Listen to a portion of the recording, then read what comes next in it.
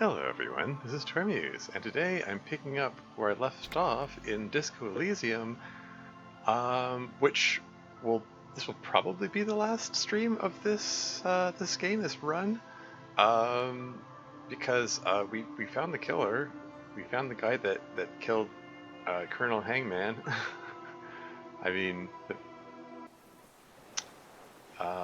he confessed and everything, so. Did I? Oh yeah, I picked up the rifle. Did I examine the rifle? Guess not.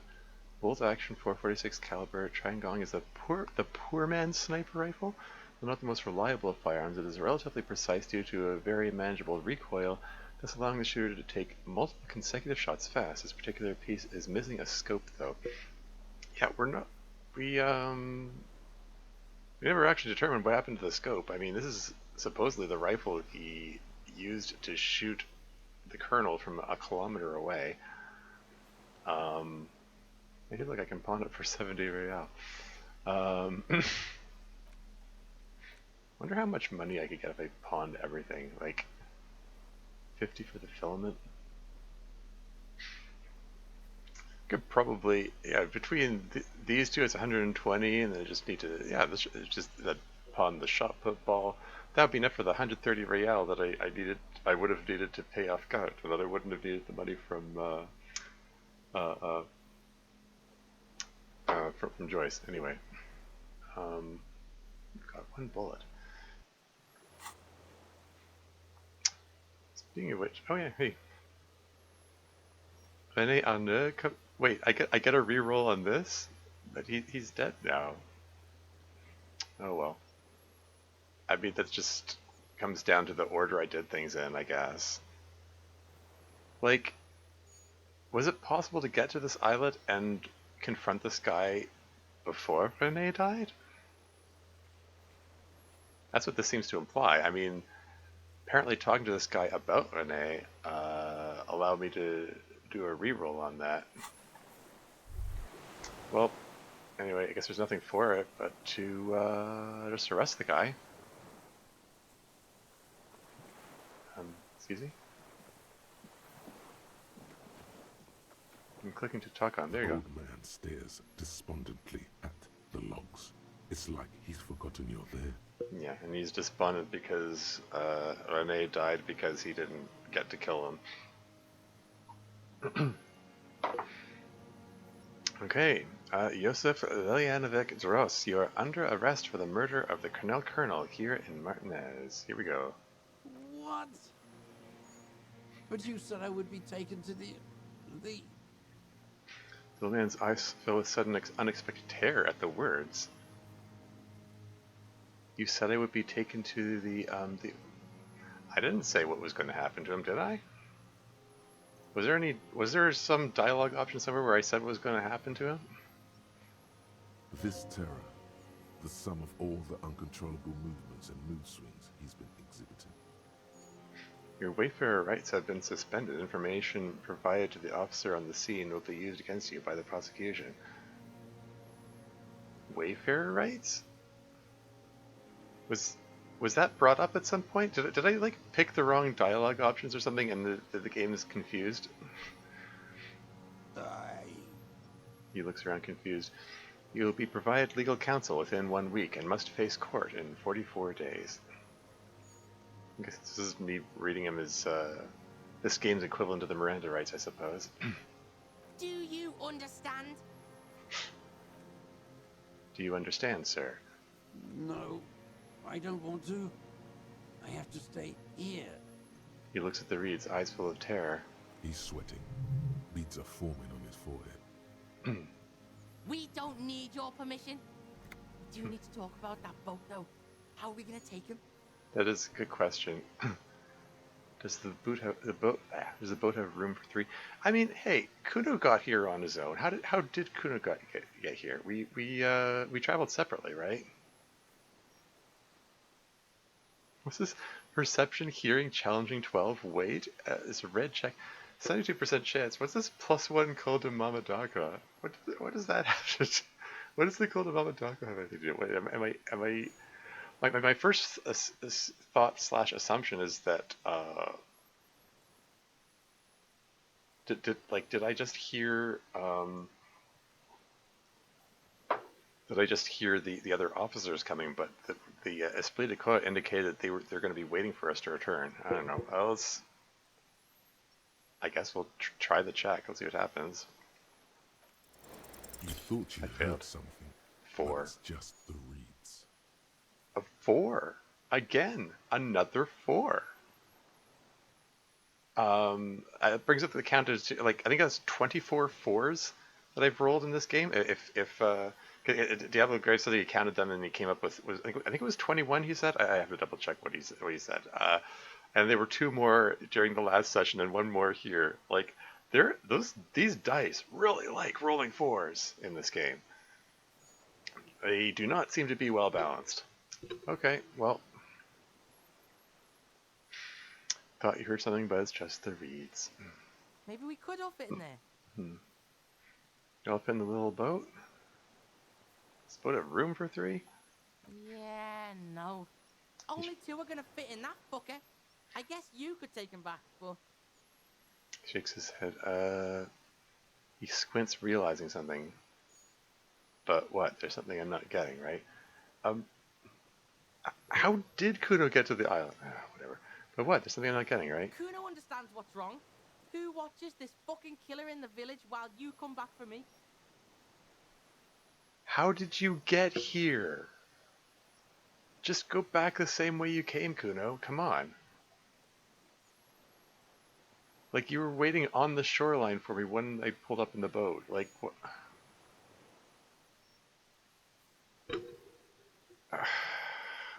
This feels like some kind of shoehorned plot contrivance or something, which doesn't fit the actual facts of what actually happened. Anyway, moving on. Lillian, you could ask her. Ask Lillian to watch the murderer?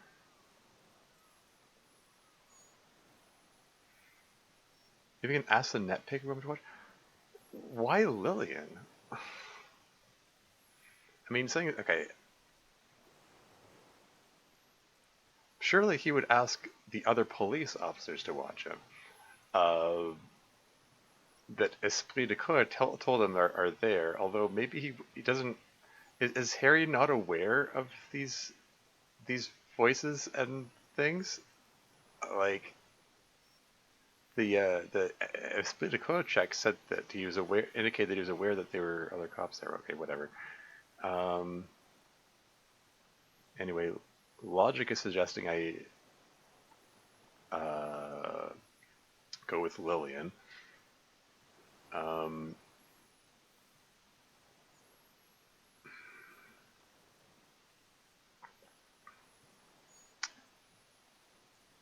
This feels wrong. What if I say we could all fit in the little boat? Negative Zero's here. Welcome to the stream. How's it going? I always got the sense the longer tangents were for the player, not something Harry knew. I wonder about that. It's, yeah, hard to say. Anyway, we could all fit in the little boat. I'm going to try this option first before I try this one. Yeah, actually, no. It would go down. Fine. Maybe I can just ask Lillian to watch him. Watch this killer. The kid shakes his head and points to him. Okay, I'm being railroaded into something. What am I being railroaded into? This fucking world. This world. What is this? He stares at something, who knows what, in the dust. You could come back for me once you've taken him to the precinct. Wait, asking Kudo to take him to the precinct? I can come back for you once I've taken him to the precinct. Or just, you know, or you could ask Lillian to come back for Kuno. I'm sorry. That'd be hilarious. Hey, Kuno, why don't you, this 12-year-old boy? Hey, you want to take this guy back to the police station for me?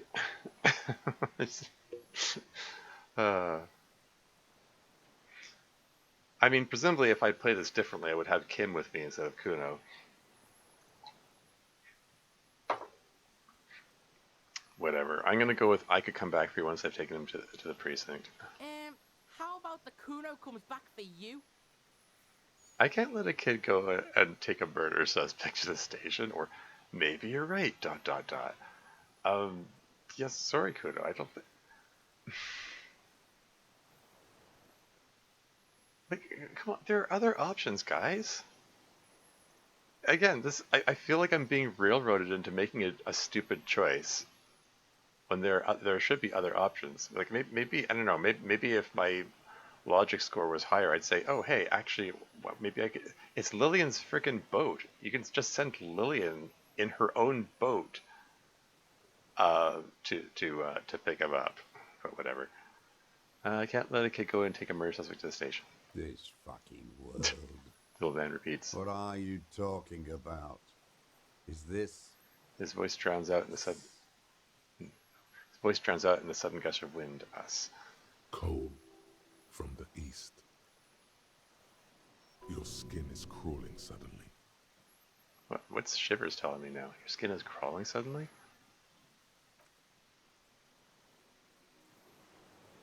You're sensing something happening?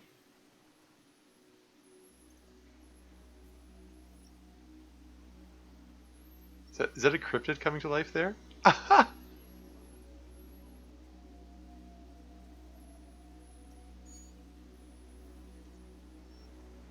What the heck? A delicate tangle of arms and legs unfolds from the reeds, limb by limb, to then just stand there, moving its scythe-like arms in ghostly silence. Insulindian phasmid? That's amazing. Hey mate, just in time. Welcome to the stream, Diablo Graves. How's it going? There it is. Okay, I mean, the description of the Insulindian phasmid made me think it was something smaller than that. Okay. Blink or... What is that? Point to it. What are you talking about? The old man looks at the reeds, then at you. The giant stick insect? There's nothing there. He looks confused. I mean, you can... I mean, even knowing that it's there is hard to see. You can see its legs sticking out here. This giant stick insect thing here, and there's its head. The stick insect is over 3 meters tall. It looks straight at you with its tiny pinprick eyes and its grotesquely small head. You feel your legs shaking under you and your gun hand move to your holster to grab the gun. There is, I see it. Or, I finally got insane. Put your head in your hands. There is, I see it. Tell me what you see, damn it. I can't make out one small thing in the reeds. And this is the guy who has expressed that he has excellent eyesight. Kuno, can you see it? Yeah, I can fucking see it. Thank God. If he can see, then maybe you're not insane. Great.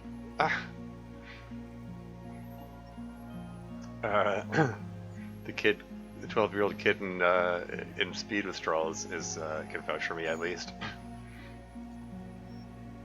It's really there, spinning slowly, in absolute silence, its limbs long and slender. Be very careful. The kid whispers and takes a step toward the giant arthropod. You just gotta inspect the phasmid, go to it carefully, it may be dangerous, approach the insect first, get close to it? I mean, okay.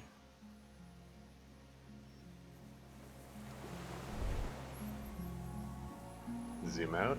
There it is. What is going on here?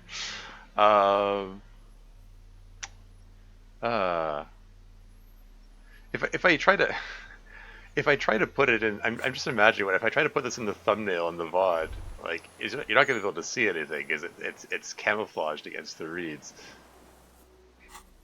You basically can only see it when it moves. Anyway, I don't know what trait should I try to work on. I think I should.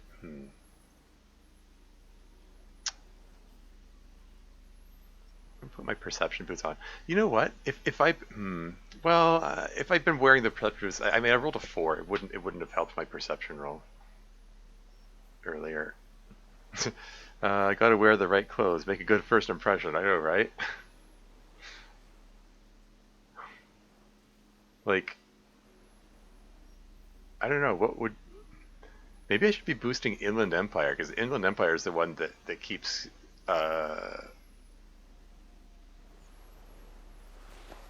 Oh, it replaces the hat. Inland Empire is the one that keeps going on about cryptid stuff.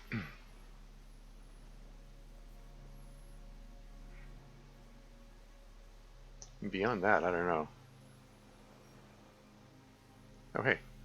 Horrific Necktie also boosts Inland Empire. I'm getting +3 to that now. Should I put armor on? What am I wearing? I'm wearing the conceptualization shirt right now. That's probably fine. Should I have the gun in hand? Maybe the sword? This when times are most dire. Again, I feel like I'm approaching the end of the game.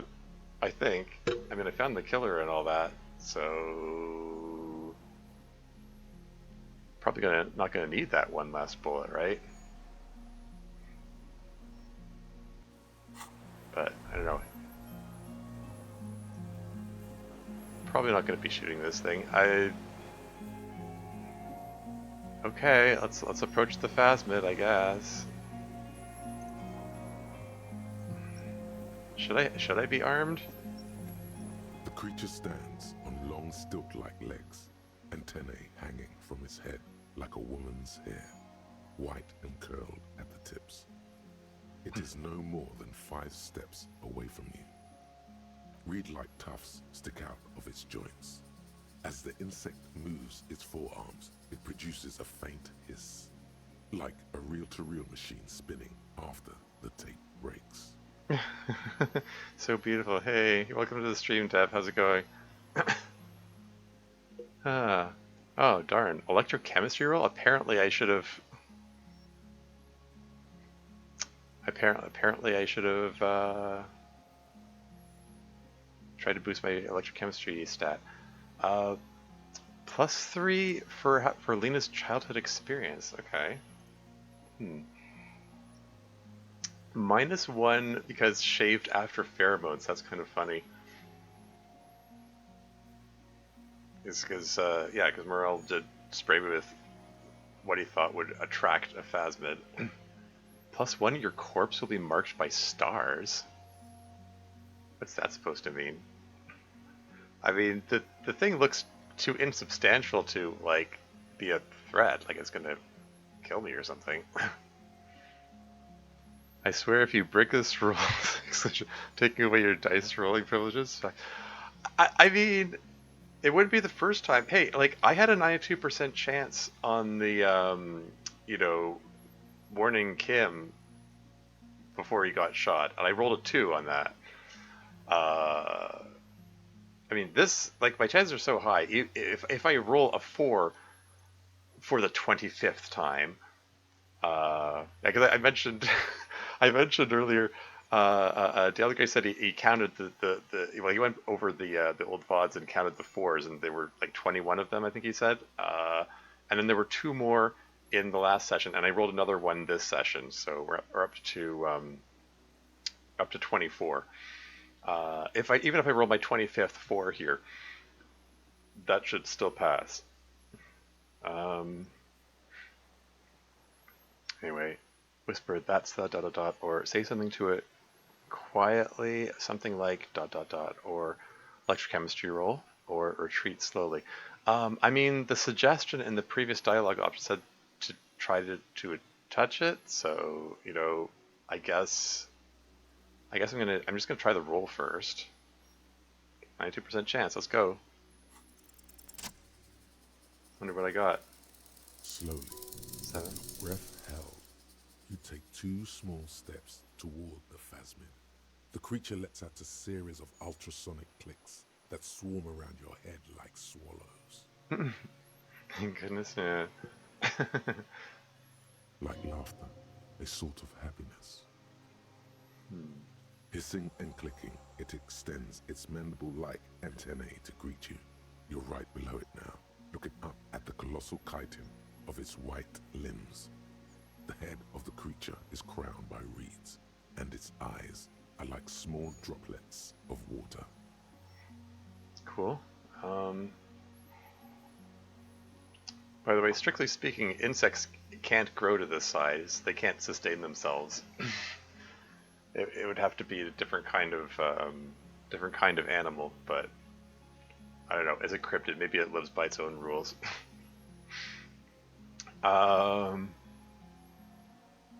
Especially in this cold. I mean, there's snow on the ground. Oh well. Anyway, raise your hand slowly. Hello, I'm Harry. I don't really know who I am, or disengage slowly. Let's try speaking to it first. Hello, I'm Harry. I don't really know who I am. No reply. A total ancient silence comes from its mouth, along with what appears to be some kind of foam.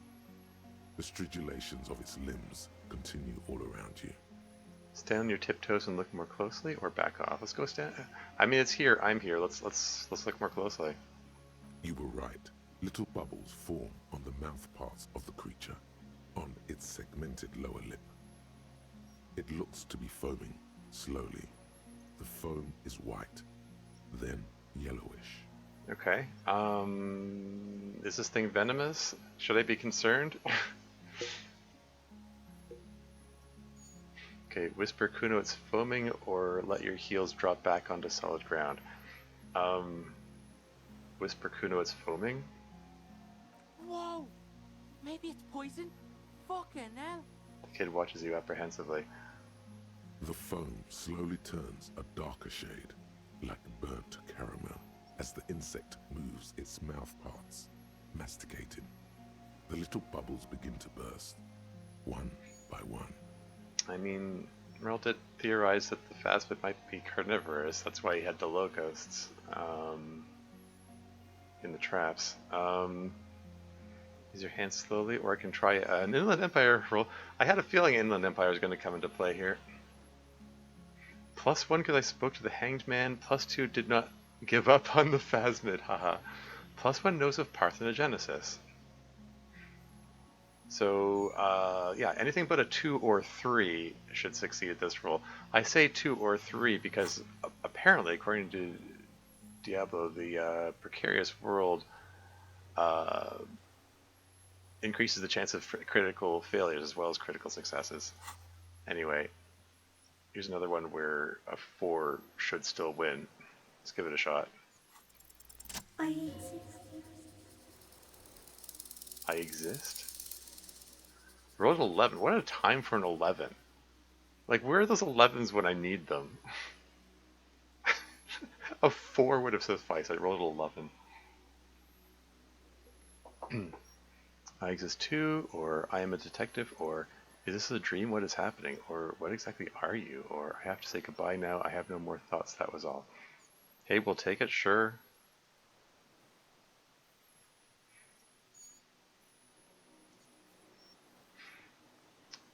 Well, okay. I mean, let's mirror back what it said and say I exist too, I suppose. Tell me what it's like for you. Tell me what it's like for you. Okay. Fire, burning, or it's wunderbar, or I'm ill, or if I tell you, what will happen? What it's like for you. Okay.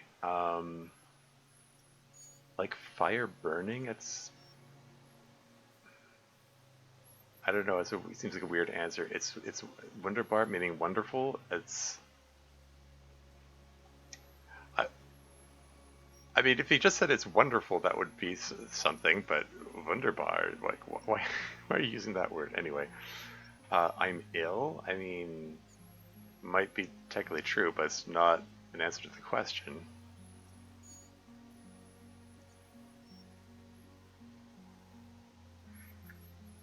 But, I mean, for Harry, he hasn't been doing too well, so I'm kind of tempted to go with either fire burning or I'm ill. Incidentally, I've got so much of this morale juice. Why don't I just heal that up to full? Like I still got 9 more of those things. Here he is nothing if not dramatic. Yeah.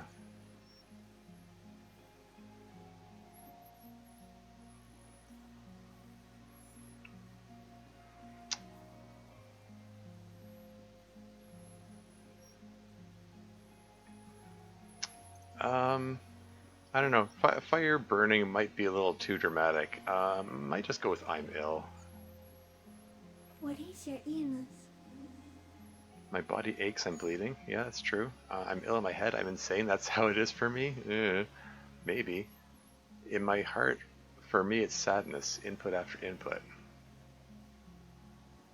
I mean, you know, he's still pining for his lost love, so that's probably... He isn't saying these lines out loud, I just noticed.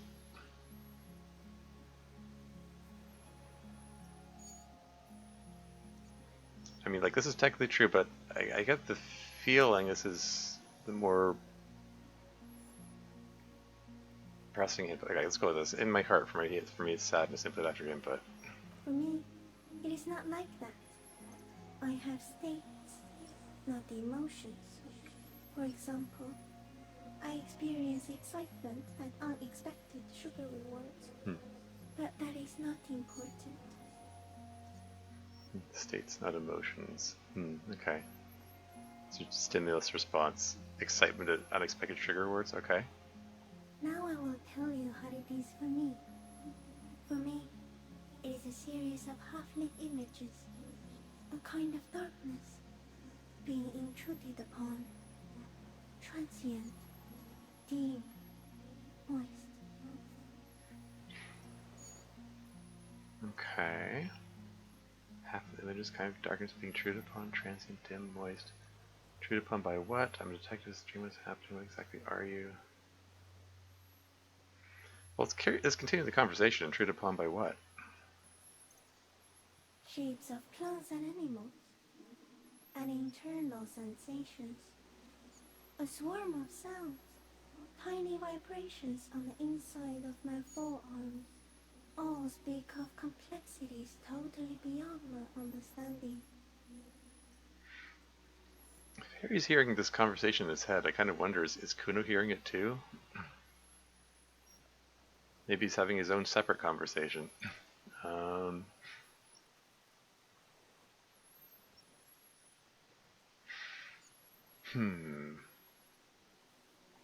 am at the end of a narrow funnel, weightless, so light, it only feels like something to be me.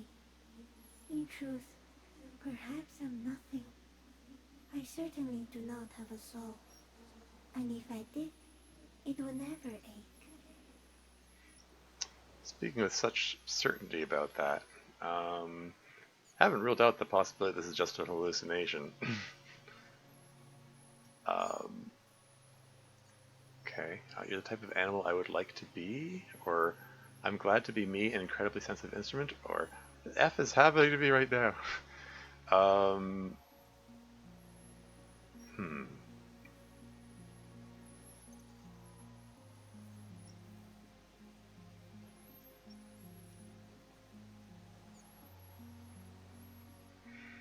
So, I mean, we're talking to a being which doesn't have emotions, it just has states, it doesn't have a soul, but if it did, it would never ache. It just responds to stimulus. Just for your information, did you have Harry take a nap on the way up here? Yes. Please don't put any leading comments that are in the direction of spoilers there.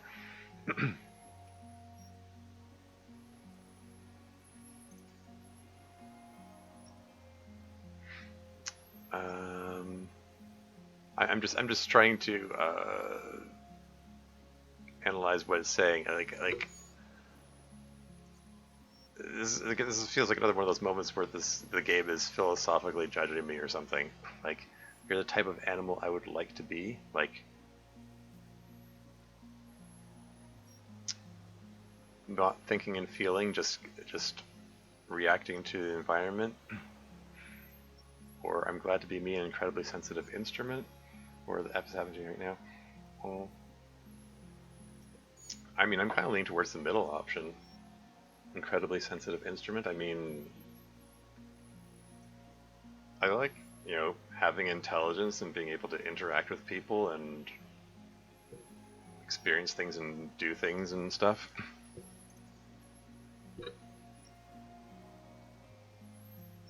Let's go with that. I'm glad to be me, an incredibly sensitive instrument. Few of us can begin to imagine the horror of you. It's all of creation reflected in your foreplay.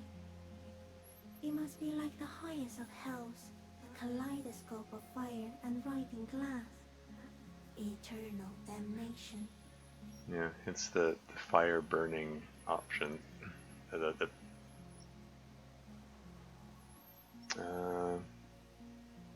The horror of you, all of creation reflected in your...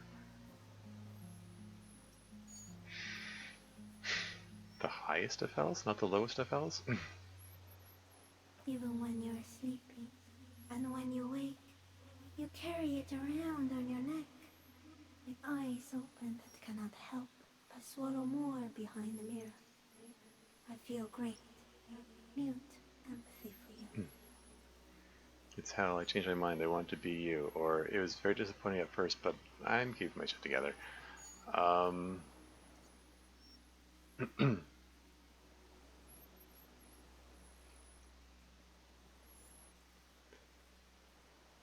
I mean, yeah, I can say, yeah, I want to be you, I want to be the insolent phasmid and just exist without experiencing all that hellish stuff that humanity experiences, but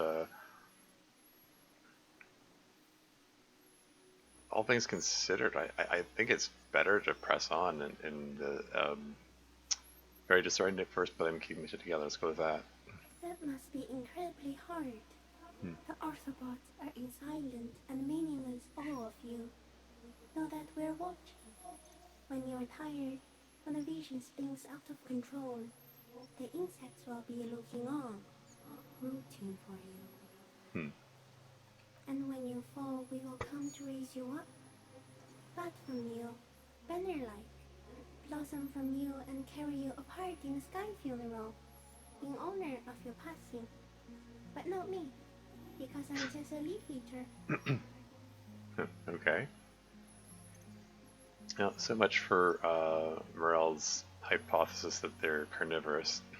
In honor of your shit, Lieutenant Ifreter, which you kept together in the face of total unrelenting terror, day after day, second by second. Well, listen, I do believe that since I upped the morale that allowed me to pass this check here, because previously that said 10, not 12. Anyway. Detective. Oh, Never just gave me a morale heal. What's this?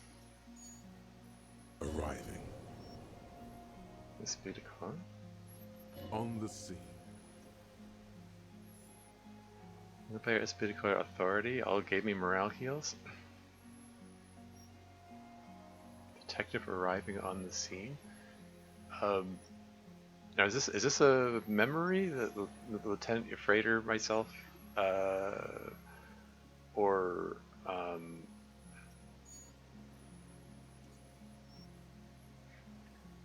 are we detecting the the other cops arriving again. Okay.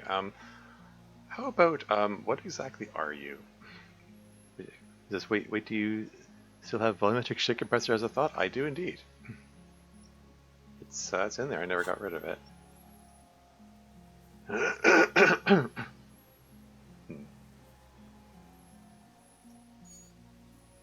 Hmm. You literally kept your shit together? Yeah.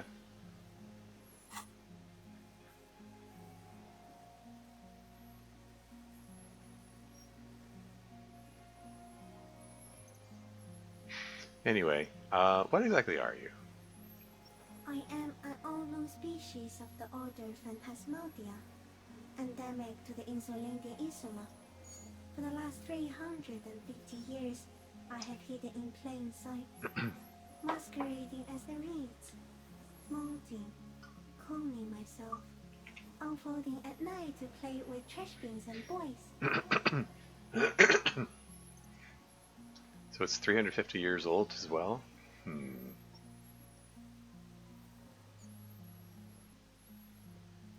It may have unknown, dangerous biochemical characteristics that help it maintain its camouflage. No one unnoticed by the first settlers and the land surveyors of the suzerain. Also, by the soldiers of the revolution and the officials of the occupation. Even the Seminese islanders who came here first, but did not stay, have not seen me. Hey, first time chatter. Kappa Mikey Frog, welcome to the stream. The 10 Kuno based. Haha, yeah.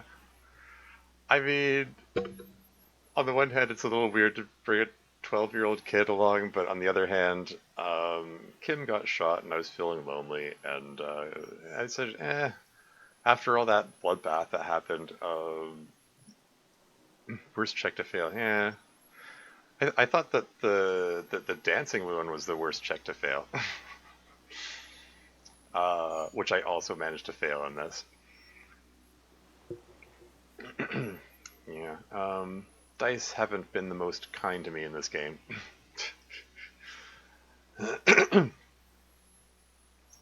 Anyway, so insulin Phasmid has been here for 350 years?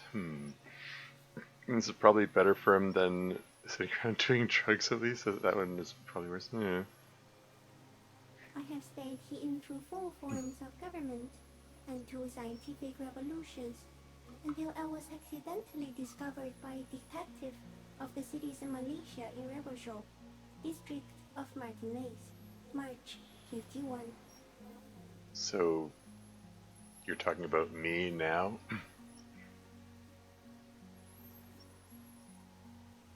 Like right this moment now, or a different detective? Maybe are you the source of my memory loss from a week ago? The real move is to steal Kuno's dad's speed.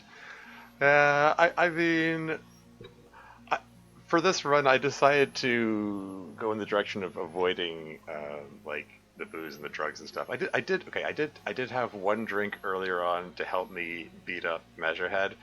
And I had one smoke at one point just because it was one of the objectives. I used it to help my rhetoric roll when talking to Titus. But other than that, I haven't touched any of the drugs in this game. Don't remember if he went into Kuno's apartment. Kuno's apartment? I mean, if you're talking about the room with the pig's head and the line of drugs in there, then I guess yeah, but just if you don't remember, maybe don't post spoilers in the chat. Like if you don't know what I did in the run. Anyway, anyway, moving on. I am a detective. Is this a dream? What is happening? Where does this come from? All this around us, the world. Are you poisonous? That's insane. I have to say goodbye now. I have no more thoughts. That was all.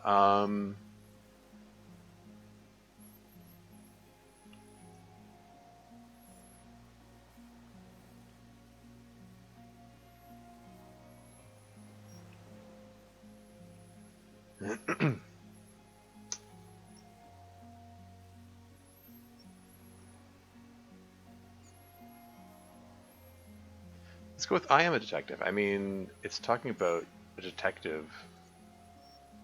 Okay, so I'm a detective. So am I. I was born to detect sucrose rewards and semiochemicals. What were you born to detect? Also that, or the killer, or I was born to detect you. Um, I mean, the killer, well, killers, theoretically. I mean, born to detect? I don't know if we were born to detect killers, but that's our occupation. I'm just gonna go with the killer. He's in a bad state, deteriorating fast now. He thinks I am beneficial to him, but I am not.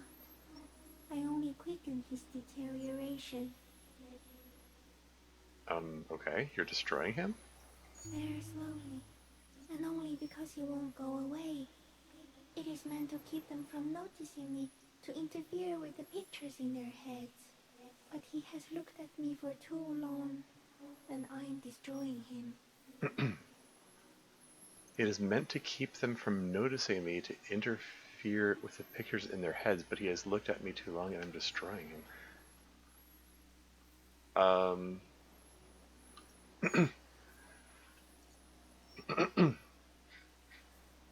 Okay, seemingly implying that the insulin phasmid is knowingly and intentionally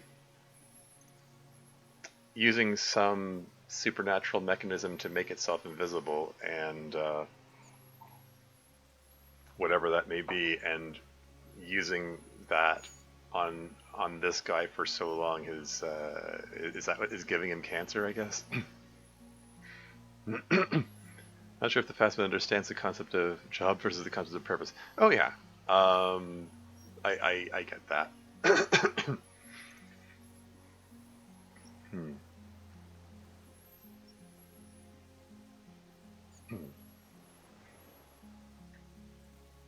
Are you poisonous? Yes, I do not have a starter display, so I use a neurodegenerative element to aid in camouflage. Hmm. Do not worry. It is only destructive over long periods of time. Neurodegenerative element, aid in camouflage. Okay. Where does this come from? All this all around us, the world. Not even the birds know that. Hmm. Not even the water lily. We need to know. Perhaps it's sent to us by a god, or then all we can do is beat our fists against it day after day with no answer.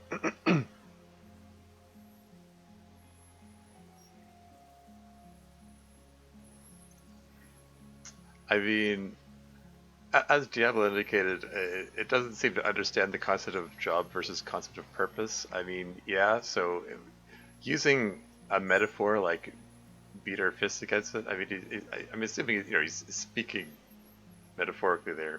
Maybe it might not understand the meaning of that sentence there. We need to know, perhaps it's sent to us by a god? I don't know.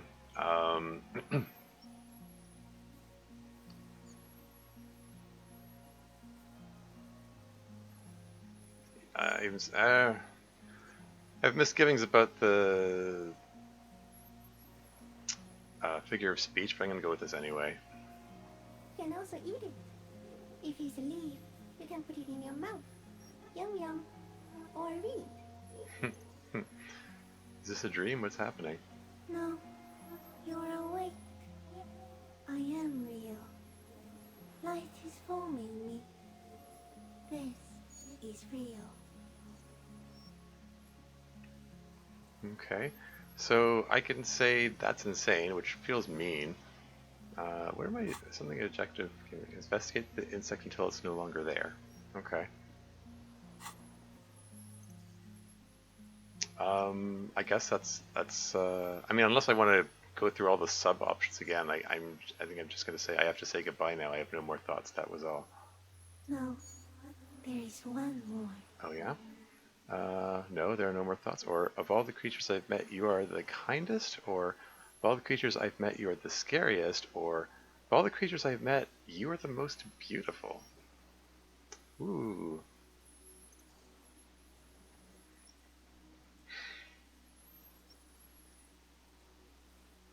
I mean, it's pretty cool. Um,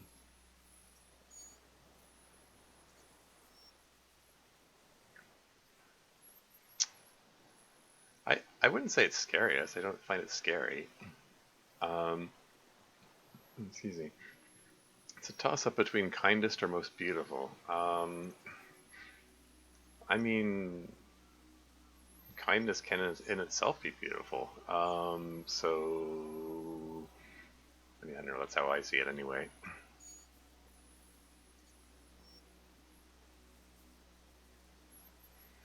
I'm leaning towards you're the most beautiful. Not not even just necessarily in like physical beauty, but in the beauty of the sentiment of sort of the Zen way that it approaches the world. Let's go with beautiful. Thank you. I also have one more thing to say to you before you go. That woman. Turn from the ruin. Turn and go forward. For all mankind. That woman? Referring to the lost lover? I can't, I will try, I will, or what woman?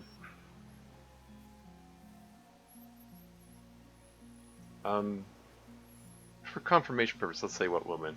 You cannot lie to me. Behind you, he smells of fires. So awfully far you were prepared to go in her presence. And It's honestly good advice.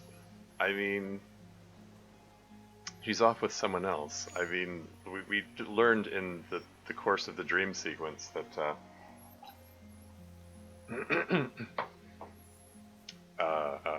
that she aborted Harry's child and went off to live with somebody else and is having his child. You know, like she's moved on with her life, and like Harry is very much left behind. You know, like he's very hung up on her, and it's like kind of wrecking him, and he really does need to move on. I mean, the I can't is very sad. I mean, it's he's a very sad man. So hung up on her for so long. Which I mean, you know, that kind of pain is relatable. I've you know had my own share of heartbreak over the years.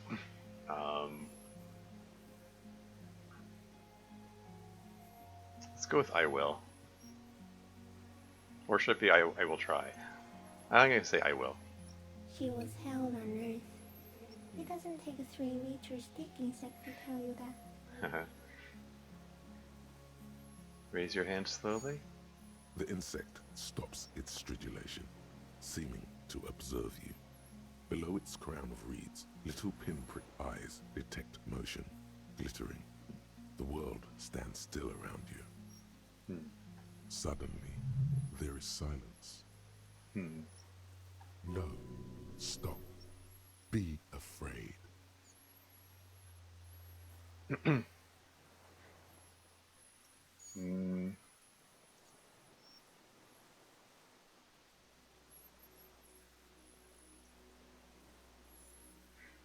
Half-Light is telling me, maybe not, maybe don't do this. Half-Light seemed to be in line with Inland Empire before. It might be good in giving good advice. And then it's like, maybe I should be concerned about this.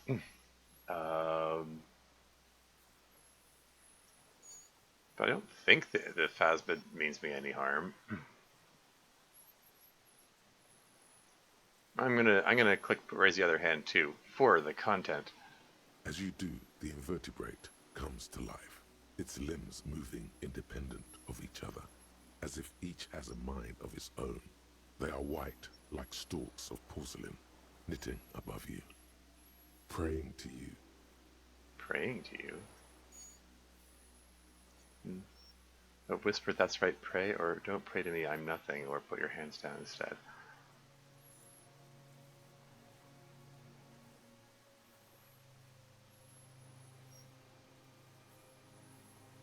Rubicons lives, limbs moving independent of each other as if each has a mind of its own. They are white like stalks of porcelain knitting above you. Conceptualization is saying praying to me. Is that what it's actually doing?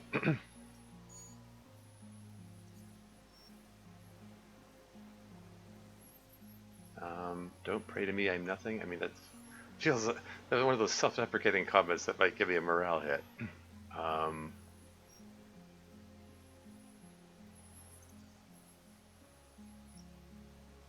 That's right, pray. Let's go with that.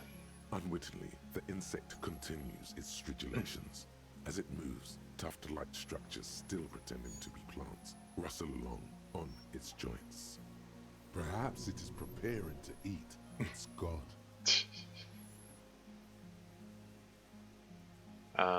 Okay, well, let's just disengage slowly, I guess.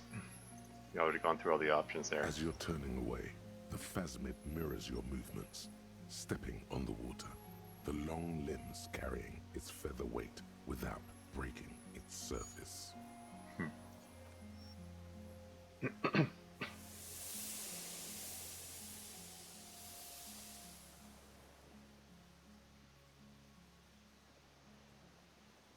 I feel like there were a lot more questions I should have asked it, but oh well. And just like that, it's gone, skating away across the sea's calm mirror like a skipping stone, leaving nothing but circles on the water. I mean, it's a 350-year-old sentient giant stick insect with that apparently has knowledge of centuries of history. Like it identified that it went through 2 scientific revolutions and identified the factions of the people who've come through this area. So as much as it expressed that it doesn't, experience emotions or all those drives that humanity has, it's aware of and understands what's going on around it.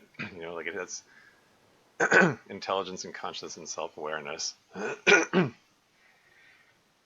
There's probably a whole lot of information, very interesting information it could have imparted, but oh well. Guess it's gone now.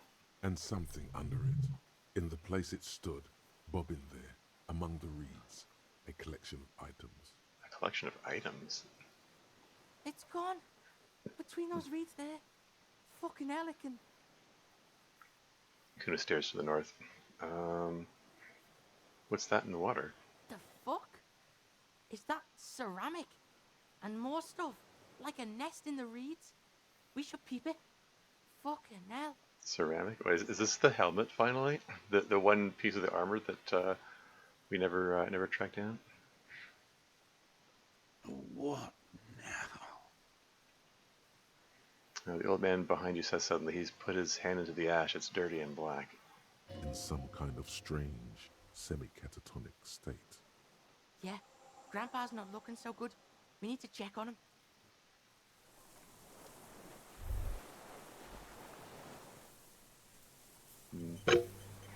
Guess I'll save it. Even though it auto-saved. What have we here? Yep. Fairweather T500 helmet. And the scope. Huh.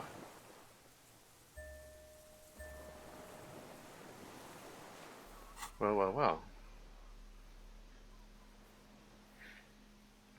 At +1 half-light, -1 suggestion. Head is a battering ram, a fighter, not a lover. This monstrous-looking bug-eyed ceramic helmet was in the phasmid's nest. It still has some reeds sticking out of it, and it smells of seawater. It's otherwise wearable, if not exactly comfortable. But putting it on feels scary somehow. Yeah. If I'd gotten the boots, I could have had the full armor set by this point. Common 30mm sniper scope, attachable to almost any bolt action 4.46 caliber. It uses an older style non-dotted range-finding reticle.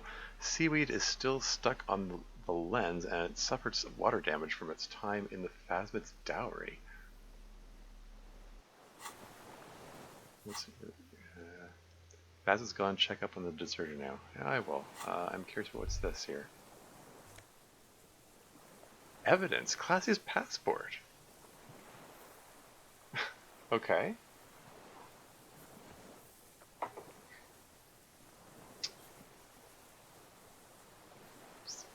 Are we suggesting that the Phasmid was what collected? I mean,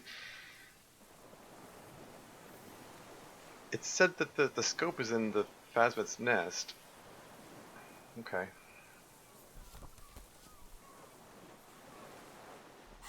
So it's an interactable thing. This well-traveled passport with visas stamped in it, it is issued by the Republic of Aranya. You found it in the Phasmid's nest on the island. You can open it for more details. Well, shouldn't take too long to interact with it. Let's just take a peek at it. Issued by the Sovereign Republic of Aranya, is issued to a black-haired woman called Katarzyna Alazie. Yeah, which shortens to Klasia. Klasia's hidden documents from the empty boy. She said the false passport would be for Anouk Maya Smith. Did she?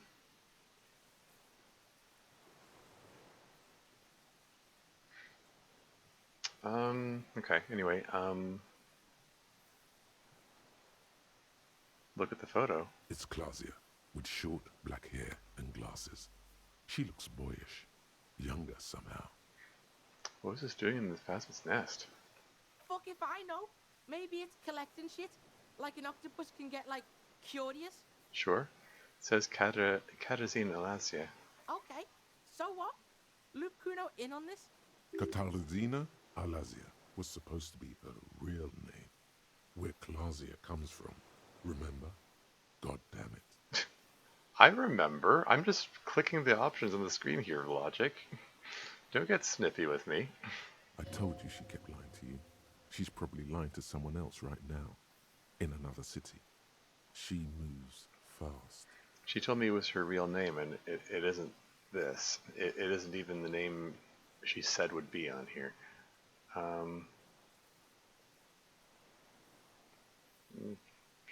don't know if we need to tell Kuno this, but whatever. Cool. Got lied to. Double lied to. I get it. You cops need the Kuno on stuff like this. No one lies to the Kuno. He nods with a stern and serious expression. What's your real name, then? Kuno's gonna say, it's not any of the things you think it is. Kuno'd have to get deep into this shit. But whatever it is, you got played here, that's for sure. The girl on the passport looks at you with no answer. She is not Katarzyna Alazie, or Anouk Maya Smith, or Klasia. That much is sure. Yeah, sure. Put the passport away. Cool. Alright, let's talk to dying deserter here. What is it? What do you want from me? I can't go. Kind of doing pretty well away from the girl. Okay, the little man looks around confused. Something is very wrong with him now. Hey, sir, how could you not see the Phasmid? Or I'll leave you be for now. Oh, what? I'm not bringing him in for arrest? Anyway, sir, how could you not see the Phasmid? He stares at the reeds and falls silent. Mr. Draws? The man does not respond. He keeps staring, black eyes glazed over and bulging from their sockets. His gap-toothed mouth shaking. Snap your fingers under his nose, wave your hand in front of his eyes, touch his shoulder gently. Wave hand in front of eyes? A light shiver passes him, followed by nothing. His hands are trembling, and he breathes slowly. The boy waves his hand in front of the old man's face. The trembling mouth appears to sigh. There's no other response. Yeah, this fried him. We gotta bring him to a doctor. Good news, this solves our boat and Piggy's problem. He's not going anywhere. He's trapped here. What happened to you, Mr. Dross? Or we found some things in the Phasma's nest, Mr. Dross. Or hang tight. I don't know if he's lucid enough to answer questions, but let's try anyway. What happened to you, Mr. Dross? He's old and fried. Kuno's seen this, like, after a massive bender. Kuno's dad. He stops mid-sentence. Kuno's dad? Yeah, there was some dialogue earlier that indicated that Kuno may have had a rough childhood. I mean, lines like this sort of indicate that his dad's a druggie too, which probably explains why how Kuno ended up like strung out as he is. I think it's a phasmid or old age and shock. Yes, I mean it could be both. I mean, he's been hiding out here for 40-something years. Even without the influence of a phasmid, like he's kind of I mean he's an old man who's been living on the edge of civilization.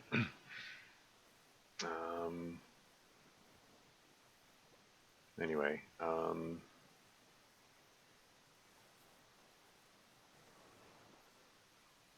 go with old age and shock. Yes, I guess. I mean, getting arrested as a fucking giant stick insect jumps up behind you.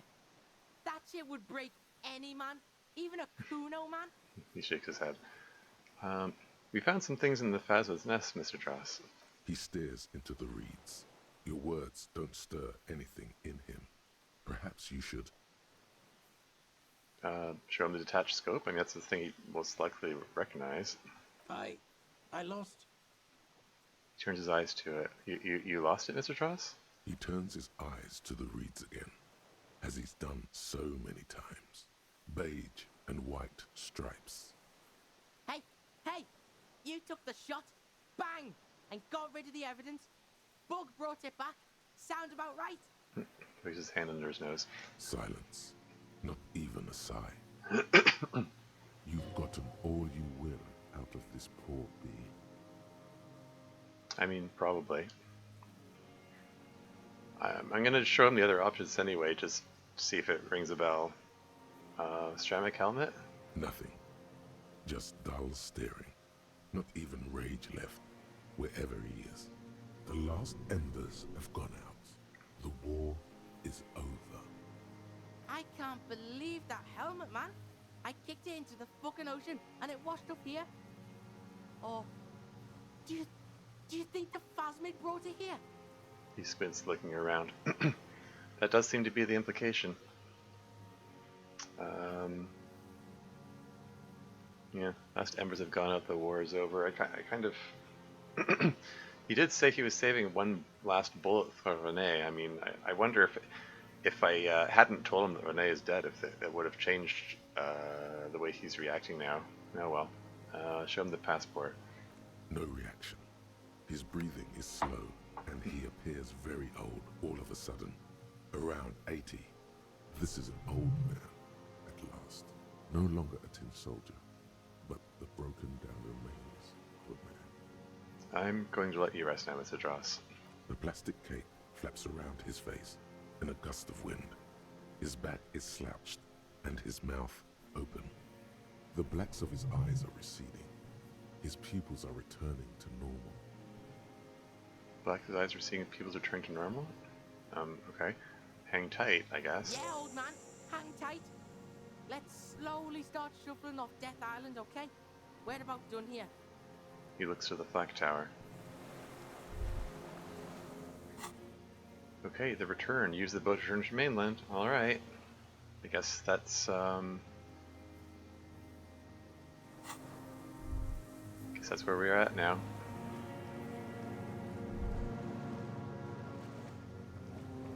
If I don't have the option of bringing him in,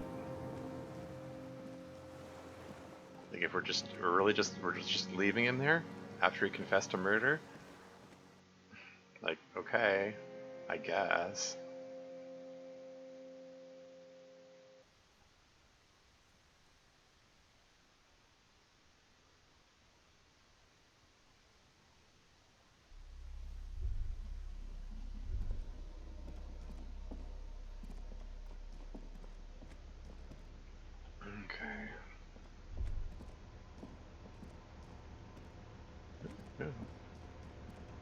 Where are you going? No, keep going up there. You have to circle up the up the stairs around here, and then you can go along this platform here.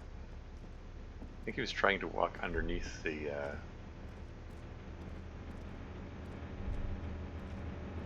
platform. Wonder if I should turn this thing off before I go.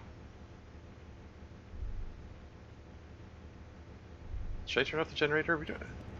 Is it wasting fuel by letting it run with This old cylindrical generator waits with its fuel cap open. Okay, never mind.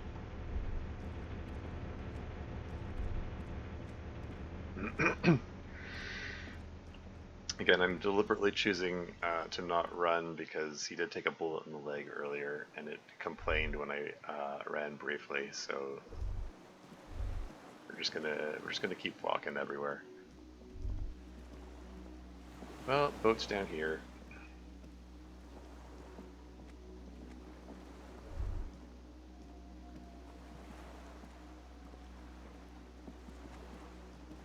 Does it still have the boombox attached to it? Oh yeah, do I have the No, the boombox is in my inventory. Okay. Oh well. Let's get going, I guess. The skiff is swaying on the waves by the dock. Let's return to the mainland. Oh yeah? We did good shit here, detective. He crosses his arms and nods to you with a self-satisfied smirk. Oops. The skiff rocks gently under your weight as you get in. The ride back is uneventful and quiet, but for the sound of conversation on the water, there is someone inland waiting for you. Mm-hmm.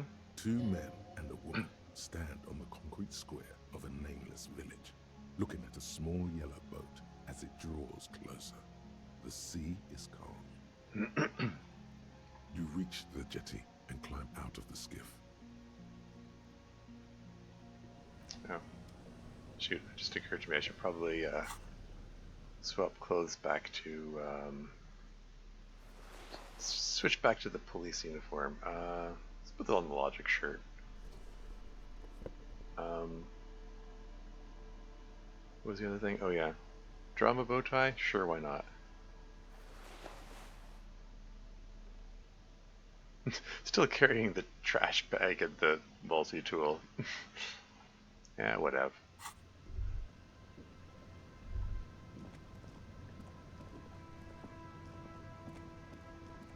Lillian's not here.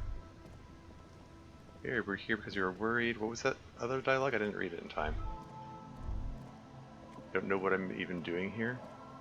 Look what the tide brought him. Says the man without sunglasses. Suddenly his expression changes and he tilts his head. Yeah, we're putting a lot of trust in the fact that Yosef is just gonna stay put over there and wait for people to come over and arrest him. You know, like if he had another boat there and gets away, I mean, he's been in hiding for 40 years. We're just gonna leave him there because he was looking catatonic. I mean, he could. I don't know. I'm just imagining he could have been pretending to be catatonic for all we know, just so he could make a getaway. Oh well. Harry, you're bleeding all over the place. You're half dead. Whatever this is, it is completely unimportant compared to what you've just seen. This is the man with sunglasses from the Whirling in Rags. But where are his sunglasses? Sean now. Where's his wig for that matter? I mean, wasn't he the guy we were talking to on the radio, like who sounded like he was in charge before? Anyway. Wait, you're the man with sunglasses, or forget about all this. There's a giant ... or no one else seems bothered by the bleeding, or Kuno, you still have my back, right? Yes, count on our 12-year-old sidekick here, or who are you people?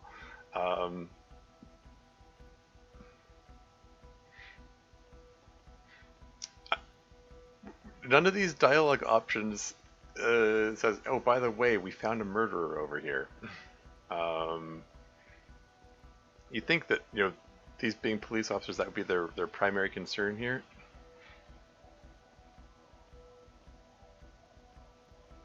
You're the man with sunglasses. I mean, we don't need to let them know that we don't remember him. Or as I say, who are you people? It's more of the stuff that indicates we don't remember him. Turning to Kudo seems silly. Immediately telling him about the insulin and phasmid seems a little silly. Let's start with no one else seems bothered by the bleeding, I guess. Bothered by it? Harry, you look like you need a fucking organ transplant. Oh, fuck it. Let's not get into that. He takes a deep breath.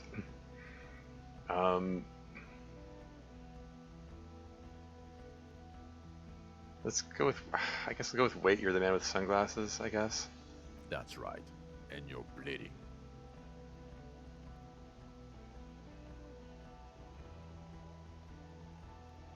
Are we really going to tell him about the phasmid? I mean, I don't know. None of these seem like good options. I'm just going to go through them, I guess, because that seems to be what I'm being led to do. Forget about all this. There's a giant da-da-da. You're not forgetting about anything. Look at you. He points at you with both hands.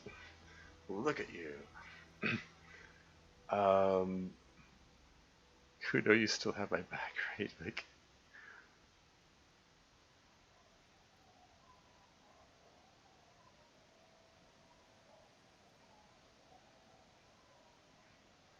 surely they aren't here to arrest Harry, right?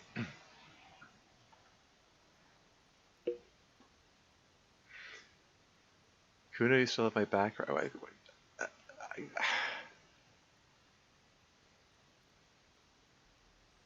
It's just, it feels weird to turn to a 12-year-old kid asking for his support. I'm just gonna go with who are you people, I guess. Hello, I'm Trent Heilerstein. Oh, hi, I Amber. believe we've met on several occasions. Ah, yes. There he is again. It does feel cringe, I know, right? I'm your goddamn partner, Jean-Vic Kemar, and this is your special task force. Or what's left of it. He says, gesturing toward his companions. Yeah, Trent Heilerstein, which,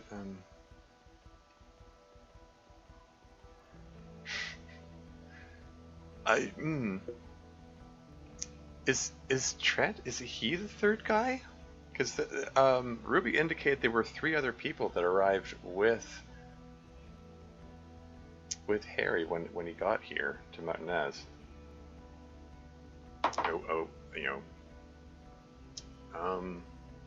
Okay.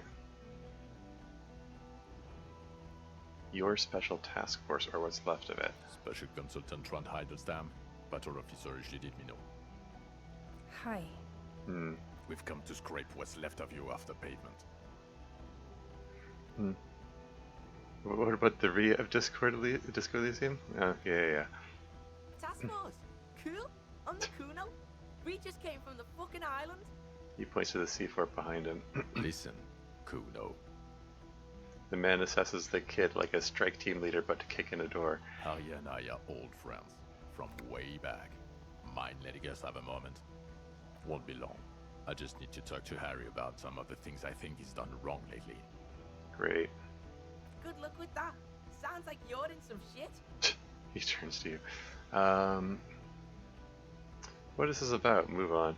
Ari, we want to help you. Trent, I believe this is where you come in? Okay. I don't quite know what I'm doing here. I was asked to participate as an expert. I think I need to manage your expectations a little. I'm at best an enthusiast in cognitive science. He takes a step back. Okay. An enthusiast in cognitive science?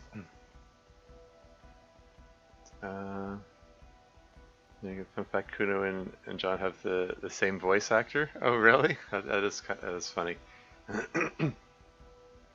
Yeah, what is Trent's role in this? I mean, he provided some world-building backstory stuff earlier on. Anyway, moving on. My background is in something else entirely. I engage in neurology on a merely theoretical level. In fact, I should probably get going. Neurology, he makes air quotes. No, Trump, it's too late. You're part of this shit now. What have you got to say for yourself, shit kid? He turns to you. What does he have to say for himself? He left you to catch the bullets. I mean, yeah. Like, where were they? Where were the other officers when the bloodbath was in progress?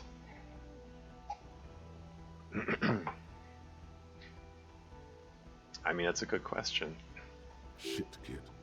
What an interesting Monica. What's a shit kid? Or, how'd you know I was here? Or, you aren't the man with sunglasses at all. You're not even blonde, haha.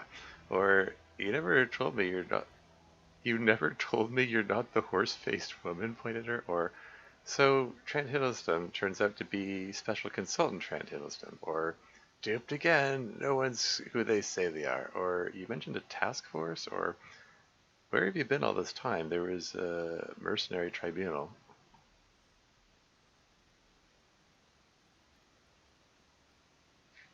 I mean, this is the most pressing question in my mind.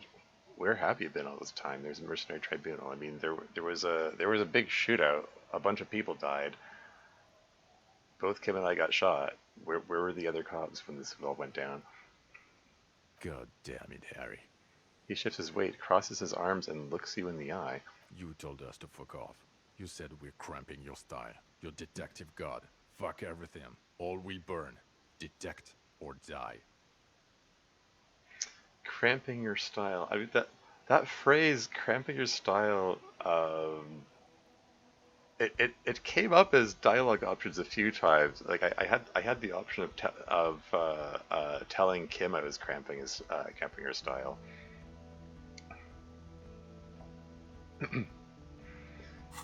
Is this because I picked the some kind of superstar option, or I kind of wonder if I hadn't chosen this, if this dialogue would go differently. All will burn, detect, or die.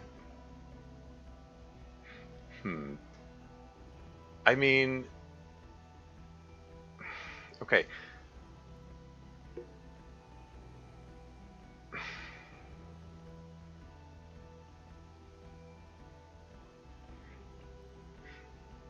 Okay, I mean, like, okay, if Harry was acting like a huge asshole towards them, I guess that explains why they were razzing him so much when he called into the station. But then, why did they come back briefly and then go away again and then come back again? Like what's up with all that? Like, surely if they were aware of like how bad the situation was, I don't know, this is weird. Okay, moving on. And you were probably right, Joe. I would have never let you abduct a kid and take him on a creepy boat trip in the middle of fucking March. I mean, nude Harry, yeah. Abduct a kid, take a creep boat. It was pretty weird that we were taking a 12-year-old kid along. But anyway. You talking about Kuno? Major Kuno wasn't abducted, you fucking fat dink. Fuck out of here. Points at himself. Wait, so you let me face a squad of trained killers alone just to teach me a lesson? Or, all will burn, satellite officer of the command, make no mistake about it. Or, why didn't you detect or die then? Or, why would you leave a literal police god? Or, I said all those things? I'm not like that anymore. I'm tempted to go with, wait, so you let me face a squad of trained killers alone just to teach me a lesson? It wasn't like that. Oh? Do tell, Judy Minot. How was it like? Fuck you, Harry. We didn't know there was gonna be a tribunal, did we? I mean, I guess we, like, did we not report that at any point? Like, I mean, didn't I radio in at one point, and there weren't any new options, so... Like,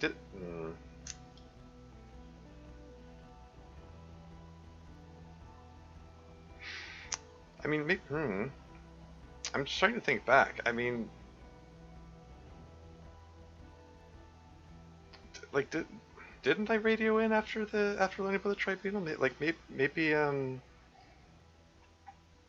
there were options there they didn't explore. Maybe I was supposed to inform them about what was going on. I mean, I told the worship archer about what was happening, but that's, I guess, not the same as telling the police station.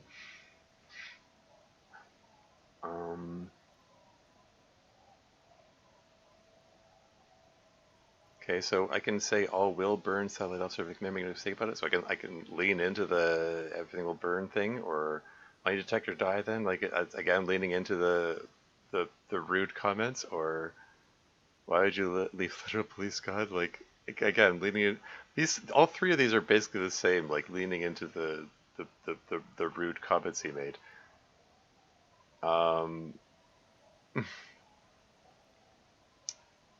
Like, yeah, just basically act like an asshole to his colleagues. I'm just gonna, I guess I'll go with I said all those things. I'm not like that anymore. Which is a bit of a lame response, but let's go with that, I guess. Yes, you're sorry. You're the sorriest cop who ever lived. Nothing has changed, Harry. I've heard this repentant shit 1,000,000 times over. Oh, okay. Well, sorry cop line there, I guess.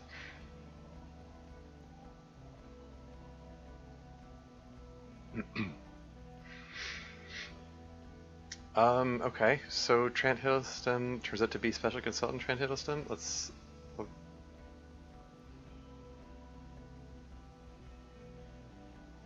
I am curious about his role in this, so let's ask him about that, I guess.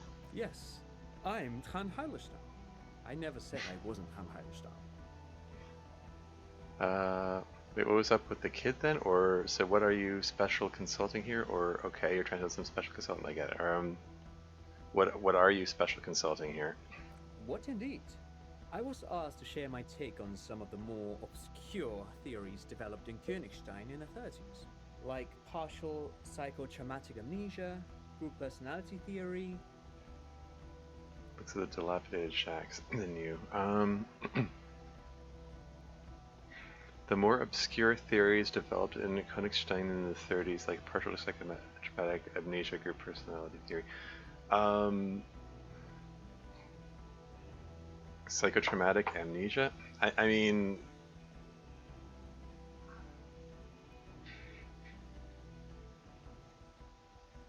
It seemed to be implying that the Insulindian Phasmid was giving the deserter brain damage by living out there on the island where he can see it regularly, or... And I sort of wonder if... sort of half wonder if Harry... maybe it's a source of Harry's amnesia in the first place. Maybe he saw the Phasmid and went mad or something. I don't know. Maybe it's connected to the hole in the that Suna was alluding to. The radio signal interference patterns. Maybe there's some connection going on there. Anyway, moving on. He's here to see if you're insane. He's smart. Let's move on. Okay, you mentioned a task force? Yeah, Major Crimes Unit, under Lieutenant Dubois and Vicomar. Ring any bells? Refresh your memory, who else is in this? Or, yeah, totally, I get it, Major Crimes Unit. Let's go with refresh your memory. Refresh your memory? It's a goddamn Major Crimes Unit. There's you, me, Jude, Tron fucking Heidelstown, and Guillaume baby. He stares at you.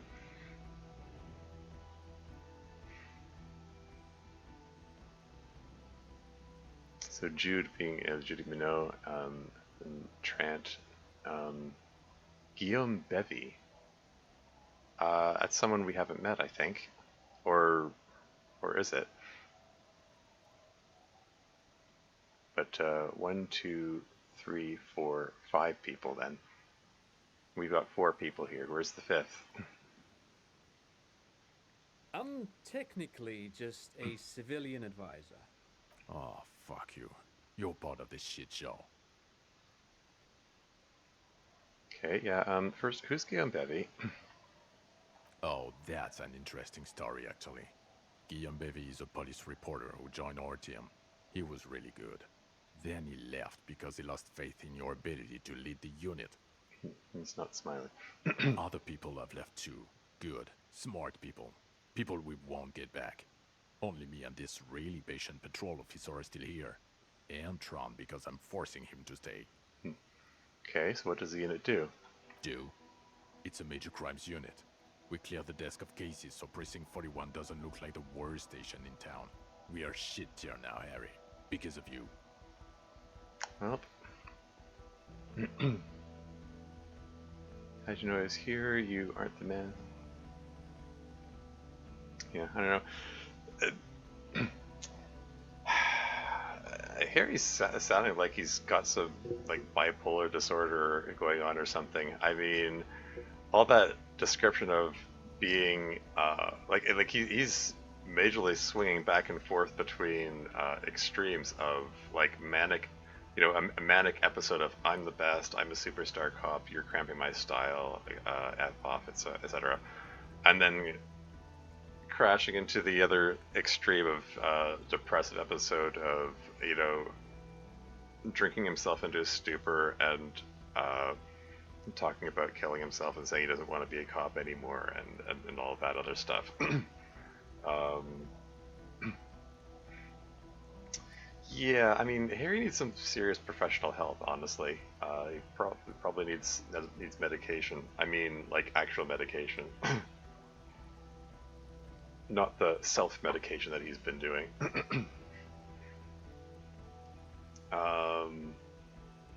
But yeah, it seriously sounds like bipolar disorder to me.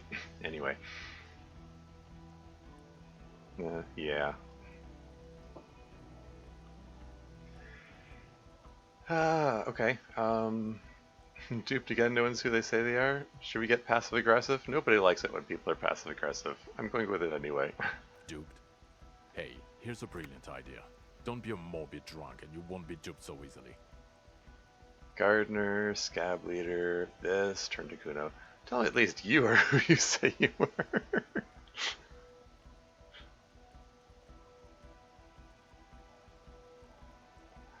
Yeah, I'm going for it. Fuck, pig. The name's Gorno, not Kuno. It's lamer.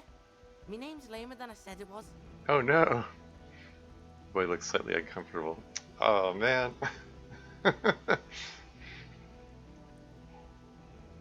All this time we thought he was Kuno, but he's actually Kuno. Darn it. Just try not to shit yourself, please. He looks repentant. Yeah, okay.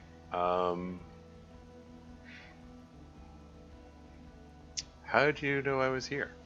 The cafeteria manager you fucked over told us where you went. That we effed over? I mean, we paid him back. Well, or at least we paid him for the damages anyway. Although that might have been, that was, I don't know. I saved his establishment and still he betrays me? What do you mean betrays me? Like, we're here to pick up the killer, right?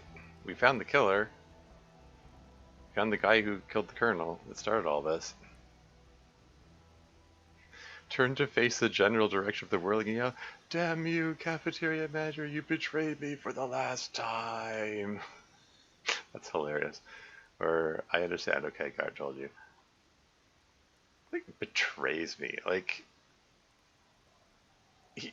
I mean, Harry's an officer, and then Gart sees these other officers come in, and he tells the officers where the other officer went. Like, that's not a betrayal, that's just like why wouldn't he tell the cops where Harry is?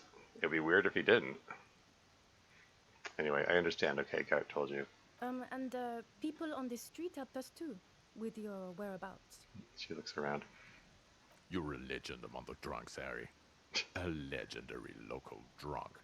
Yeah, tequila sunset and all that. Okay, the rest of these dialogue options, what's a shit kid? Let's just, Or you aren't the man with the sunglasses at all. You're not even blonde. That's just that's silly. Or you never told me you're not the horse-faced woman. Like, what? That's just mean. I think I'm just going to skip those options and go with none of this is ringing any bells. Which, I mean... Okay, I guess we're straight up admitting that, yeah, we've completely lost our memory. We don't remember any of this. We're just straight up admitting it to our colleagues now. The bells aren't ringing because you have brain damage. Trant, this is where you come in. How bad is it? Well, he doesn't have visible tremors, he talks without slurring, he can drive a boat, he's standing, reasoning. All good signs, but complete retrograde amnesia, episodic and semantic. Meaning, you forgot both who you are and the definitions of money, Isola, pound, and so on. I mean, yeah, forgot the definitions of money. I didn't pick that option, did I? Maybe I did.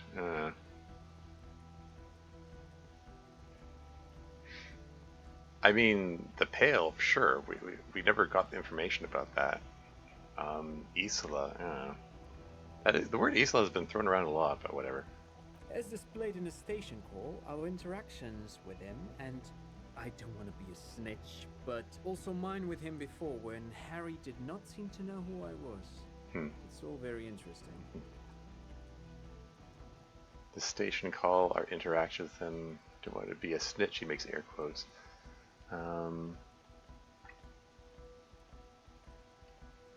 Yeah, so I mean, so the whole time we talked to Trent, he just calmly, politely pretended he didn't know us. As part of a, I don't know, experiment, I guess. Interesting. Yes, interesting.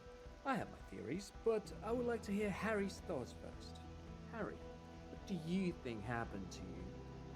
Neurologically, psychologically, and why not socioeconomically? Okay. Wait, socioeconomically? You think I'm so poor I lost my memory? Or I drank so much I lost my memory and I'm now slowly recovering it? Or I made it all up. It was a fantasy, stupid joke. I know who I am. Or might have something to do with an anomaly in the church, a 2mm hole in the world? I mean, it might, but there's no way we can prove that, and I never succeeded at that role in coming up with the theory for that one. So,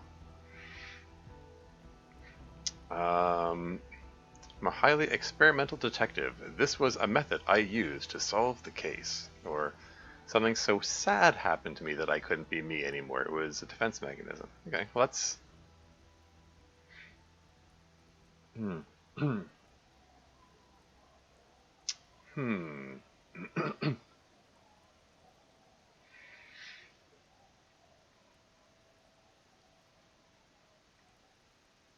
Okay, so it's like, you think I'm so poor I lost memory. I don't... Like, I can ask... I could pose that as a question to get more information, but probably pass on that one. Yeah, drank so much less memory. That's a consideration. I don't think I'm going to tell him it was a fantasy that I just made it up, and I'm just joking. The 2mm hole in the world, I would feel better about picking this option if I had gotten more information about it from Suna. Again, I failed that check a few times, so it's like, I didn't have enough information to get it.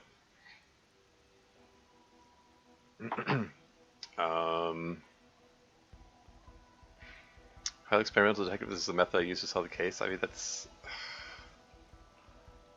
silly. This one is interesting. Something so sad happened to me that I couldn't be me anymore. It was a defense mechanism. I mean, that might be part of it.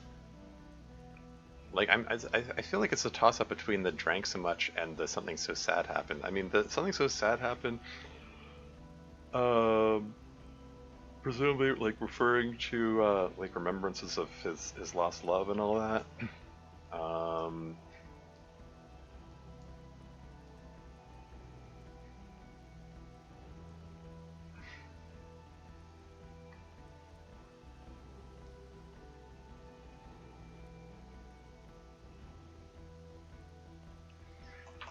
like if I go to and claim there's a 2 millimeter hole in the world, that's gonna make me sound nuts, even if it's the correct answer. I mean, right now it's just a possible theory. Saying I drank so much lost memory is probably closer to the truth, and well, I mean, closer to a truth that they'll accept anyway. Something so sad happened that it could be me anymore. I mean, maybe, I don't know, maybe something happened that triggered him to, flip from the manic episode to the depressive episode. Um,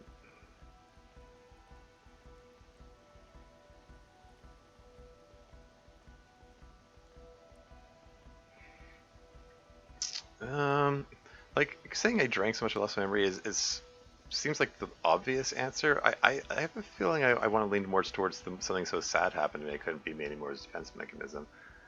I mean, the incident the phasmid indicated that it would be in my best interest to, forget about her, and I'm inclined to agree. If she's gone off to be with another guy and is, you know, living her life with him and stuff, and it's like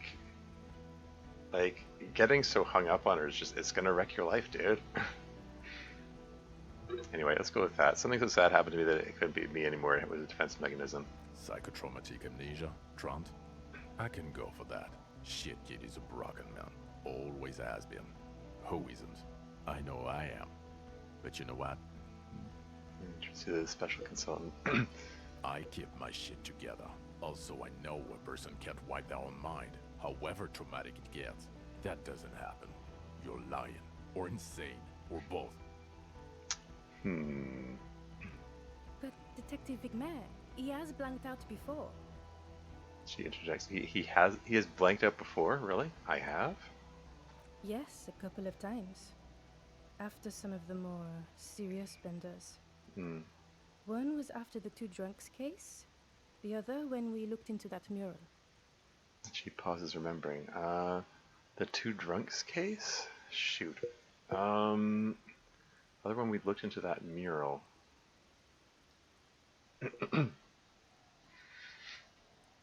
I mean,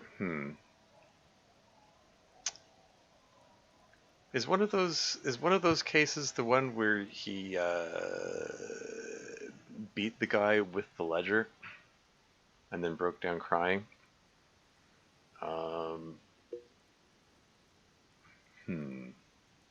So you don't remember not remembering. Beautiful.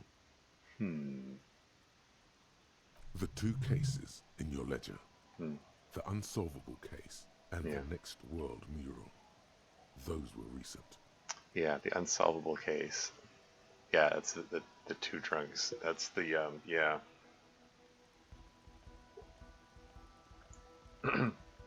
The two guys that were like skirting the edge of the law and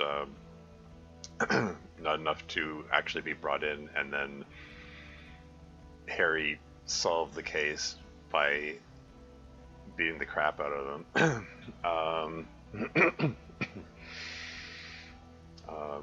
Bit of extreme police brutality. And apparently he blacked out after that. I mean, that would line up with the whole something so sad happened that he blacked it out. If because like breaking his ledgers, it was acted as a reminder of his lost love again.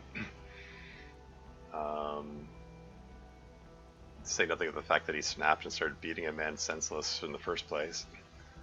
The next world mural one, what was that one about?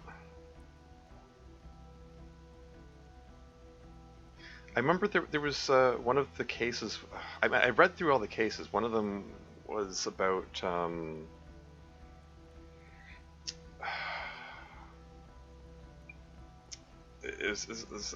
mural was sort of it was some sort of political display, but I was confused about what its intended meaning, and the game was asking me to make a judgment about whether it should have been left up as a piece of art, or if it's or if it should be taken down or something. I don't know. What about that causing the blackout? Those cases were hard on you. Interesting. So at first he dipped his toes into it, prepared. That's where he would have gotten the idea, yes. Practice. And then he used alcohol to get there, so to speak.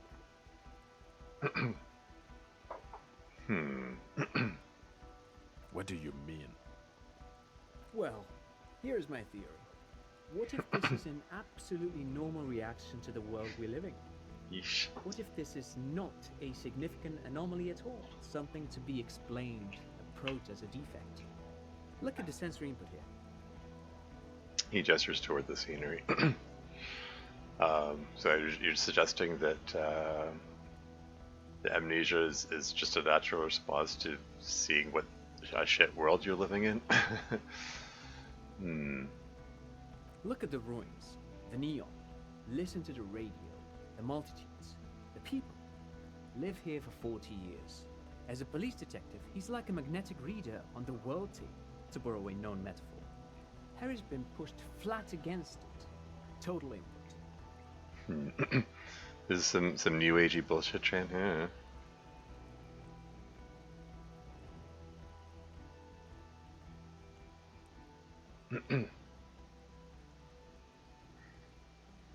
Hardwired to the free market. He just needed for it to end. He nods confidently.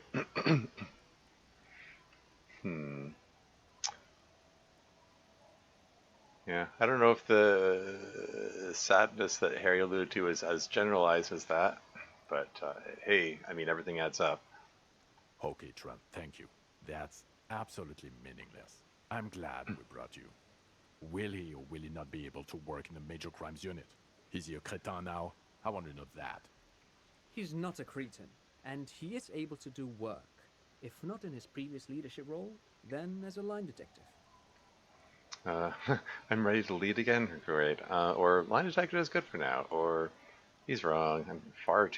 I'm too far gone to work. Or F all of you. I don't want to be in your unit. Or what now? Okay. Another choice moment here.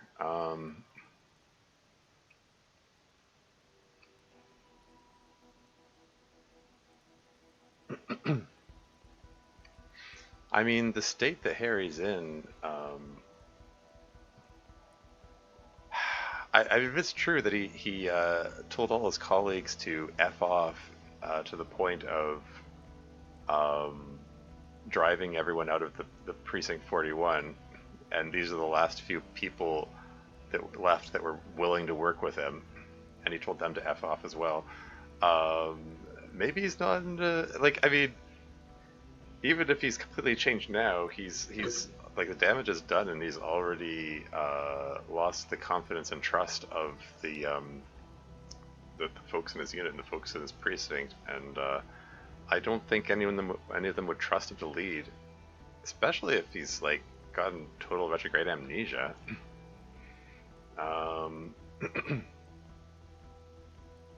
mean, he's wrong. I'm too far gone for work. I mean, that's probably going to be a big morale hit there, and he's showed himself capable of doing police work. I'm tempted to go along with the line detective is good for now.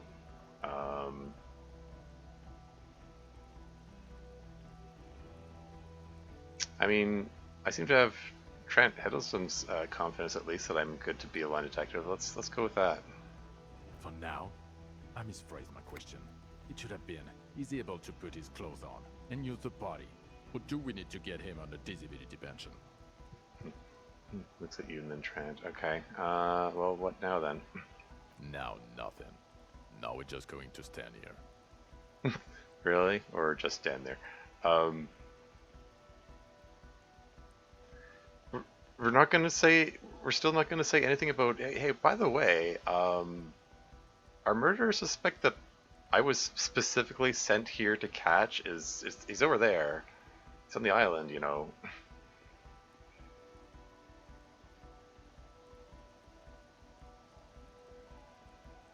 I'm just gonna say, really? No. Now we discuss that. What the fuck did you do to a motor carriage? Why is it there, Harry? Points to the water. Hold on. In the ocean? Feign ignorance. Or it was stolen by Jacob Earl? Sorry, who? That name sounds familiar. I can't remember where we heard it. You say, that wasn't me. It was stolen by traffic hooligans. Or I drove it into the ocean when I was drunk. Or I thought the killer would be underwater. He wasn't. I'm sorry. I thought the killer would be underwater. He wasn't. So he drove his car into the ocean. The time had come to kill a sunset. Or I don't know. I don't know what it's doing there. I mean, on balance, I'm tempted to just be honest and direct about it.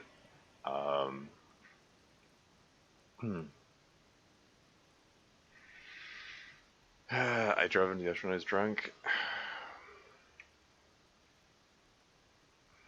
Ah, so refreshing. He just admits it. Thank you for your honesty. Thank you for destroying 45,000 real of police property that's coming out of everyone's payslip. Oof. 45,000 real? Yikes. And there were indicators earlier that he doesn't actually make a whole lot of money. It doesn't matter. Your badge, Harry. Show me your badge. He exhales to calm his breathing. Wait, my badge? I kind of wonder how this dialogue would go if we hadn't found the car, or well, I guess the badge was in the car, so if we hadn't found the car, we wouldn't have had the badge either. Get my badge, or I got my badge right here. Show it to them, or I lost it. I haven't found it yet. Lie. I have the option of lying to them. That's interesting.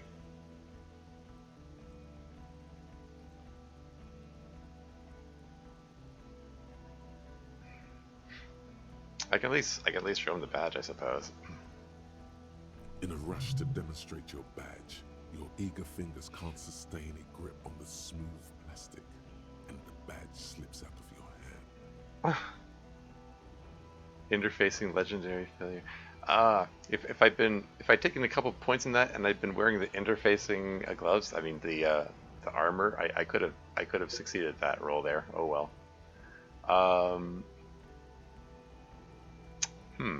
Hand-eye coordination challenging. Catch it. Red check. +1 because you're proficient in catching small objects. I can just let it fall to the ground. I guess I'll try for the roll. I believe I need 8 or higher for this. 10. Great. Not today, badge. Not today, badge. Did I get the badge? Or behold my badge? Or the drama is unnecessary. I got the badge. All is well. Did I get the badge? You got it all right. You're showing it to him, victorious. They're seeing the badge. Drama's unnecessary. Nah, let's go with the drama. Behold my badge. And your gun? He asks, unimpressed by the piece of plastic in your hand. As if having your badge and gun are natural states, not achievements. I mean, yeah. What is it with all these material objects? Gun. Just repeat, gun. Or, my gun is right here, show him the VA 9mm. Or, I upgraded my gun to a rifle, present the Kong 446 rifle. Gun, badge, car, these are all things. Things don't matter, people do. Interesting, that's an option. I mean, the Kong rifle, that rifle is evidence. That's the rifle that was used to shoot the guy. The guy that they have in their morgue that Kim brought in. Okay, well, the fact that it's going through these, I don't know, this has a definite sense of foreboding. The way that it's going through these steps one at a time, and it's like, I have the option of pretending I know nothing about them, or pretending that I never found the badge. Or never found the gun, or whatever. Yeah,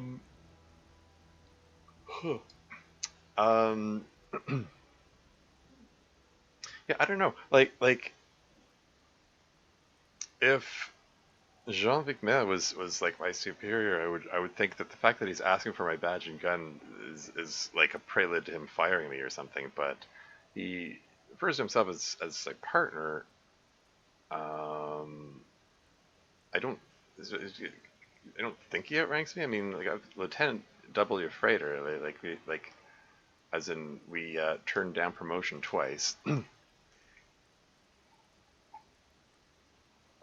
And especially that we were leading the crimes unit, so that implies that we outrank Jean-Vic Mer. So why is I don't know.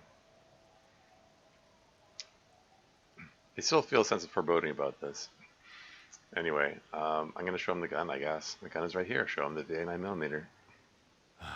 He has it. And he didn't drop it. You're drunk like a bum, Harry. Put that thing away before you kill someone.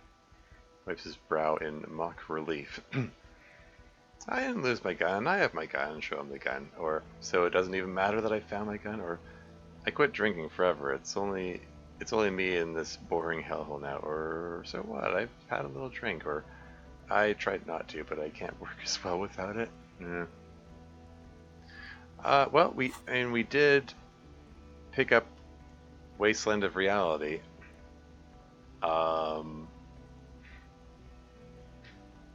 So yeah, we no longer have positive effects from alcohol. We've given up on that whole thing.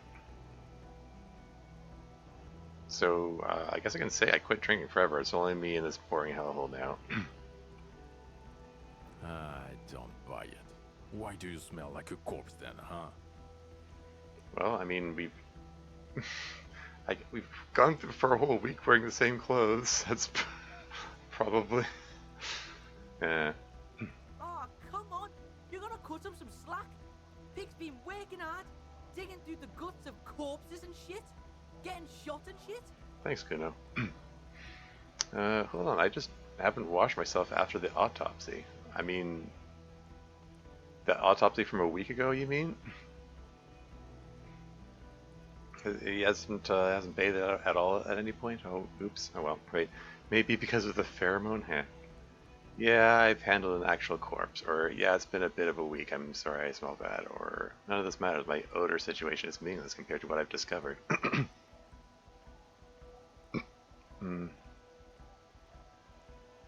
But, yeah, saying, yeah, I've handled an actual corpse seems like a reasonable response here. I don't believe you. You're drunk. You let a suspect escape, a certain classier, because you were too drunk to assess a flight risk. Is that something we were supposed to do? Whoops. We've read the report, Sari. Lieutenant Kitsuragis. We know. Okay.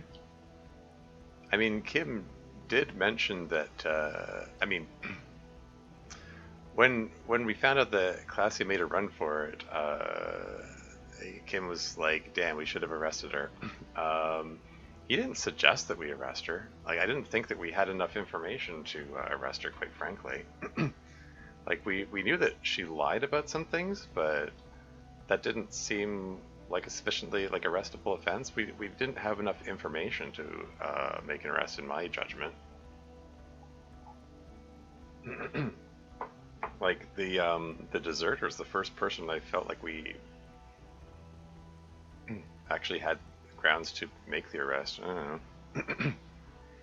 Oh well. God said she was some kind of spy from the Occident, specially trained. Not taking her in was the right thing to do. She gave a vital clue that led us to the island.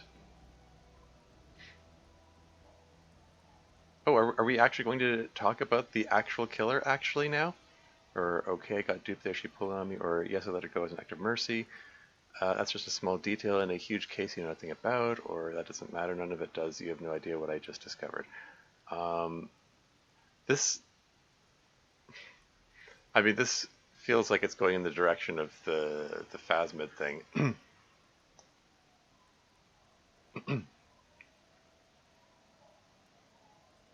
But I want to pick because so far this is the first dialogue option I've had, which points in the direction of, oh, by the way, we found the frickin' killer that we were said to find. Like, why have none of my dialogue options up to this point been about this? Like, surely that should have been the first thing that he said. Hey, there's a murderer over there. I mean, he's dying, and we need to bring him in, like, now. Anyway. Oh, well. If she was nice. I'm not even gonna get into the other suspect, who also escaped. Yeah, Ruby something. Rubs his face in frustration. I mean, she was ready to kill herself, so I made a judgment call. Or the fact that you're ever Claire's little peony now, doing I don't know what for him. That's small-time stuff. That's nothing. That's a humorous anecdote. Yeah, well... Compared to the 8 people who were gunned down, the streets are literally red with blood. Lieutenant Kitsuragi is barely clinging to life in the hospital. Harry, it was fucking mass murder. Yeah, well... Do you want to grab the guy who started it all? 8 people. 8 people? Who were gunned? Okay, I was thinking, like, did 8 people get killed? Well, he says 8 people were gunned down. I mean, let's see, there's myself, there's Kim. There were there were 4 of the Hardy Boys. Was it 4 of the Hardy Boys, or was there 3 of them? And Liz. And Courtnaire and Rude.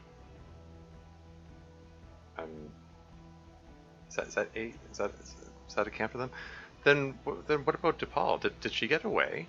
We never found out what happened to DePaul, you know? Like, there has not been a single word about her. Oh well, anyway. Yo, I'm gonna stop you right there, fuckface. It's Kuno time. Go Kuno. That's it. The cavalry has arrived. Just esprit de corps. Kuno shush. Or I did everything I could. The company had hired unvetted ... Let's go with that. I did everything I could. The company had hired unvetted ... No, you've explained enough, pig. Kuno takes care of this shit now. Great. First of all, yo, those guys were all the guys in the armor, the Union guys. So yeah, suck Kuno's dick. You don't know me. He stares her in the eye. Yeah, ignore the notification sound.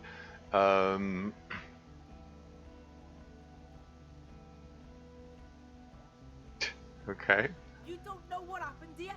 You don't know this shit. Automatic fucking weapons. Urban battleground shit. Battle lines drawn in blood. Blood meridian. You don't know this shit. Yeah, I kind of do wonder what information they got from Kim's notes. Now, Kuno wasn't there. Right, you getting this? Kuno was breaking it up with Kuno's main bitch, see? Parting of the ways shit. Great. But when Kuno got there, Pig had fucking cleaned up. Blood and ruin. Smoked all those dinky fuckers. Saved this shit. Martinet shit. I see he's mourning and shit. His main pig got semi-wasted, sent to the boo-boo mobile. Kuno steps up. Kuno fucking fills those shoes. Big boy shoes. Detective Kuno. Thanks, Kuno. He comes to a sudden, abrupt stop.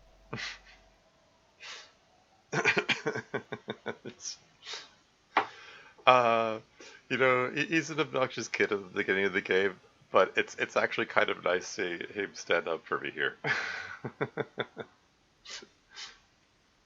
Even if it's in a bit of an obnoxious way, and it's probably just going to piss off Vicmare even more. And in its own way, it's probably going to make me look bad that I have leaving a 12-year-old kid to stand up for me here. Okay, moving on. Are you done? Yo, Kuno feels like you weren't really listening to Kuno. You were hearing, but you weren't listening. Fucking the armor boys came to Martinez to fuck shit up. He drills his left temple with his index finger. Hardy boys, or whatever the fuck they are. They were telling everyone and their mum how they wasted one of those armor fucks. It was always gonna go down like that. My pig stepped up, got fucked in the leg for it. Sacrifice style. Not bad, Kuno. Could be a little shorter, though. Yeah, fair enough. Yes, I understand. He was in the fight. Second, you dinky fucking asshole. This pig right here. This oink oink motherfucker solved that shit on Death Island. Case solved. Go home or fuck off. Thanks to you. Yeah, are we actually going to get to the point that where I can say, hey, yeah, we solved the case, we found the murderer? I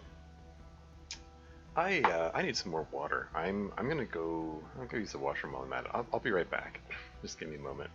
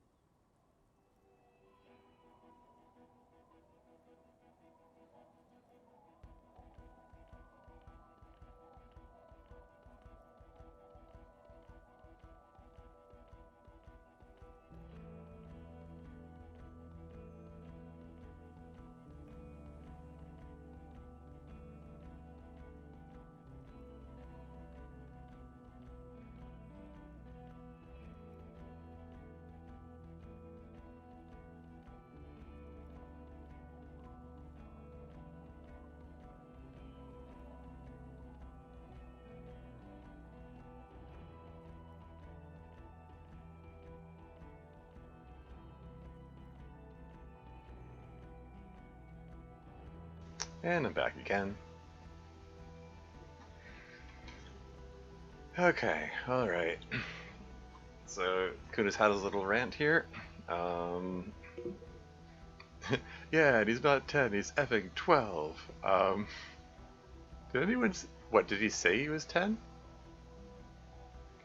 I don't think anyone said he was 10. Anyway, Kuna, if you're going to interrupt, make it snappier. Or, yes, go home, or F off, or, look, point is, we solved the case. Or, look, point is, we saved as many people as we could.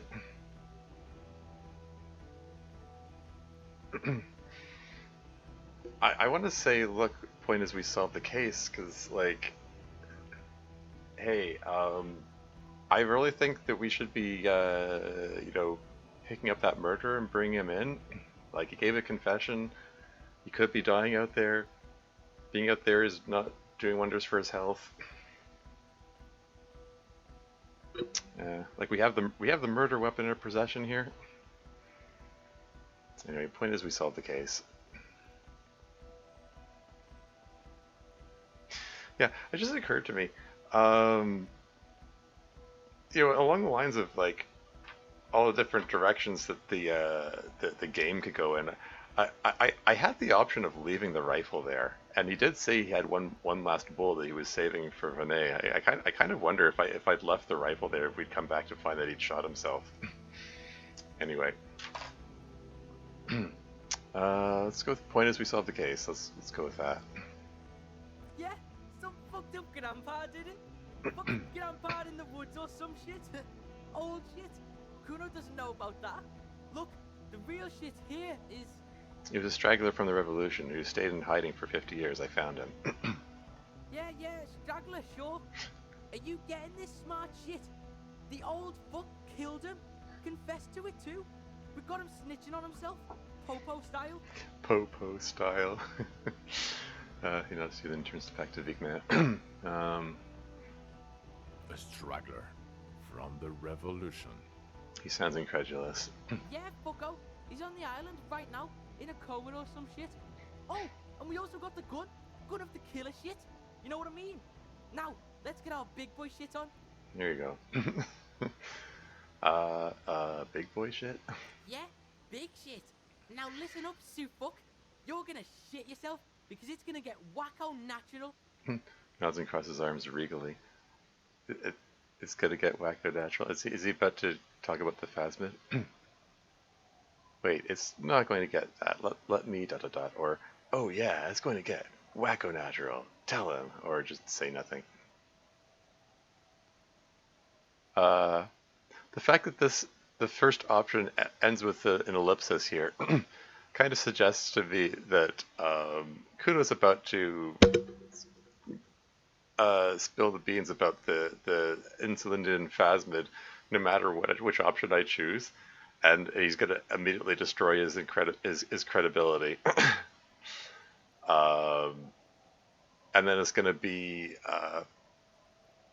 for that matter, I mean, Yosef might already be dead. And then it's just going to be our word for it, you know, the word of an amnesiac cop and a 12-year-old, you know, strung out druggie who's going on about cryptids. You know, it's just gonna be our word for it that he's the murderer, because we're the only witnesses to his confession. Well, I will at least put in a pretense of trying to stop Kuno from going on about the phasmid. Too late. We're in this. Yeah. There's a fucking 4-ton mantis on the island. 4 ton? I mean, it didn't look that substantial, but whatever. What? Sorry, kid. Me and Harry need you. He scoffs and turns to you. Yo, this is like the biggest moment in history right now. You wanna fucking listen to what's coming out of Kuno's mouth? He points to his crooked scowl. We saw a giant insect, white as fuck. Literally the Insulindian phasmid or some shit. Praying mantis style. It was 3 meters tall, and this pig right here. He points his finger at you. His hand is shaking with rage and excitement. This fucking old popo discovered it. Me and the pig bacon discovered a new species. It was beautiful. It was... You ain't seen this kind of animal before? Fucking miracle shit. He pauses out of breath and continues. He gulps, overcome with awe. This case, this fucking grandpa shit, this ugly shit, it's nothing. We saw a ghost, a real life ghost. Like he fucking proved ghosts are real. It's that big, Popo. It's fucking... Now he's saying saw a ghost? His eyes are welling up now. Why are you not fucking shitting yourselves? What's wrong? He glares at the officers who stand silently in the cold wind in the distance. A wave breaks. Yeah, like I said, he just completely destroyed his credibility. Oh boy. At this point, we've crossed that line back into, maybe we would have been better off if Kuno wasn't here. Did he just say Insulindian Phasmid? I mean, even when Kuno was backing us up, I don't know if he was really helping our case, but But Trant is apparently familiar with the Insulindian Phasmid by the way he's saying that. I don't know. I zoned out. Harry, did you just pick up some myelin bomb and pin it on him? You aren't fucking listening. The bomb is nothing. This is science history here. It was the Insulindian Phasmid. It's connected to the shit. Tell him. He turns to you. There is no Insulindian Phasmid. There's an Insulindian Phasmid, but it's not connected to the case. There was an Insulindian Phasmid, and it may be connected to the case. How would the Phasmid be connected to the case, though?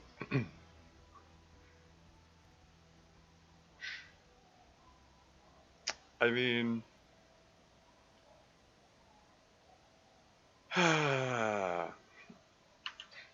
connected in the sense that, I don't know, it's camouflage may have been messing with people's minds. Like maybe it gave the killer brain damage. Maybe it gave me brain damage.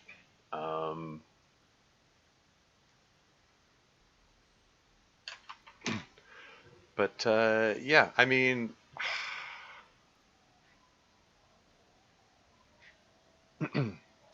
we did tell Kim that we don't believe in the Insulindian Phasmid, that we're just, helping him out. But having seen it, now I don't feel right saying there was none. I'm leaning towards there was an Insulindian Phasmid, but it's not connected to the case. Saying it may be connected to the case, I'm not sure. I'm not sure how we could claim it was connected, frankly. I'm just going to say it's not connected to the case.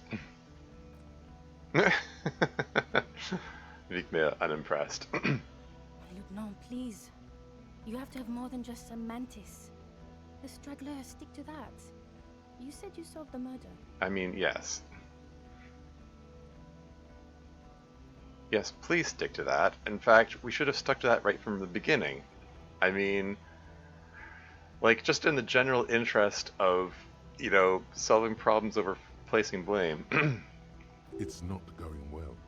Present something now. Something sane and clear. Make your case. Thanks, Logic.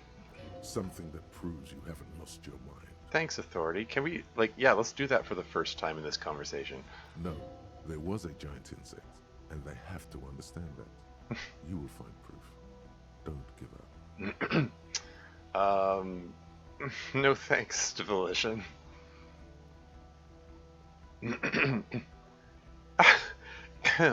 I also started a nightclub and a drug lab in the church. Oh, great. Yeah, that's a fantastic thing to open with. Or I can say the killer, Iliandros. That's Yosef Iliandros. We have a strong motive for him? Talking about the motive? Okay. Or, you have to believe me, there was a giant Phasmid on the island. Or, and I also fixed the strike situation. Fixed the strike situation? Fixed the strike situation? They put the harbor into lockdown because of a bloodbath where 8 people got shot. There's also dead man on the boardwalk, a missing person I found. I mean, that's kind of small potatoes compared to, like, finding the killer at the start of this, I would think. Yeah, that's one way of fixing it. I mean, yeah. Isn't that a little like curing the disease by killing the patient? Anyway. I also looked into the mystery of the doomed commercial area. Oh dear. May only be a small thing, but I found a man's jacket.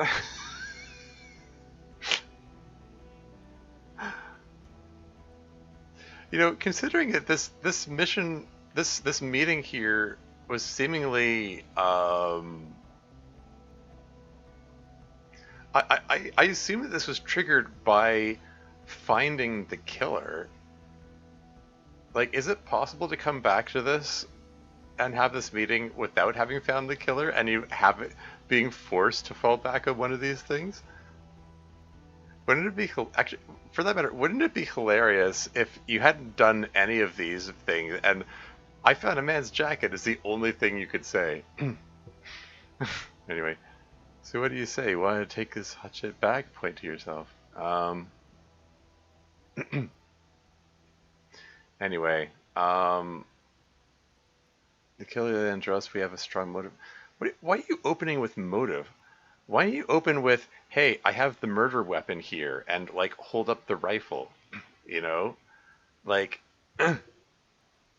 if you wanted to present something now, something sane and clear, make your case and prove you haven't lost your mind, holding up the actual heckin' murder weapon and say this was used to shoot the guy and it was the cause of death,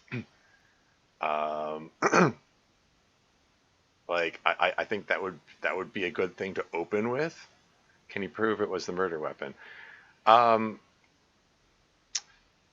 I mean, ballistics would, I think. I mean, they have okay. You have the corpse in, you know, in the morgue. An investigation will theoretically find the bullet hole, you know, in his mouth. You can hopefully maybe match that. I mean,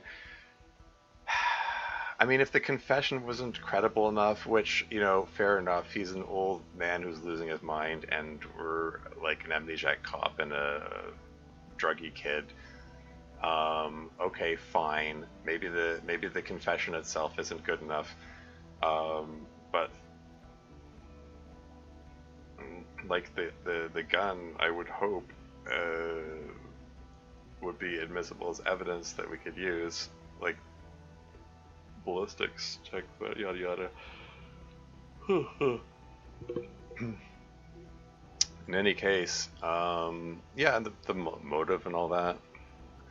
I mean, strong motive. Is it really a strong motive? I mean, his motive is that he's a bitter old man who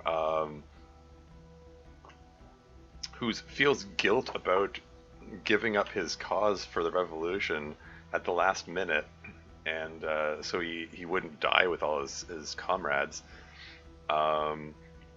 living in exile for 40 years, and his motive was that he didn't want to see a perceived enemy happy, and he was maybe jealous of the attractive young woman who was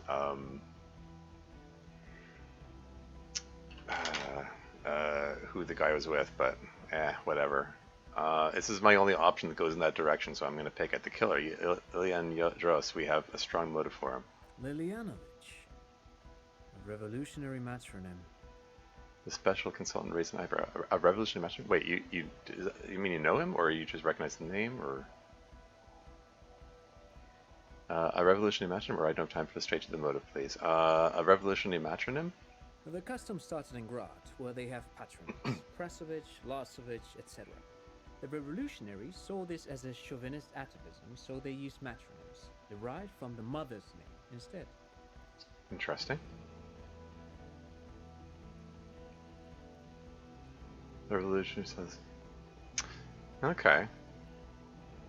So, yeah, basically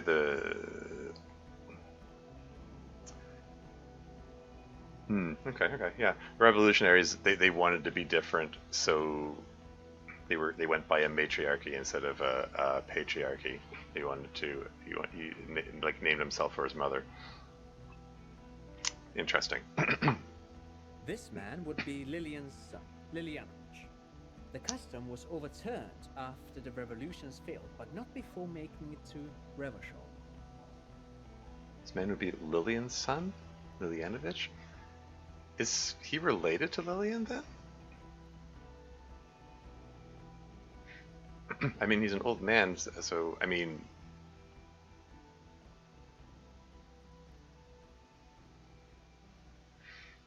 Or is this implying that maybe he, okay. Is there some even more ancient Lillian who is this guy's mother, or was, and it's just a coincidence? Or, I mean, Lillian? Yeah. Like, is it a coincidence that they share a name, or did he give a phony name, maybe based on, what the kids told him or something? Because he did have a run-in with the kids. He thinks this detail bolsters your straggler theory. Yeah, I mean, that's what I'm hoping. It is what a soldier of the ICM would be called. Okay, Trant. Thank you. I get it. Harry, no more giant insects. You said you have a motive? He looks at you sternly. This narrow-minded pig. I can't fucking... He mumbles, drilling his temples with his index fingers. Bring him to heel. Yeah. Get the kid in line. You could use his help here. Kuno, keep your head in the game. He killed the mercenary in the act of jealousy. Or he killed the mercenary hoping to start a war between the company and the Union. I mean, I don't think he cared about that. I mean, I think the jealousy was the bigger motivator. But it's interesting that I have the option of trying to make it sound like his motive was bigger than it was. Actually, I'm not that sure if I have a motive. I had another thing.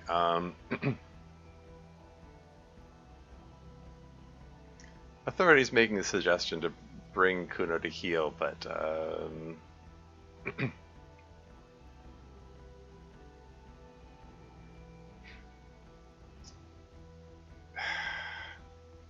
do we want to be telling off Kuno in the middle of this? I'm gonna tell him to keep your head in the game. It seems like a reasonable thing to say.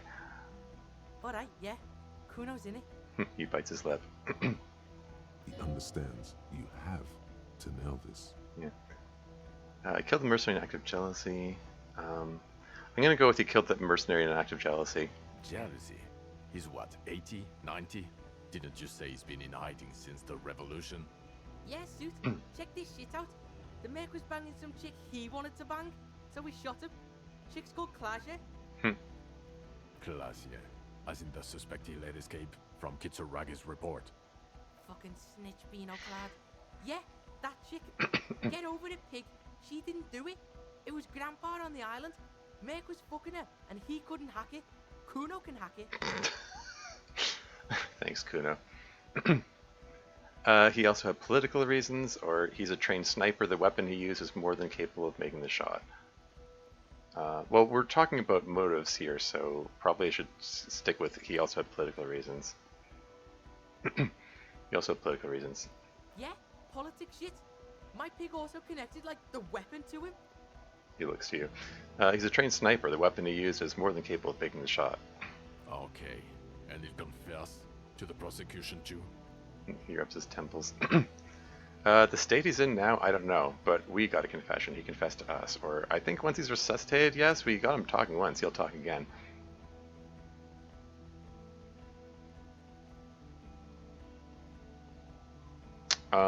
Like both these are basically saying the same thing. Once he's resuscitated, it's making it sound like he's dying. I mean, he is kind of dying, but I mean, it makes him sound like he's like, I don't know. Anyway, I'm gonna say state he's in. I don't know, but we got a confession. He confessed to us. Well,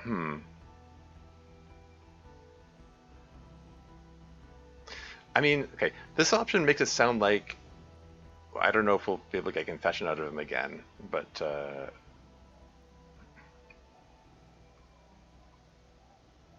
yeah, I don't know. At this point, I kind of feel like I want to give Vicmer something along the lines of like, yeah, we've got something that will break the case open, that will that will solve the case. So we got him talking once. He'll talk again. Maybe that's the better option. I'm gonna go with that. Resuscitated. That sounds great. Yeah. Jean, he has it. No more cooperation needed. He had a civilian there for the confession. This is doable. He had a civilian there for the confession. Okay. Okay, so Judy Minot is still hopeful that Kuno can still be used as a credible witness. Vigmer is understandably skeptical. Okay, we'll see about it when we get Coast Guard on the island. There, no one is saying anything. The silence agrees. Disco Elysium? Great.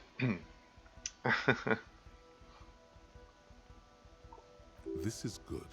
They can't deny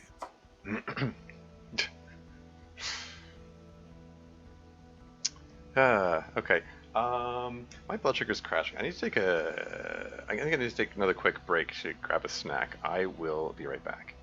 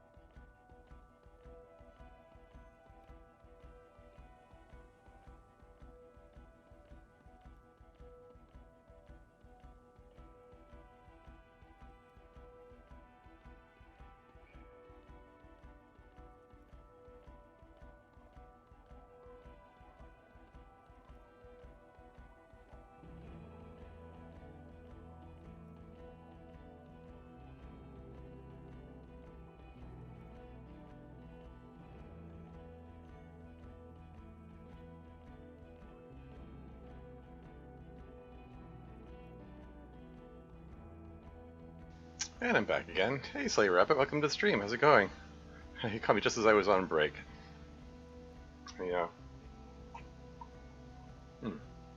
Felt the need to have a quick snack. Glad to have caught your stream. Cool, cool.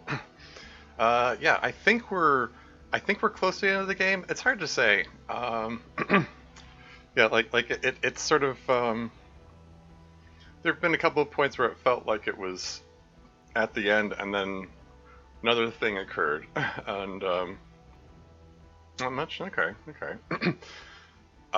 So yeah, it's. I was hoping to finish off the game at the stream. The way this conversation is going, I'm not sure. I don't know, maybe I should have had a bigger snack. I had a cereal bar and a few cookies and a little fruit cup. Hopefully that will tide me over. Anyway, okay, so I can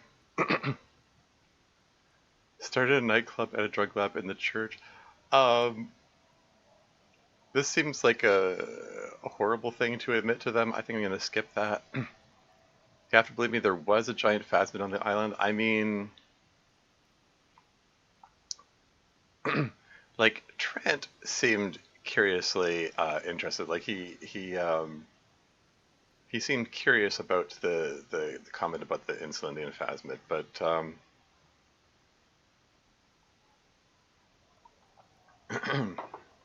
I don't think it helps our credibility, especially since like, we have no proof. It's not like we didn't get a picture of it or anything, and no one's going to believe us that we saw it. So yeah, just skip over that one. Fix the strike situation. Again, it's a little like curing the disease by killing the patient. I mean, we fixed the strike situation by causing a bloodbath, which got 8 people shot. So maybe leave that one out. There's also dead man on the boardwalk, missing person I found. Okay, that's worth bringing up. That's a bit of actual police work that we did. I looked into the mystery of the doomed commercial area. I mean, again, that's kind of dumb. It's kind of the doomed commercial area. Like, we're investigating a curse. Like, again, that doesn't make us sound very credible, you know. May only be a small thing, but I found a man's jacket. I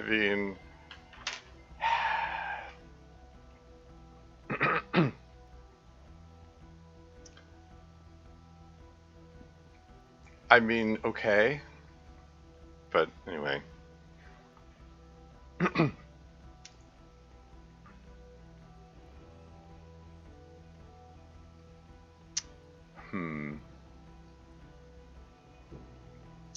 Okay, well, let's go with, there's also a dead man on the boardwalk and missing person now. Let's go with that. Yes. Fallen through a gap in a boardwalk. Drunk. How did you know I found him? I mean, we reported it, right? The body was transported to Precinct 41, our morgue. I had Tilbrook and Mullins take care of funeral arrangements and family stuff. You're not the only cop in the world, Harry. This all comes back to us. Yeah. Still, good work with the missing person, detective. Yeah. It's still a point for you. No denying it. Yeah.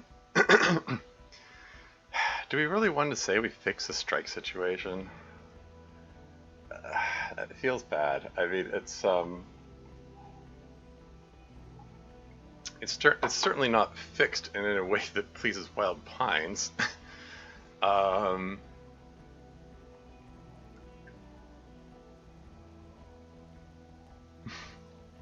things been with you? Same old. Just surviving day to day. Still need to find a new job. Still working on Turquoise. Hoping to finish this game so I can move on to some other games. Not that I'm saying it like overstay its welcome or anything. It's just it felt like, oh, I guess the game's ending. We had the bloodbath that we were trying to put off. So I guess the game's going to wind down now. And it's like, oh, nope, nope, there's still more. Oh, and then there's still some more other stuff. So it's just, I don't know, it's that weird moment of, okay, I was expecting it to end, and it didn't. And I don't know if you can call it a pacing issue, because I think maybe any poor pacing was probably caused by myself. Like, I think I triggered the Bloodbath Tribunal thing early. My bad. So I probably screwed up the story a bit in that way.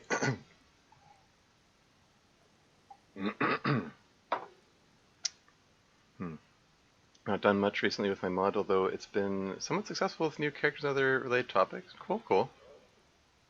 Yeah, yeah. That's cool.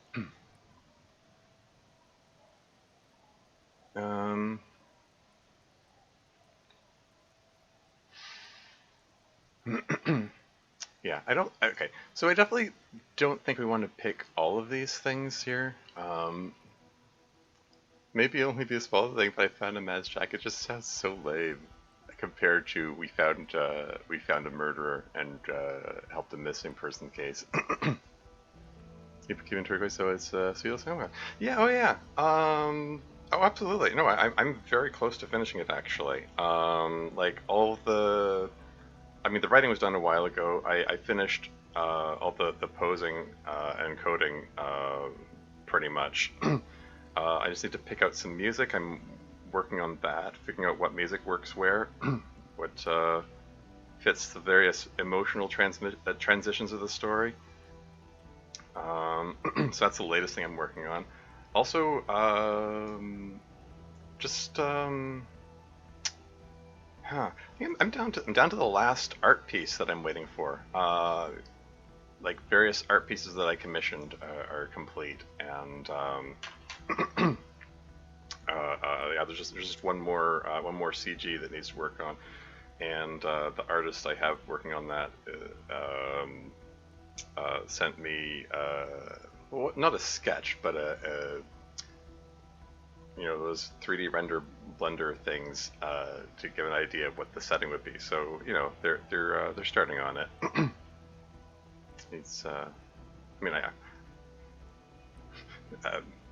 referring I don't know, referring to them in vague terms. I mean, I guess I can say it's Nuxel the artist who's doing it. I mean, it's going to be I mean, when I release the mod, it's going to be public knowledge anyway. Had that workload fall for you as a big project, yeah. I mean, the mod has been a big workload. It's been like I've been working on it for a while. I mean, not that I've been working on it constantly, like, but like I mean, like I started on it like 3 years ago at this point. And yeah, well, I haven't exactly been working on it constantly. It's taken a lot of time to get everything in place. So, you know, finish line is in sight. Once I get all the music in place, it'll probably be ready for play testing amongst my closest friends. Like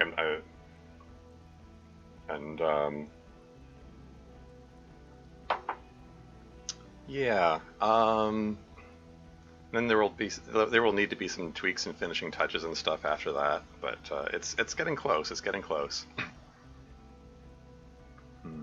Been a lot of fun and not stopping now. Excellent. That's a good attitude to keep about it. Very cool. Yeah, and you remember I played your Fallen for You demo that you released, and it's yeah, it's a sweet little story. It's neat. I think the characterization of MC, Brit MC and his uncle, they're pretty cool. Need to have them, these fleshed out characters. That's pretty cool. Got like 11 or 12 OCs that each surprise that's not including different outfits. Oh wow, really? Oh, okay, that's making it sound like a really big project. I mean, I mean, DDLC only had 4 characters, and you have 11 or 12. You may be taking on a project that's bigger than the game that you're basing it on. I mean, I say 4 characters. I mean 5 if you include MC, but he doesn't have any sprites, so in the original game. But yeah. I hope you haven't bitten off more than you can chew there, Slayer Rapid. I hope you're able to stick with it and see it through to the end. I'm gonna do that caster to do the different clubs. Yeah, so I gather. Anyway, getting back to the game here.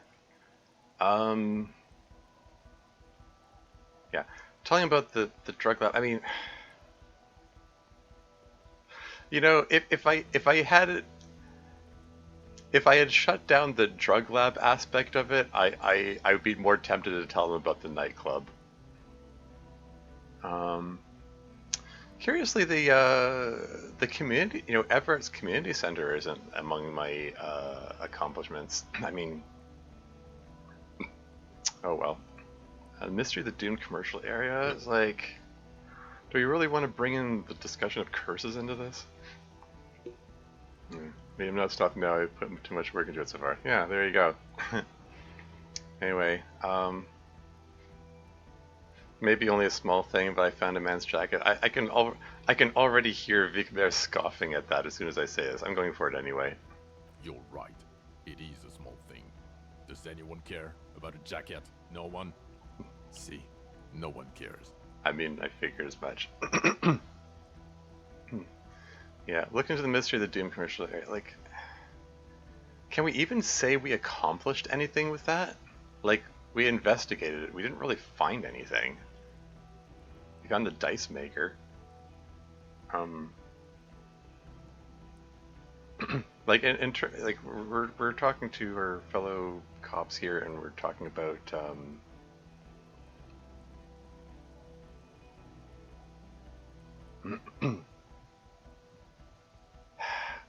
fix the strike situation.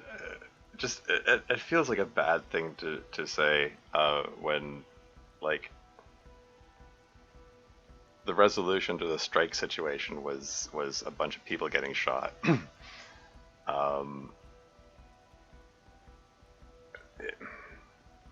I think I might just leave off all the rest of these.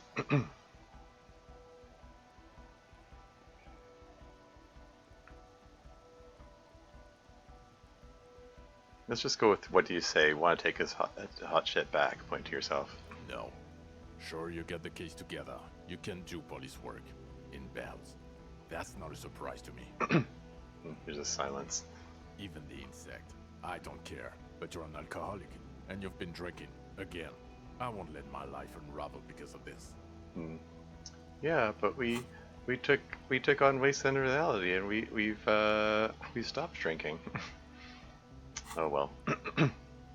Jean, I think he hasn't. I can see it on his face. Okay, so he's still here for what? A week? It's tough. One of the toughest addictions to overcome. Comparable only to heavy synthetic opiates. Even morphine is easier to kick than alcohol, statistically. The odds are against him, especially at his age. Well, Trent's at least sympathetic. Is that true? Is morphine addiction easier to kick than alcohol addiction, statistically speaking? Anyway. He's too old. He's been like this for too long. I've seen him try many times. It's a farce by now. Ouch. Yes? Oh, okay. Interesting. I suppose, yeah. I suppose it isn't that surprising. I mean,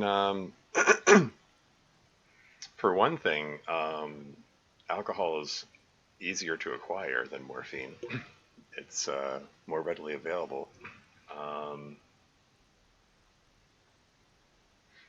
Yeah, morphine, strong opiate, easy to kick in and booze impossible. Yeah. Well, I mean, morphine is addictive faster, but once you're addicted to alcohol, good luck staying away from it. Yeah.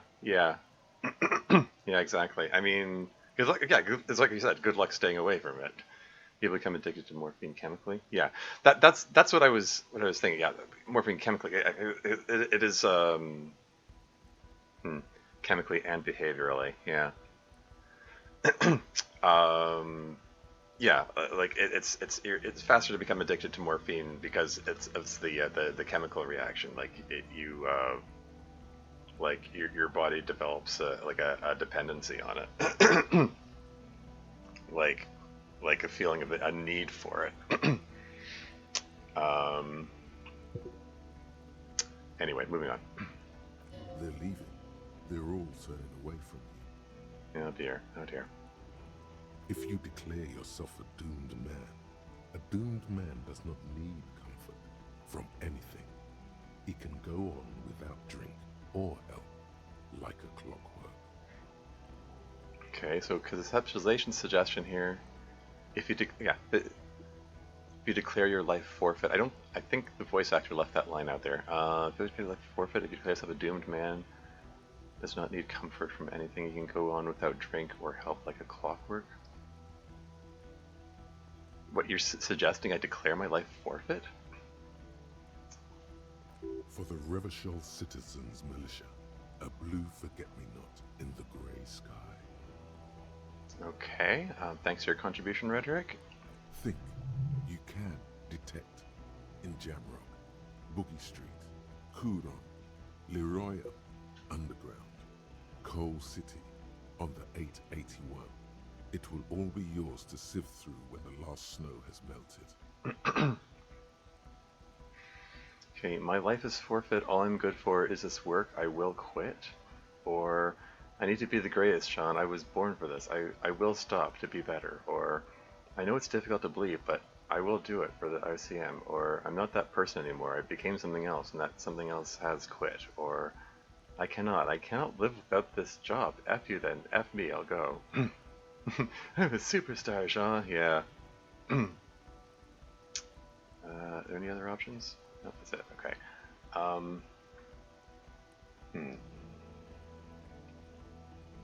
need to get another drink really quick.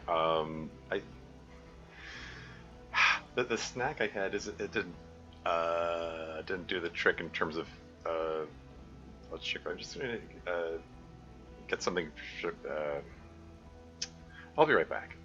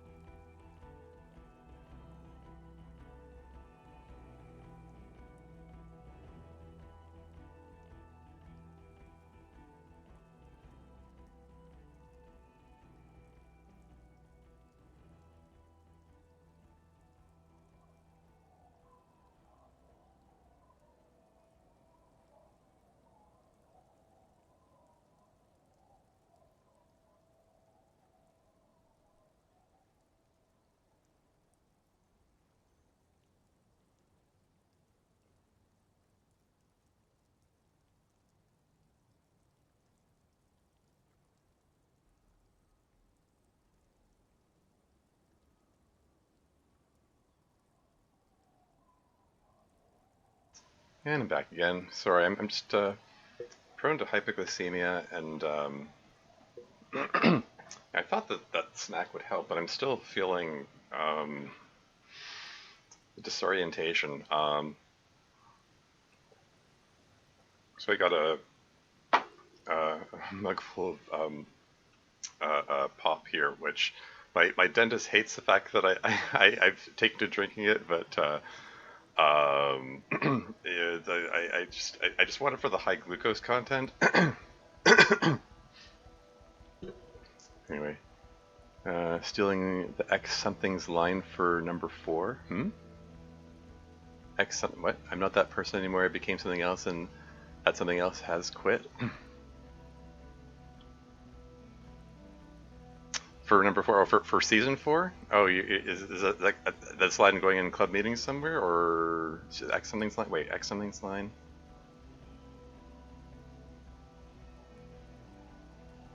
I don't know. Anyway.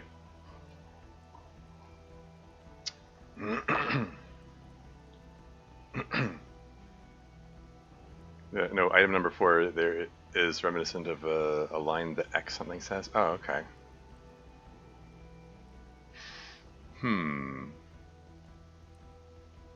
Oh yeah, now that you mention it. Yeah.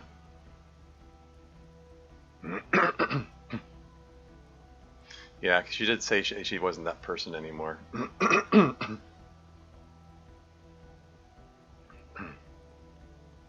I mean, you know, it could be worth taking that option just for that parallel. Although, I mean, I was thinking of taking that anyway, because okay. First of all, let's see. My life is forfeit. All I'm good for is this work. I will quit.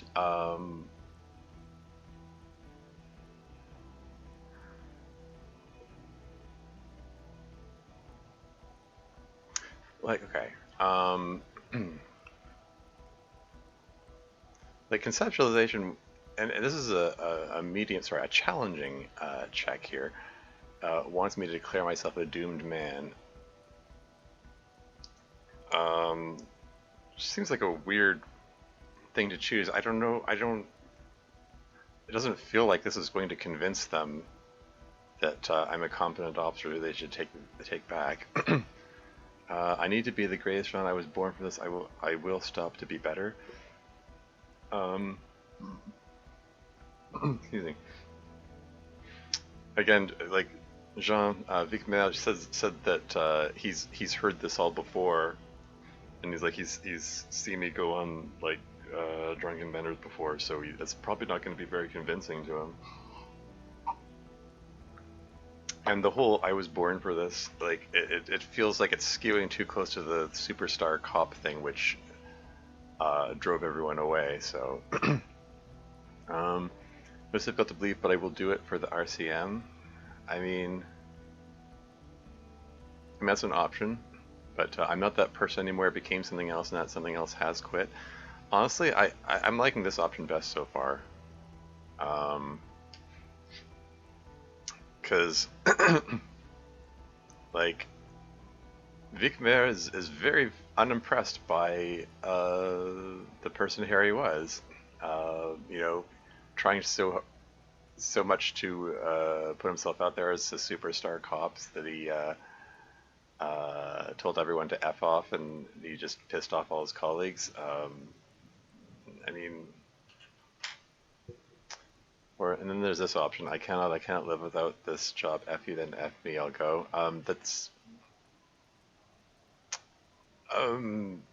hostile and passive aggressive and stuff, and doesn't it just doesn't feel right. I'm going with number 4. I'm not that person anymore. I became something else, and that something else has quit.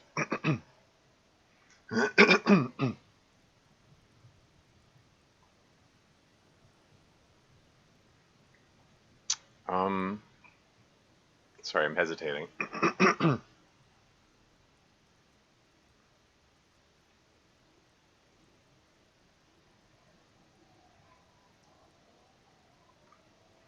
To be clear, I mean, like, I'm assuming, like, I will quit means, like, I will quit drinking, not I will quit the job.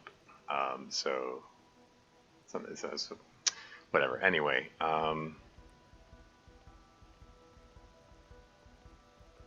yeah, I'm hesitating. I'm rethinking my life as forfeit one. Just because it was a challenging conceptualization role. Like it needed a 12. The fact that it needed a high roll for that maybe means that maybe it's the better option.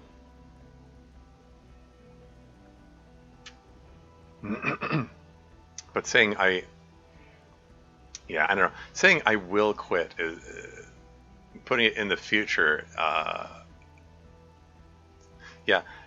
Saying I will quit drinking is putting in the future makes it sound like a vague promise. that has less weight. Yeah, I'm still leaning towards number 4. I'm not that person anymore. Something else has quit. Yeah, let's go with that. Listen to this shit, man. He throws up his hands. Detective, I just don't want this trial to go on any longer. It's cold outside and let's just go. She looks at Vikna. Yeah, this trial here, I mean, should this really be happening like right here in the middle of this? Like, I could have at least stepped inside to have this conversation or something. I don't know. Kuna's accent sounds hilarious. Yeah. Sounds like a little roadman. Yeah. Fucking Harry, fuck you for bringing this kid with you. It's only because he's defending you. It's the only reason you're not staying here to die. Is that so? Well, maybe it's a good thing Kuno is here after all. No one F's with the Kuno, yeah. It's more than that. He just can't. One final time. You manipulative son of a bitch. It is gold, and we have vehicles in the square. The perp needs to be taken into custody. Let's get a move on. He shakes his head and sniffles. Huh. Task complete, the return? What's that about the return? Oh, okay, I was just use the boat to return to the mainland, I guess. Why did it wait until now to check that off? Oh well, anyway. Okay, so I guess I got some experience for that. How close am I to level up? Yeah, I've got 3 points I can spend. Wait, I have a few questions before we go about who I am. The man looks westward, impatiently, jingling his car keys in his pocket. Who am I? Or why am I like this? Or, okay, am I a dirty cop working for La Puta Madre? Hey, that thing came back again.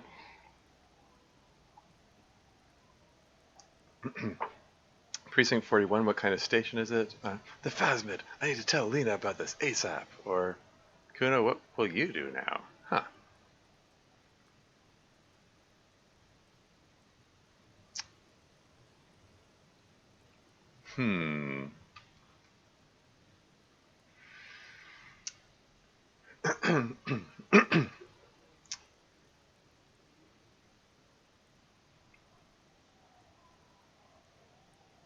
I mean, Ruby was under the impression that he was working for La Puta Madre, but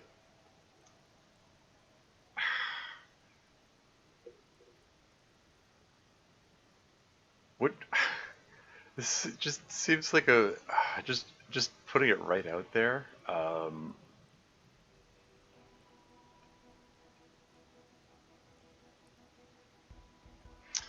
Let's start with basics, like Precinct 41, what kind of station is it? Us? We're the bloody murder station, haven't you heard? We're the bad guys. No one likes us. What? Bitches dream of the 41st? Why do you think Kuno's in this shit? Weird, it's fucking violent. Your Captain Price dusted like 1,000 people. Wait, really? He called the captain by name? So Kuno actually does know him? Thank you, Kuno. You're being kind. It's an understaffed station and the district is too big, which is why we need you. He tilts his head northward and clicks his tongue. So he said, thanks you, Kuno, he says with an amused half smile. With the roadman. Yeah. Get back to it. We left Torson and McLean to run the Sea Wing. It's not good.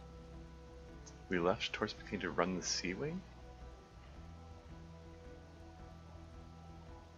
So Torson McLean and the Sea Wing is, or and Price is, or did we recently shoot up a church by any chance? Point to the church. Wait, what? What is this? Did we recently shoot up a church by any chance?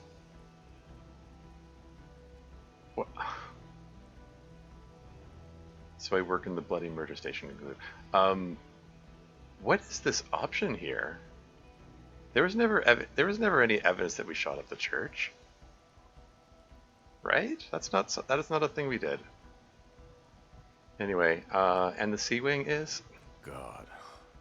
There are 4 wings, Harry. A, B, C, and D. We're in C. It's made of losers and clock punchers. You and I reconceptualized it as a task force.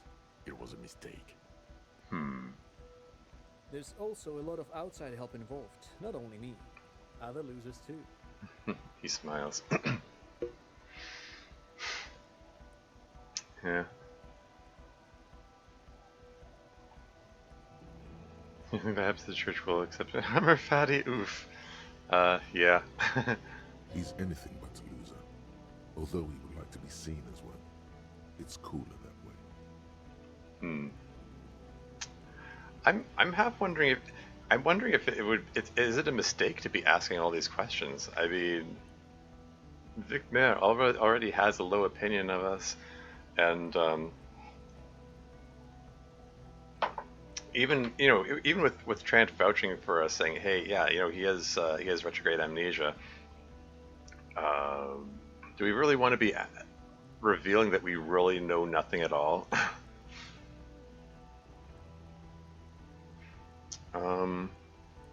Let's ask about Price, I guess. And Price is... Ptolemy Price? He's the son of the old Price, one of the founders of the RCM. The founder of the RCM? Huh, okay. He's the son of the founder, huh. Yeah, that shit's fucking famous on Channel 8. Kudo hears this shit. Interesting. Somewhere under the curved roof of a former silk factory, shaped like a ladybird with 2 chimneys, Police Captain Ptolemy Price sits behind a heavy wooden desk. Resident medic Nix Gottlieb pours him coffee. It's silent in the captain's office. They speak of change, the city, the tension on the streets. They speak of the events of April and the blood on the streets in May. Events of April and the blood on the streets in May. Isn't it March at this point? So that must be April or May of a previous year. Anyway, let's ask about Torsen McLean, I guess. Mac the Torso Torsen and Chester McLean. They're not fit to run a wing. Believe me. Things are shaky as it is. They are damn iconic though, Torsen and McLean. An iconic duo, I take it. Yeah, not like us. 2 clinically depressed old men. Where's the contrast here? We are garbage. Okay, so I'm not going to leave out the church option. I'm just going to say, so I work in the bloody murder station. Okay, it's not the bloody murder station. It's an old converted silk mill with green desk lamps and a coffee corner. A lot of good people work there, hard, every day. Jamrock is the largest ghetto in Rivershaw. Faubourg, technically, but it's divided into 11 districts. Jamrock only has us. Yeah, one precinct looking over the largest ghetto in Revachol, and they still have to outsource their people to look after Martinez and so on. Kuno's liking this shit. Jamrock is the real shit. Mayonnaise is fucking white as balls. See shit. This ain't a real ghetto. Thank you, Kuno. You bring light to my day.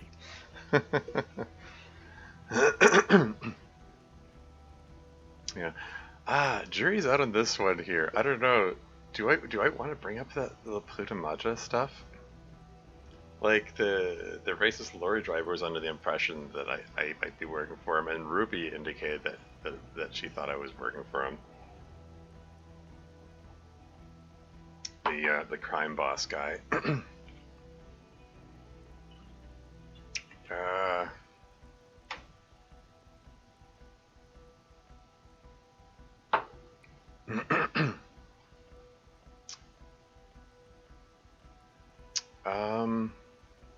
I'm gonna say, why am I like this? It's not a mystery. Some chick fucked you over. Also, you were drunk. Some chick who? Dora something. Dora Ingerlund. Yeah, you mentioned the name. Yeah, I had a feeling. I mean, I was wondering if her name was Dolores because the name Dolores Day like brought back flashbacks to her. Not Dora Dubois. Not Dora Dubois. Wait, Dora Ingerland? Or so we weren't even married. um,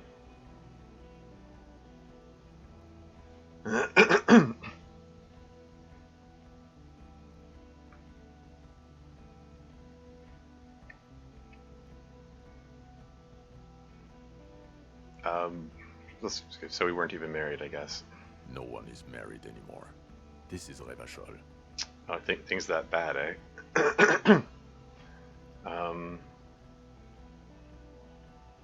So I can say, when was this, or I've heard enough. I mean, the Phasmid indicated that it would be best if I forget about her, and maybe I should. Maybe I shouldn't ask about her.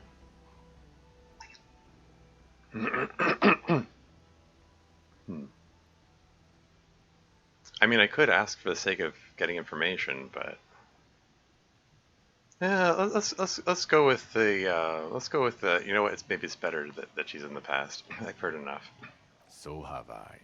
You bitterly dropped Dearest Dora and really tore me a new one twice a week, I think. It comes up.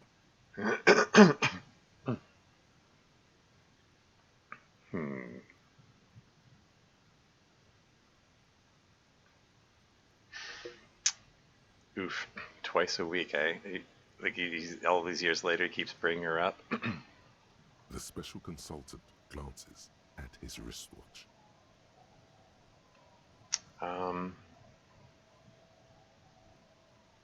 Should I go through all of these options? Okay, I guess I might as well. Let's go with who am I?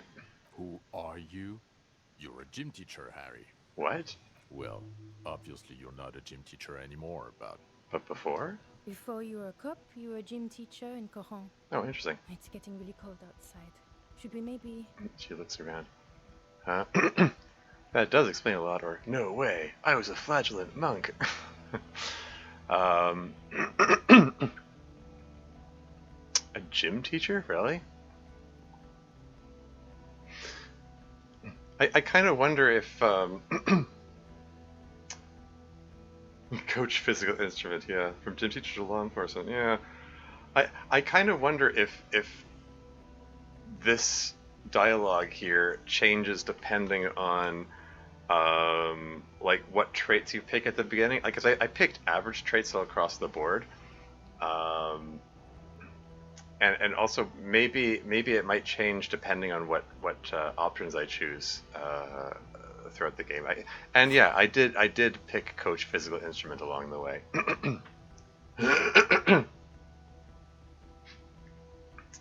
For that matter, I mean, all that stuff about how I told all the other cops out because I was they were cramming my style, etc. That might be because I picked some kind of superstar file cabinet option.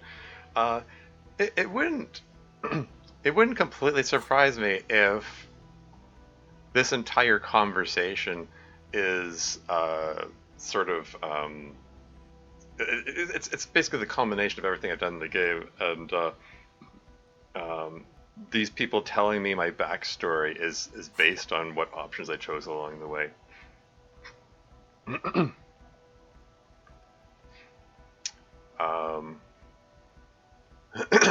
And yeah, like as Dev indicated, the fact that I kept the volume ejection compressor might account for the lines about how you know, keeping the shit together and all that.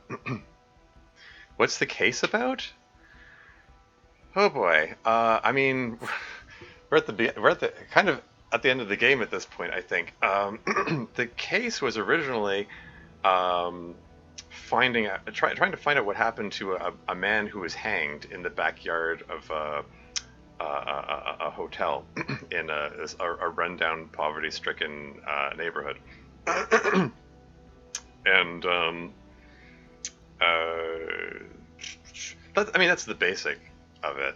We were supposed to find out who who murdered the guy.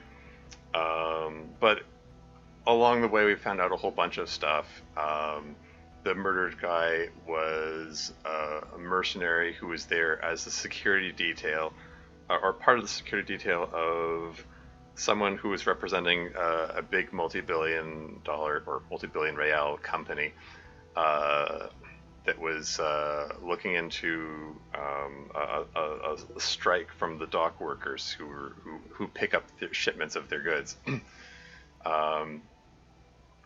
And the dock workers, they sort of act as I don't want to say vigilantes. They act as the because there's basically no police enforcement in the neighborhood because it's that bad. Like none of the police departments want to touch it.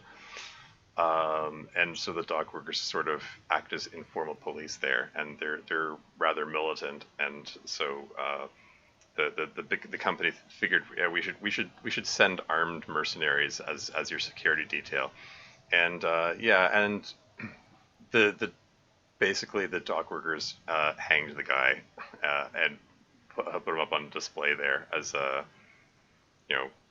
kind of as a warning, presumably. Although it turned out there's more to it than that.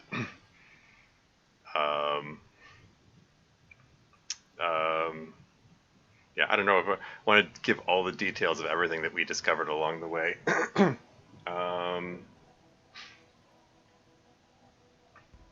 But yeah, I don't know. That was the basic gist of it, I guess.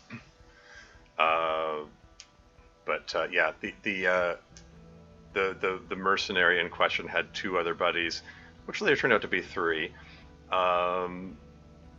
who have full body armor and automatic weapons, who were looking for revenge. So this whole thing culminated into a bit of a bloodbath. There was a shootout between these armed mercenaries and the dock workers, and yeah. Theoretically, we were supposed to try to solve the case before the bloodbath, and I didn't do that in time, so bloodbath occurred. A bunch of people got shot. I failed all rolls except for one. Kim was one of the people who got shot, by the way. That's why he's not here now, and why Kuno's here instead. And Kuno was like, that was so awesome. Like, you shot that guy in the face. And I want to be a cop now.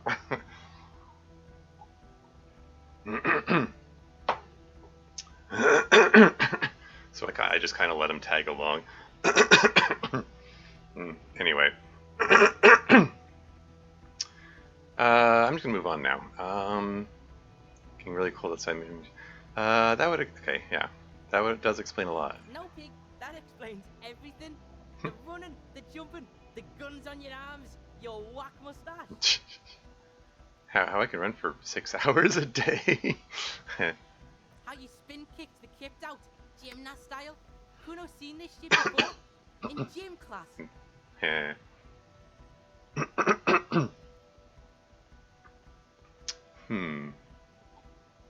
The running for 6 hours. It makes me wonder if I spent the game just walking the entire way. I wonder if maybe there wouldn't be these conversations about all the running. In this case, but it's complicated. Yeah.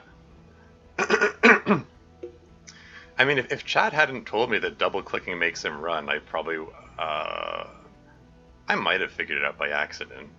I was mostly navigating using the arrow keys because it seemed more precise than clicking at that point. But anyway. And this guy too. And this guy too. When was this? When was I a gym teacher? Or you said in Courant I was a gym teacher there? Or why did I join the RCM then? Okay. When was this? When was I a gym teacher? In your 20s or late 20s. You've really let yourself go since then. Looks you over. You said in Courant I was a gym teacher there? Yes, you taught gym in Courant. I believe that's the term. Taught gym at a high school. You were a high school gym teacher. You taught... What do you mean, I believe that's the term? I mean, yeah, taught gym in Courant. That taught gym is perfectly good term turn of phrase? The smell of sweat and glue, the worn floorboards. Was this easy remembering this? Anyway, why did I join the RCM then? The regular. You found some chick. She inspired you to fight the big fight. Be more than you are. All that. Huh.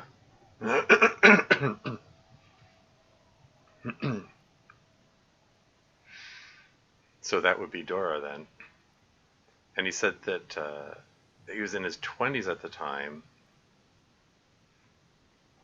And he's, I mean, I never did try to use the date of birth generator thing to figure out how old I actually am. But they were saying like either 50s or 60s maybe. Has he really been lamenting losing her for like decades? You, every morning, walking from Voyager Road to teach gym. She, leaving for the academy with her spring coat on. The air filled with the smell of smoke and raspberries, and incredible hope. An ocean full of hope. Okay, I see now. Kuno fucking knew there had to be something wrong if you can run like that.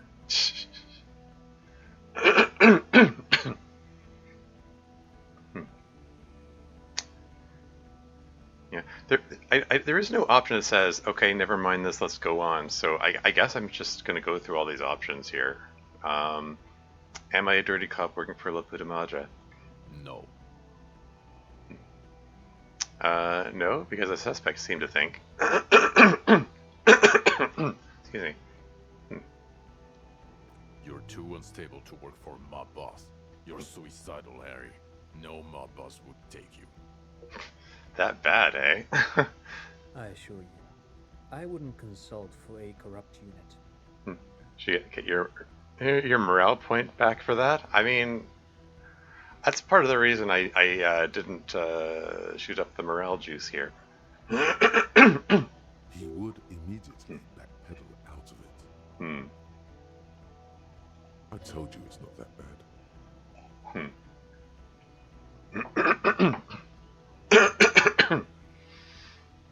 With Phasmid, I need to tell Lena about this ASAP? I mean, okay, sure, why not?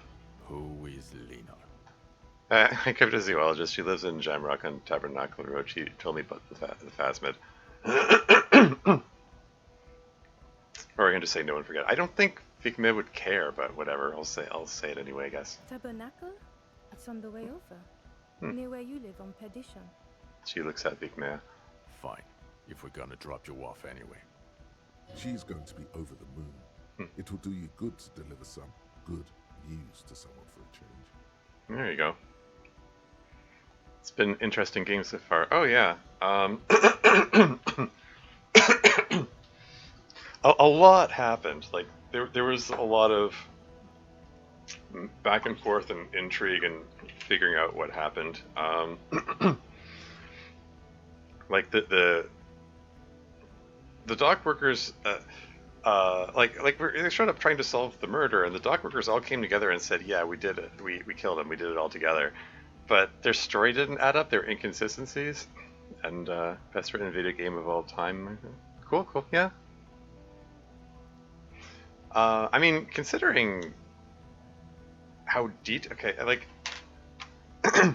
in addition to the story and all the twists and turns that can go in, and all the characterizations, there's also the whole psychoanalytical factor going on, and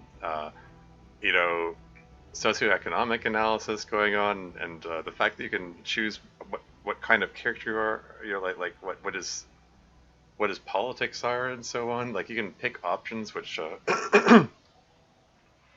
skew either capitalist or communist or there's tons of options in terms of directions that things can go in. Trade Danganronpa, if you're interested in games like this, mystery kind. I saw some bits of someone playing Danganronpa. It does look interesting.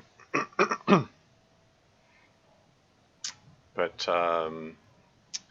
Yeah, and there's a lot of good interesting characterization and voice acting going on too, and it's just yeah, generally just a very well put together game. It's pretty cool.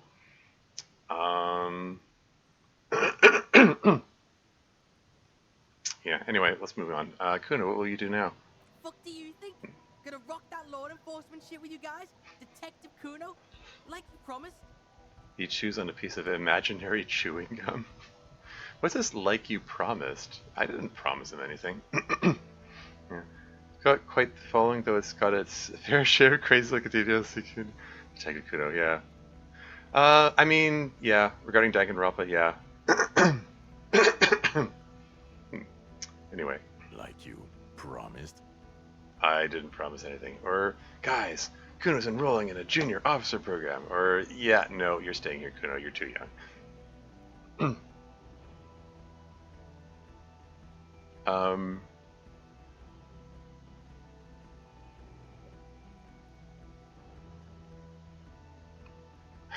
What does this mean, like you promised?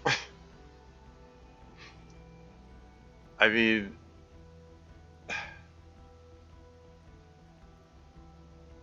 he is too young. He's 12. He's not going to be an officer. It's anyone, but there is a noticeable problem?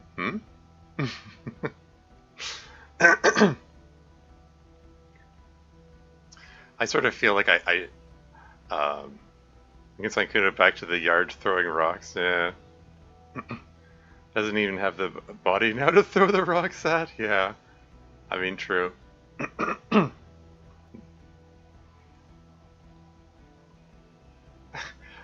I don't like Kuno enrolling in a junior officer program. I mean,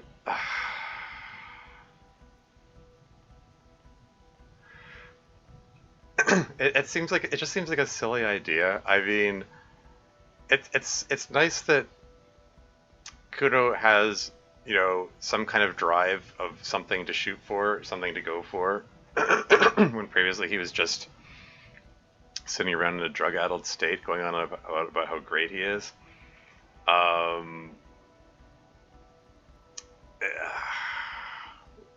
Like, hey, it's cool to have, something to work towards in your life. Something, some direction in your life. Good on him. Would like to be encouraging.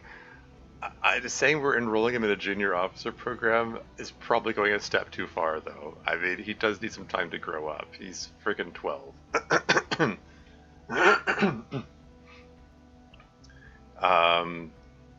So really it's a toss-up between these. Like, yeah, no, you're staying here, you're too young. Or I can say, but I didn't promise anything.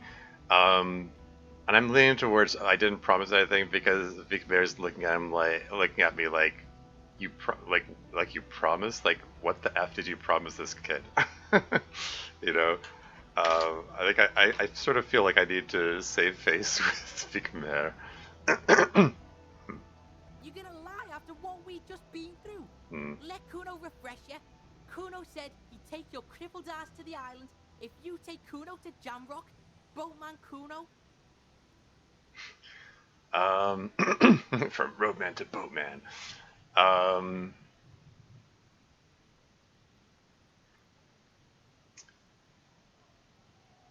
I don't think that's how the conversation went, Kuno. I mean, we took Lillian's boat there. And by we, I mean I. Like, Harry was in the boat by himself. Kuno went and buggered off for, and found his own way to the island. We didn't make any promises to you, Kuno. Sorry. I'm quite sure it wasn't like that, sire. Thanks, drama. Perhaps it was an unspoken agreement between you and the junior officer. Okay. Yeah, no, you're staying here, Kuno. You're too young. I can't help feeling a little bad for saying it, because Kuno he's such a jerk in the beginning, and He's finally maybe showing like I don't know.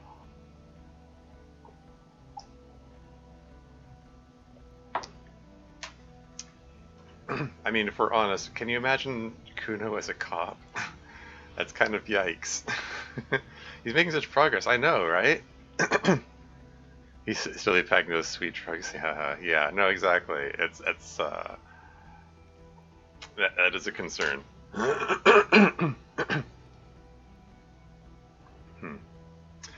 Yeah, sorry, Kuno, you're too young. Let's go with that. The fuck? Kuno's been seen with you? Out in the open? He's free game right now, singing to the popo phone, fucking informant shit. Got pig all over me, smoked pig. We've tainted Kuno's image. He's been seen with hanging out with police. And Kuno's a cop. That's mind-boggling to think about. Exactly. You're what? 10, 11? Kuno's fucking 19. Wait, what? He said he was 12 before. You have to be 15 for the junior officer program, and you are not. Hey, understand this. They're gonna hang me by the nuts if you leave me here. You want that on you, a dead kid? Or you want the Kuno at your station solving shit like we just did? Like we just did. As if Kuno had any contribution. I mean, he kind of tagged along. He didn't really do anything. Dropped the F-bomb. I mean, yeah. That's one kind of F-bomb for sure. Safe to get a rash from being around cops. Yeah. While being hard. His hands are shaking and his face is white. Yeah. I mean, yeah, Kuno probably does have reason to be afraid here. I mean, it's been strongly indicated that this neighborhood does not like cops. The fact that he was hanging out with them might like reflect really poorly on him in the eyes of people around here. He's genuinely scared of being left behind. Yeah. Lower your voice, Jean. He has nothing. Or, Jean, I want Kuno at our station solving this shit. Or, he's good on the island. He can do this. Or, I'm sorry, we just can't. It's not possible. Aw, man.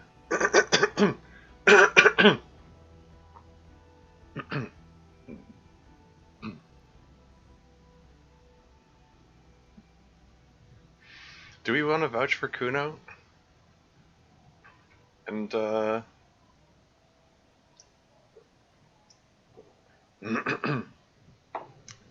I mean, he, like I said, he probably lost some credibility by going on about the Insulindian Phasmid and all that. Has he done anything wrong?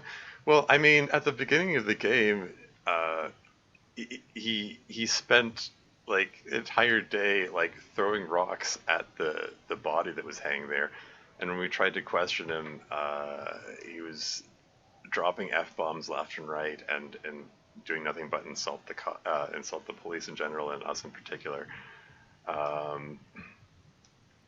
And Kim seemed particularly irritated by him. He's a drug addict at 12, but that's hardly his fault. True, yeah. So, he was a kid. Yeah, no, exactly. Like, honestly, if Kuno had the chance to, like, clean up and get better, you know, he could do some good, yada, yada, yada. I mean, it's like, everyone deserves a chance. The trouble is, like, he lives with his dad, who's also a drug addict, and that gives,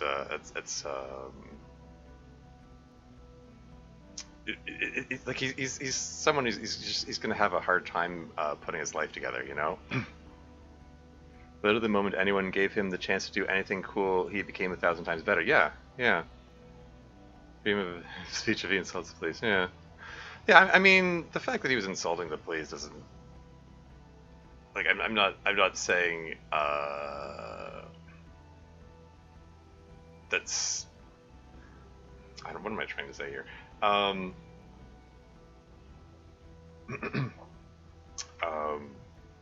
not saying that like the fact that he's doing that indicates that, oh no, he's a forever bad person and can't do any good. Like it's just, but it's just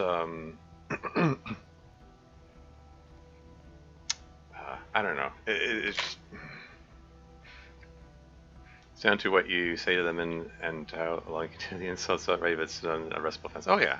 No, he didn't actually do anything wrong. It's just the fact that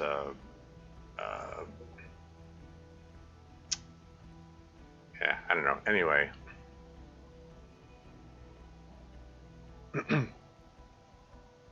So I can say, Jean, he has nothing.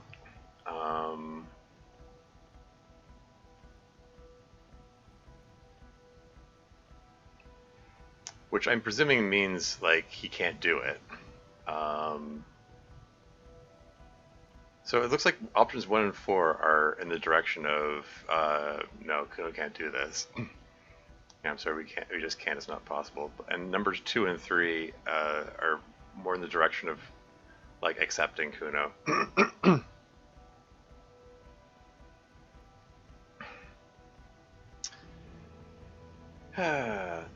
Do we want to give Kuno a chance?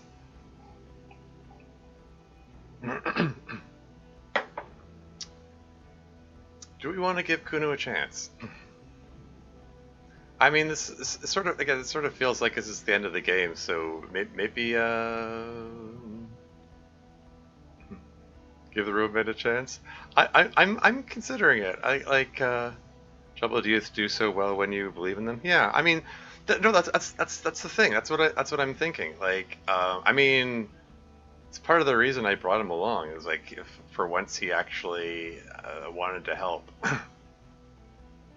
And he wasn't just being a little shit. And just saying, you know, pig this, pig that, and constantly insulting us. I mean, I'm sure he'll be absolutely fine staying with Kuno S and his drug-addicted dad in a town that's falling apart if you don't. Haha, yeah. He's got funny lines, yeah.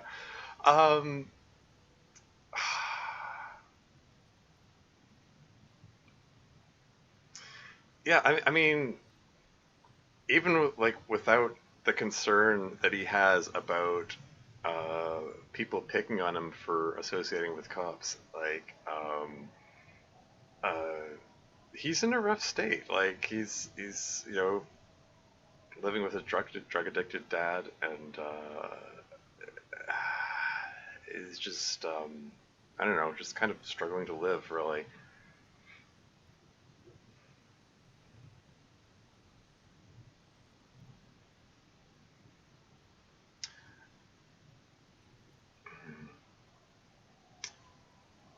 I'm gonna go with he was good on the island. He can do this. I'll give it a shot. I have a feeling this is going to be a hard sell. I don't think Vicmair's going to buy this, but yeah. I don't care. He can't be a cop. He's just a kid who says every 4 seconds. Check it to his dad. Oof, yeah. I won't say it. I won't say it anymore. Yeah. His teeth are clenched, and his throat moves in a gulping motion. Maybe you can take the kid with you. Enroll him a year earlier and say he's 14. If he... Special Son says, looking at the boy. I promise I won't say it. I won't say any of it anymore. He shakes his head so hard his face turns red. Yeah, you get the feeling Kuno really means it this time. Look at how good he's being here. Oh, for God's sake. Yes, we'll do it. She sighs. There we go. Good girl, Judy. Another sigh of surrender. I got a recruit detective Kuno de Reuter. I got an achievement for that. Disco Elysium once again. Yeah.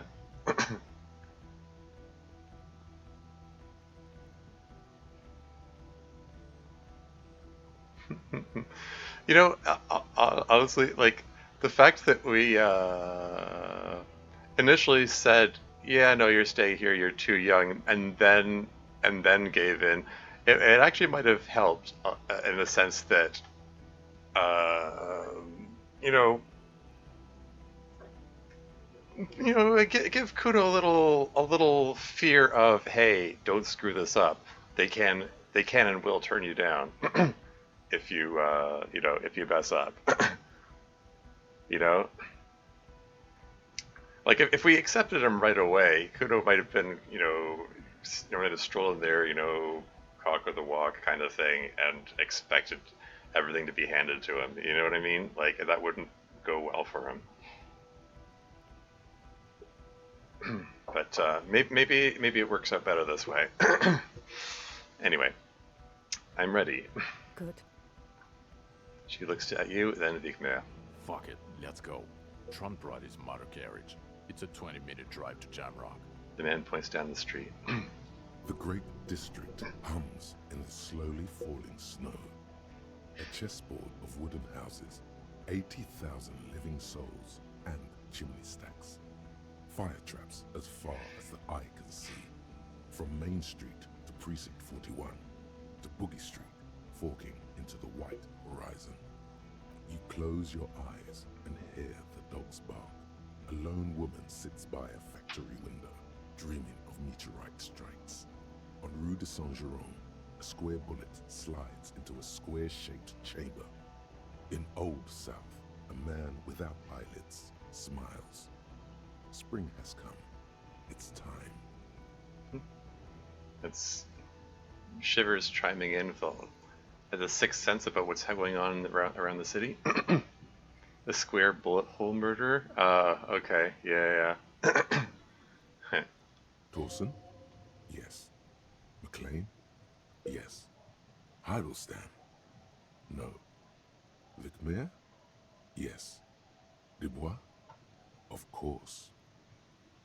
Splitacott said no to Heidelstein? I mean, he said he's there in an advisory capacity, or consultant capacity, I guess. Really? Nick Gottlieb looks up from the list. I hear he's unstable. You say that like it's a bad thing. Captain Potomac Price gestures with a ballpoint pen. It's dim in the office, and the curtains are drawn. Harry's our man. He'll pull through. When he does, he'll side with the RCM. Understood. Gottlieb returns to the list. Minot? Of course. So, Sorry, is this again him having a sixth sense? What's happening in the other across town and because this is a conversation between Nick Gottlieb and Captain Price. Apparently, Captain Price believes in us. Harry's our man. He'll pull through. When he does, he'll side with the RCM. What does that mean? He'll side with the RCM. Implying that there's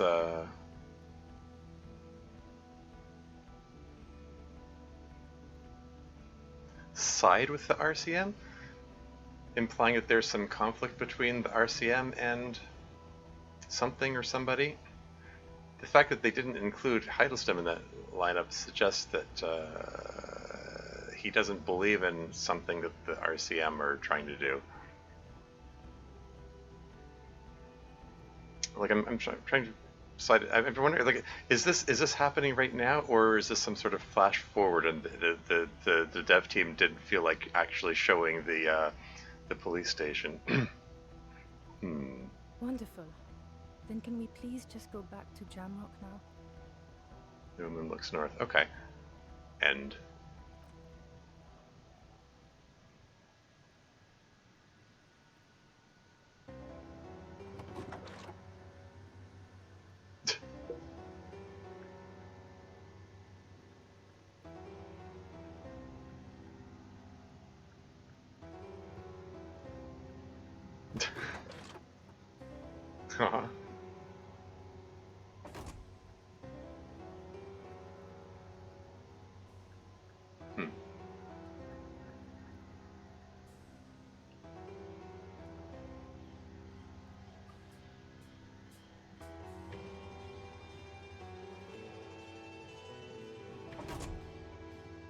Jean does care. Yeah. guess that's the end. Yeah.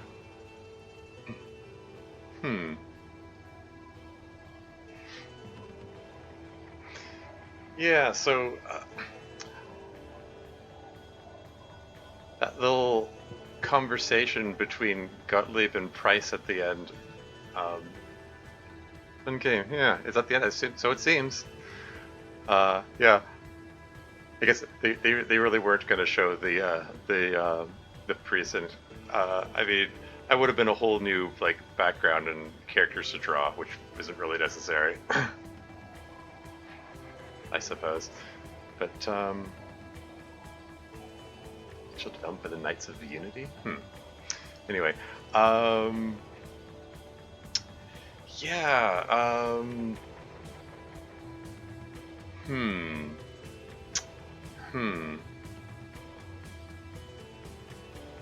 I am curious about that side with the RCM line at the end. Really was a Disco Elysium, yeah. It's hey, there's no post credits, and it shows you what happens with the characters afterwards. I mean, there might be. The credits are still going.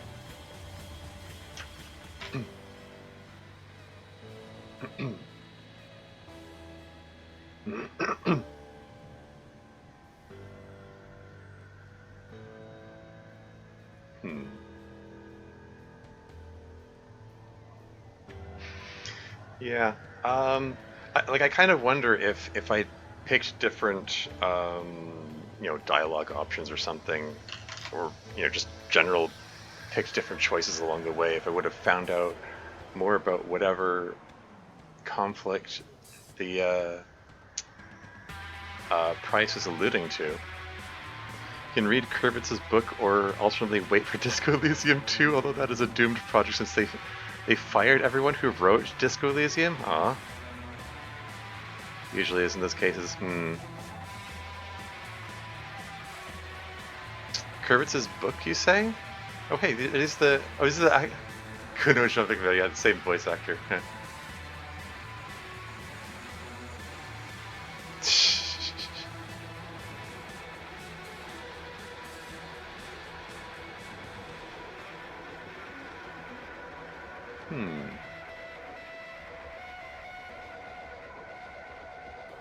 The guy who played Metrohead was actually named Dross. Did they name Dross's character after him?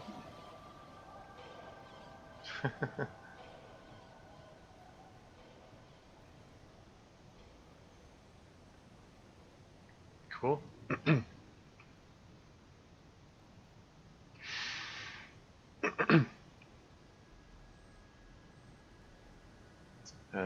Yeah, capitalists bought it. Making Choices commentary about capitalism subsuming everything, including critiques, hilariously true. Oof.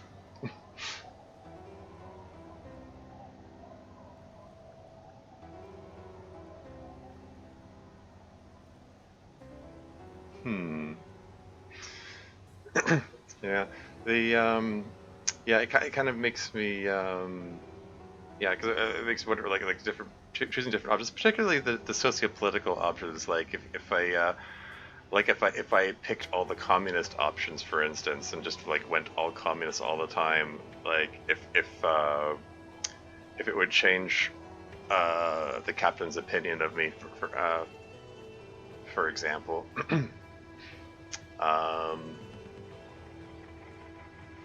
Insulindian phasmid. Pale latitude compressor.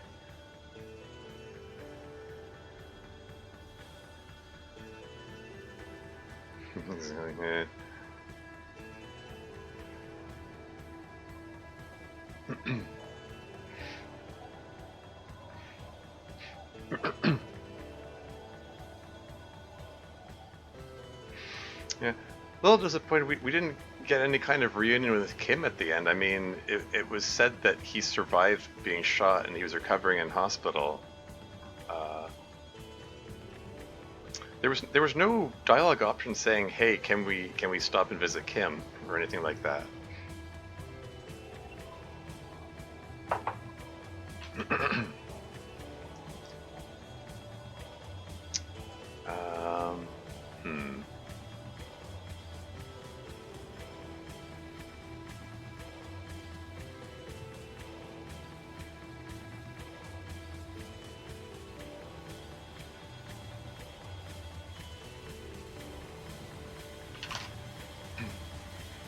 Yeah.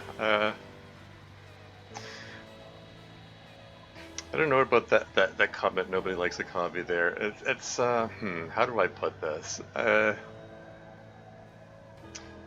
His it's one of those things where, like, in some ways, in theory, communism seems like a good idea, but in practice, it's gone horribly wrong in a lot of ways historically.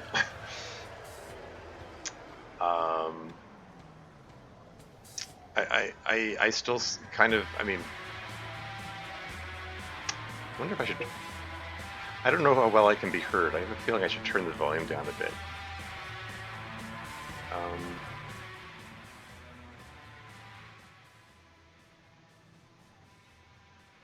Is the volume okay on your end there?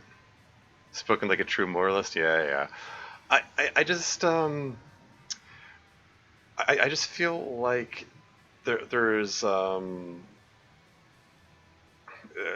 know, it's like that saying, like, what, everything in moderation, including moderation. I don't know. I just feel like there you need some maybe it needs a bit of everything. Like unchecked capitalism is incredibly inefficient and has all kinds of problems, and unchecked communism has a lot of problems too. Like maybe needs something. It's some hybrid of the system, the different systems. It's fine before, but it's fine now also.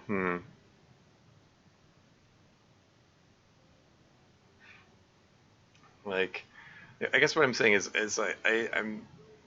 I wouldn't go as far as Slayer Rabbit's comment of nobody likes a commie. I mean, it's like I'm not saying that communism is all bad all the time.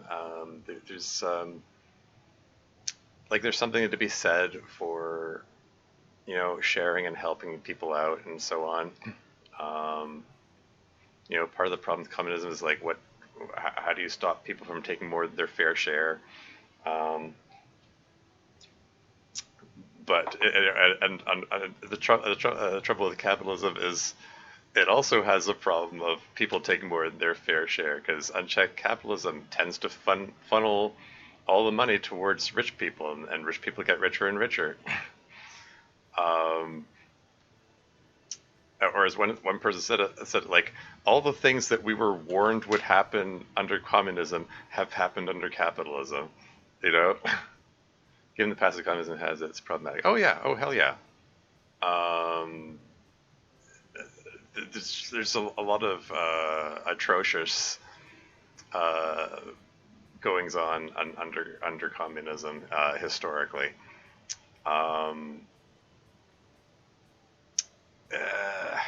It's I'm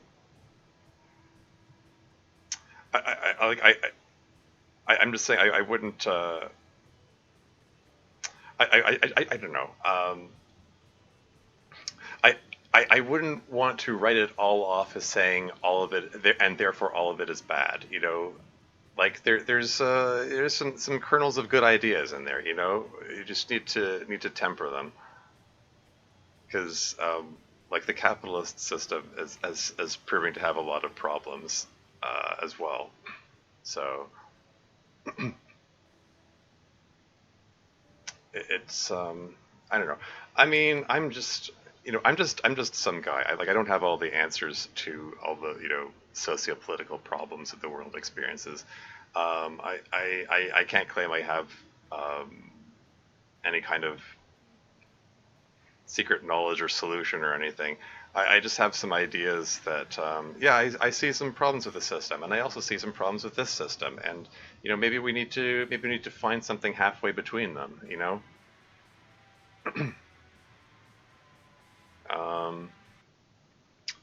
Whereas, as Dev expressed on one of the previous streams, that like real progress necessarily has to be slow over time. It happened incrementally. Like radical shifts in sociopolitical ideologies have their own share of problems. Now you can see that the main menu is from the Seaforth's perspective. Oh yeah? Is that so?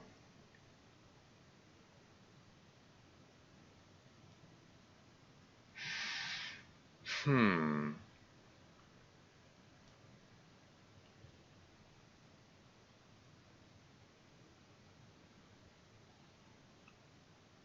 Yeah. I So yeah, there's lots of interesting stuff going on in there. Where do I even begin?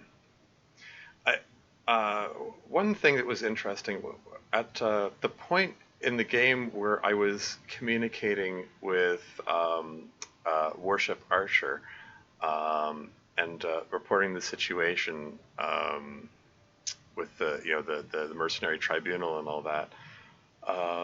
There were a couple of people in chat who were saying, "Oh, hey, I've never had that happen in any of my games," which was interesting to me.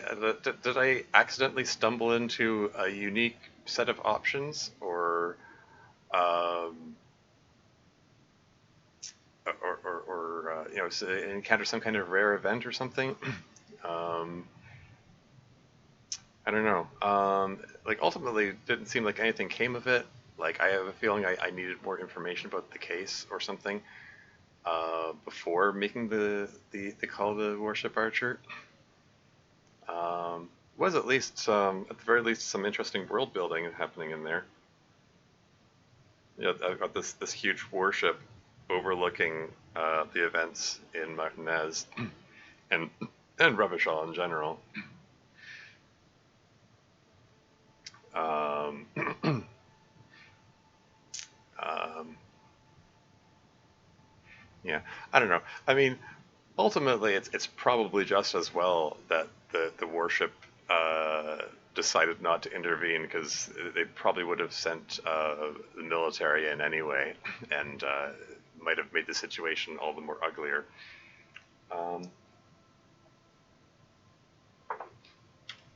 For that matter, the fact that Vic Meyer said that he didn't know anything about the mercenary tribunal coming um, kind of makes me wonder if there was some option there that I missed that I should have uh, uh, um, like maybe I was supposed to inform the police that was coming. I mean I didn't pick all of the options. Um, I mean, in a bunch of cases, deliberately, I didn't choose all of the options because they seemed like bad ideas. There were some things that I saw as bad ideas and I picked them anyway and sort of regretted it. I mean, it would not surprise me in the slightest if showing the Cornell guy pictures of his dead friend was a bad idea. That might have accelerated the bloodbath. You know, pissed him off some more.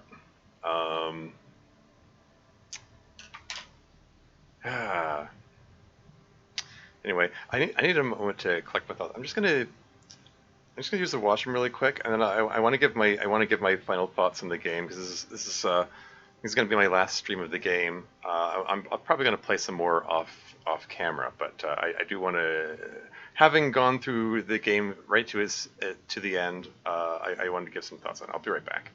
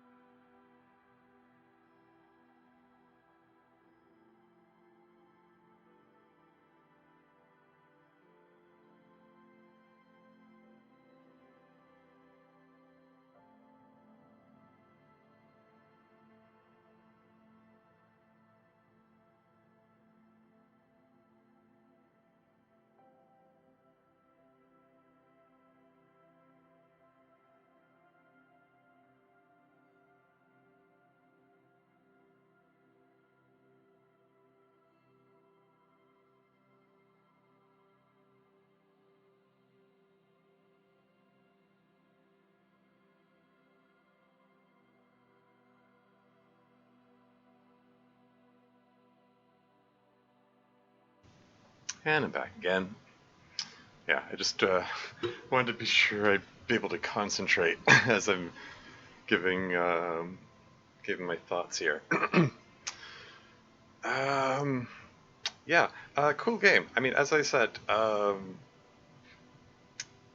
mean, it's got a lot of really neat ideas on a lot of fronts. I mean, it's like it's an intriguing story and mystery. It's got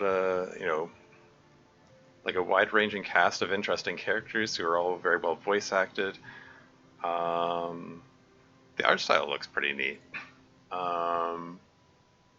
It's a very immersive world. It's got a fascinating level of detail in all this world building. I mean, like all the made up made up country names, city names, race names. Like they even made up new slurs for people. Yeah,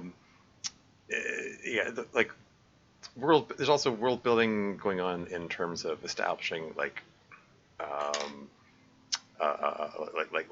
the technology level and so on. Like it said the year is 51, but I was wondering at one point. I mean, we never actually confirmed that was 1951. For all we know, it's 2051 or 2251. Like maybe this is some far-flung future, and like this war-torn region got like kind of nuked itself into this poverty-stricken state. Like it could have been a really neat end game to reveal if Harry left, finally left the region and found that that once he got out of Martinez, the rest of the world is in this like future utopia, and like that's why no one wanted to go to Martinez, because it's this beaten up, run down, poverty stricken place, because it's post revolutionary region that never recovered from the war from 40 years previously. I don't know. There was no such reveal.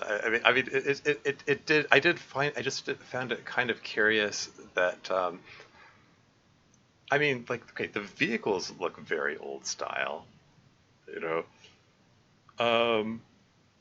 but they still have computers, and if computers in the 50s again they would have been like those huge room-sized computers. They don't have like the little box computers that they have nowadays. Microchips didn't exist back then. They didn't have that degree of miniaturization. Like, instead of having like a tiny microchip with thousands of wires on it, you had to have actual wires, and so like computers filled a whole room. But in this thing, like the radio computer, like it's, I mean, they're still bigger than today's standards, but they're pretty small for something that's supposedly from the 50s. But that doesn't the technology level isn't necessarily parallel to any like real world technology. So who knows?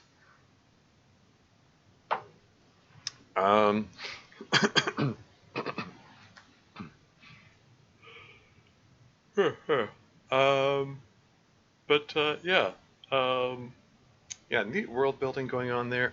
I feel like in a lot of ways we sort of just scratching the surface of the world building. Like there was something that never found out what the Pale is. I mean, Dev was indicating that there's some dialogue from Joyce where she tells me all about the Pale. Because Dev just can't resist giving spoilers. No, I mean, I harp on that a lot. I keep harping on the spoilers, backseat commentary. So, incidentally, feel free to give as many spoilers and backseating as you want at this point, because I finished the game now. I'm not going to be streaming anymore, so go ahead, spoil the heck out of stuff if you want. I don't know. I mean, a lot of my comments about, oh, you backseaters, or oh, you spoilers, I'm sort of delivering them in a way that makes it sound like, oh, like I'm joking and don't really mean it. But I actually do prefer to, have the game experience being as unspoiled as possible. And I don't know if you're still there, Deb, but I was quite miffed when you were so aggressively pushing me towards, click on the ledger, look at the ledger, pick all the options on the ledger, so I could get that cutscene. I would have much preferred to find that on my own.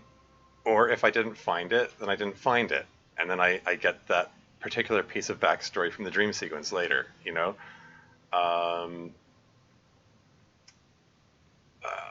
I don't think it improved my experience to be pushed into that, and maybe that's my fault. Like maybe I should have been, maybe that's my fault for treating the no spoilers please tag that I put on there as kind of a joking haha, is that a spoiler, instead of being like more firm about it and saying no, really, please don't put spoilers. Like if it's something that I don't know about in the game, then it's a spoiler. Like if you're telling me something related to the game that I don't know about, that's a spoiler. Like there's I'm just saying, apologies to Deb for singling you out, but you were kind of the biggest culprit in that. You were also the one that was trying to direct me to the Harry's car, saying, oh, you should follow the footprints and you're going to find a car there, and so on. It's like, don't tell me to go looking for things I don't know about yet. Like no, like don't do that. I don't want spoilers. I want to explore organically and find stuff on my own. Like, the exploration and my own personal theory crafting and figuring out what's going on and all my, as I go on all my tangents and stuff. That's what's interesting to me. I want to check that out and find it out on my own. Or, if I don't find it out, fine. I mean, that's part of the experience too. As somebody said, there's no wrong way to play the game.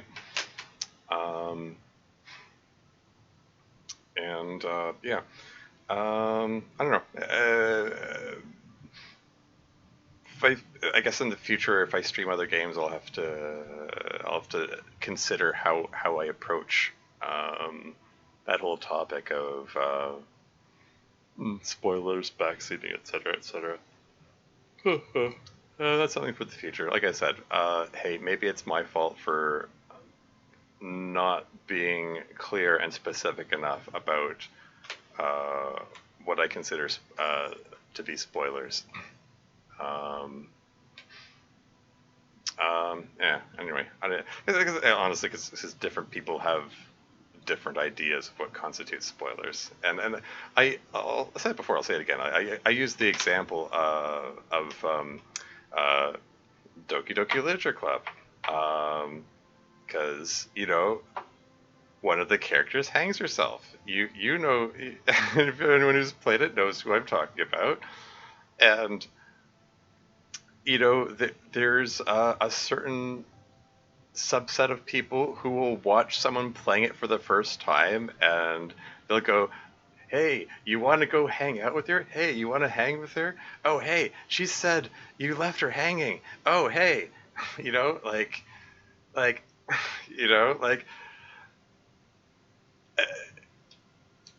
some people might look at that and say, oh, that's technically not a spoiler because they didn't say Sayuri hangs herself.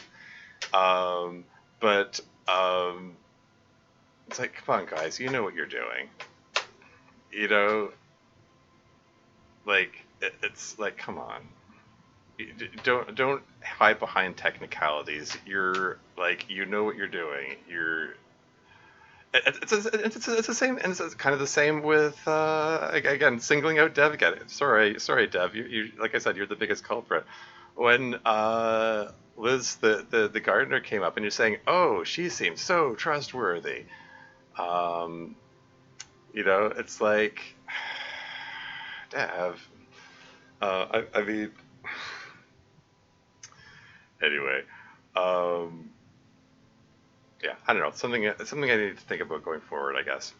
Anyway, but yeah, the game. Shoot, where do I begin? Yeah, it's a cool game. Very well put together. There's a lot packed into it. It's hard to know where to begin commentating about it. Like how wide-ranging your options are in terms of like what kind of character you want to make for yourself, like not just in terms of the like the stats you choose, but like whether you want to be a boring cop, or you want to be the superstar cop, or you want to be the sorry cop. I believe there's an option for a hobo cop in there as well. Um, um, hmm.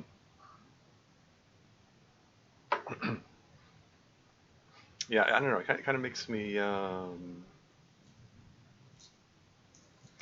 I just don't know. I just wonder, like if I hadn't, like I just the only reason I picked the superstar cop option at the beginning is because it was the beginning of the game, and I was like, I don't know what these do. I'm just gonna click it and see what happens.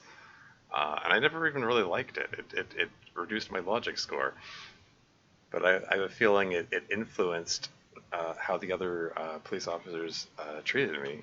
So. And I think it had an influence on that, how that whole conversation at the end went.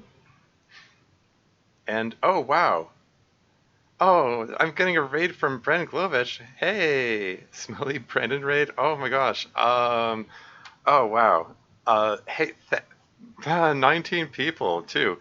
Thank you so much for the raid, Brandon. Hi everybody. I am Tormuse. You caught me right at the end. I just finished the game like 5 minutes ago. I won the game. I reached the end, and I'm giving my final commentary on the game. So this is a bit awkward. Um, but thank you for the raid. How did your stream go? Did you end up getting to the actual game? I remember you were. Yeah, thank you. Thanks for the congratulations, McManthony. My second monitor is too far away. I sometimes have to squint at it to read the comments in chat. But yeah, got it. Yeah. Thanks. Well, shoot. I mean, now that I've got this infusion of people here all of a sudden, oh darn heck, maybe I should start another game or something. That was good. Got about halfway through Agrabah. Okay. So so Aladdin's world there. Yeah, that's cool. Yeah. So hey, you actually did get to the gameplay. Well, last I looked in, uh, you were still. I mean, you were still. At first, you were chatting about the upcoming PAX Con, and then when I looked in next, you were fiddling with the mod settings. But glad to hear you got to it eventually. um, but yeah. Um, hmm. Hmm. I yeah. I don't know. I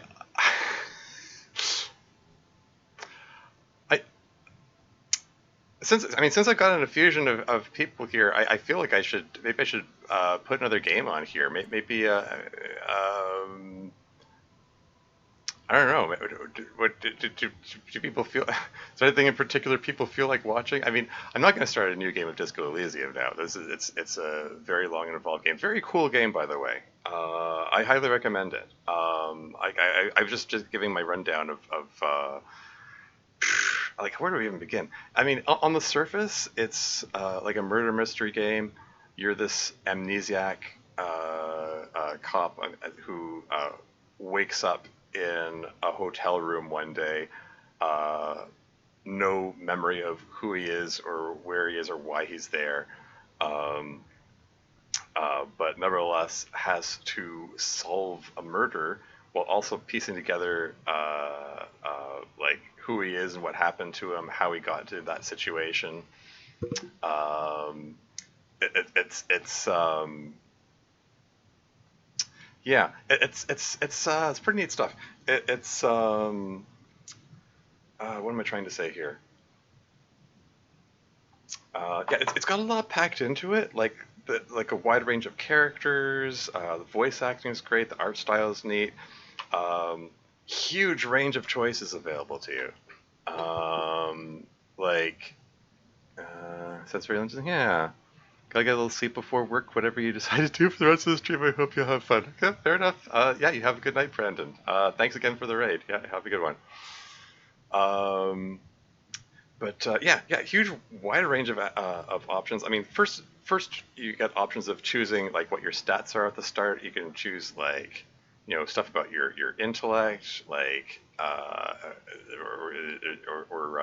how you're psychologically stable you are, or you can choose how physically able you are, or your and stuff like that. There's a huge range of options there, and there are like 24 different stats that you can level up, which is a lot. Like if we first see the screen of 24 stats, it's like, what do all these do?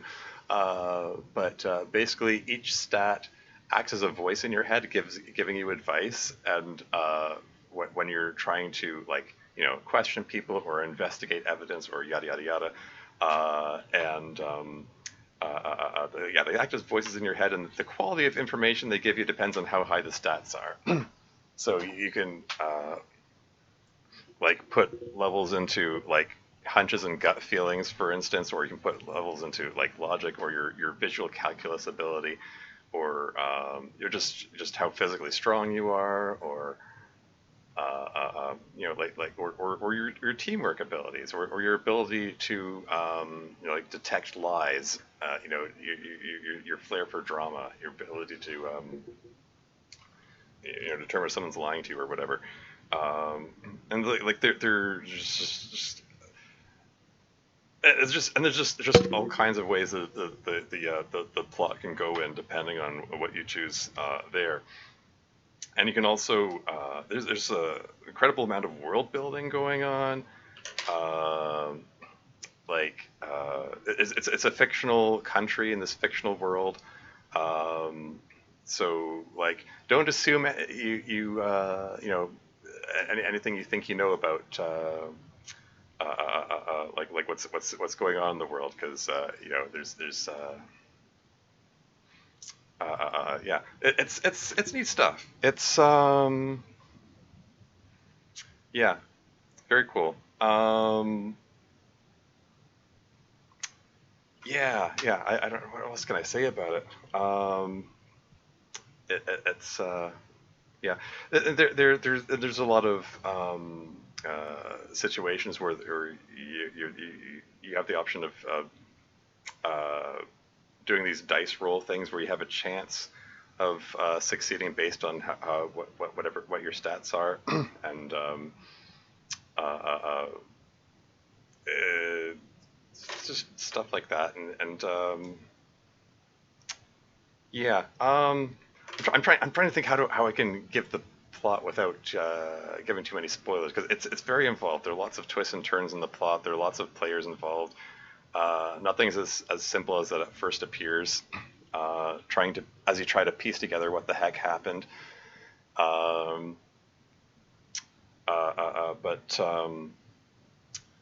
yeah, it's good stuff. Yeah, you can like all the dialogue options, there's some wild range in that too. You can choose. It's not like not just like these are the nice options and these are the rude options. They're also, you can sort of choose your ideology. Like you can be all about, you know, free market capitalism, or you can be about you know, socialism, communism. You can you can be, like, you know, a sorry cop, and, you know, be just be ashamed of yourself for being a cop, or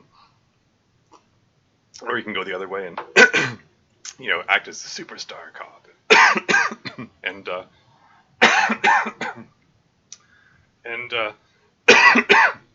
great. Sorry, a bit of water went down the wrong tube.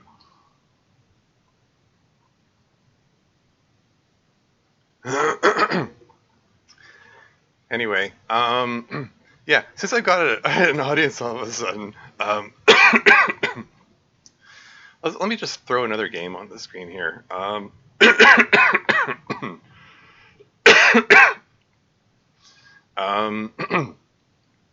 Bear with me.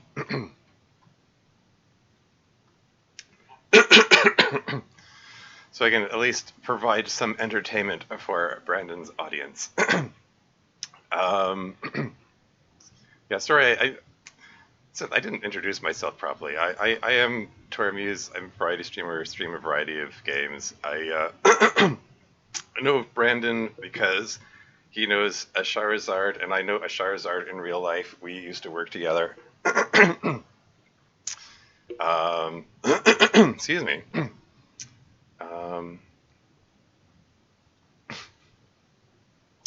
Let's put this game on.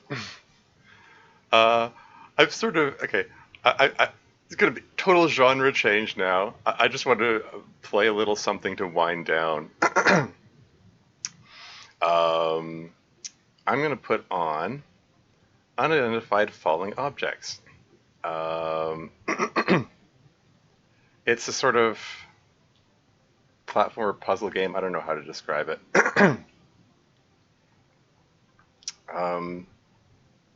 Turn off Disco Elysium and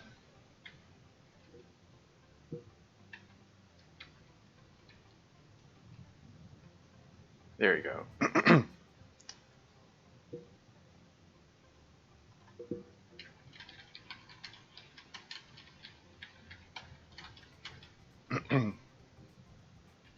Something else to wind down. Smiley face.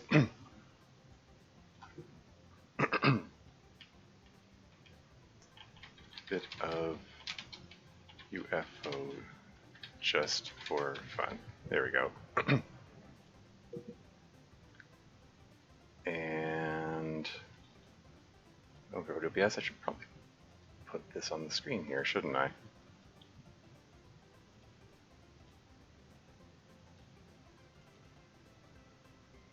Is that gonna work? There we go. There we go. And I can have some actual gameplay to watch. Oh, I should probably bring volume back there. Let me know if that volume level's okay. I have no idea. I normally do a test beforehand. This is a game I've already played the heck out of it and gotten all the achievements. Why is the animation chugging there? Oh, why is the animation chugging so much? I'm a little concerned about that. Okay, that's fine. Yeah, it's a little. I don't know how to describe it. You're trying to get combinations of blocks. Do I go with the pink ones or the green ones? Let's go with the pink ones. And groups them together. You can break them all at once. And you get more points for breaking bigger groups of them.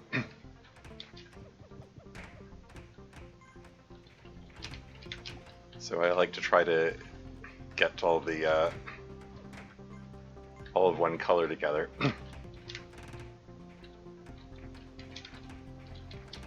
Oops, that was unintentional. Ah, frick, get out of there. I hate these things. Okay. Yeah,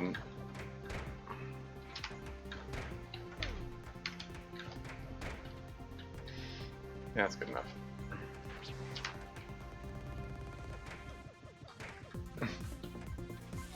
It's just, like, it's a very, on the surface, like, very cutesy looking game. It's got a fun little bop of a soundtrack to it.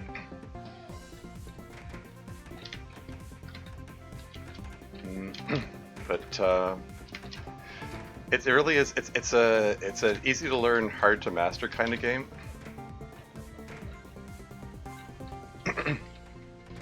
You collect the stars in order to level up, and the higher level you are,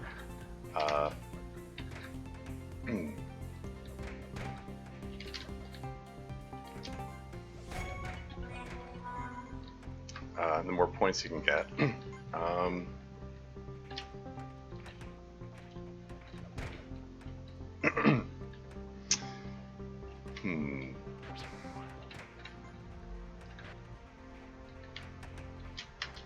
So I'm trying to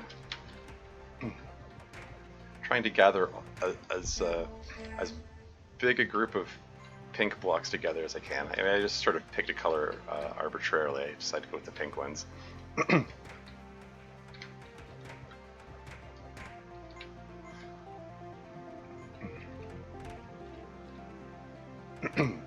Shoot.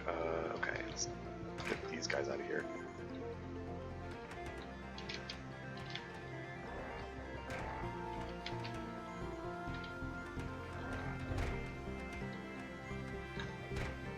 Yeah, and these little obstacle things come up, and they try to like shoot at you and stuff, but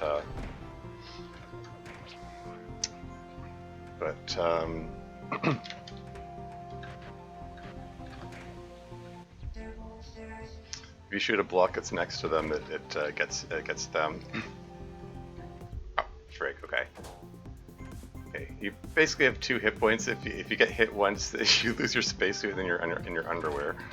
If you get hit a second time, you die. So best not to get hit a second time. But you can heal up if you get a level up.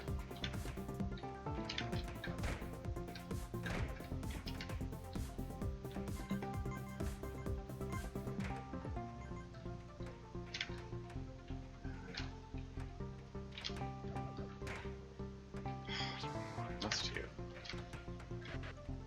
Let's go with shield. This little thing gives prizes, which can give you bonuses.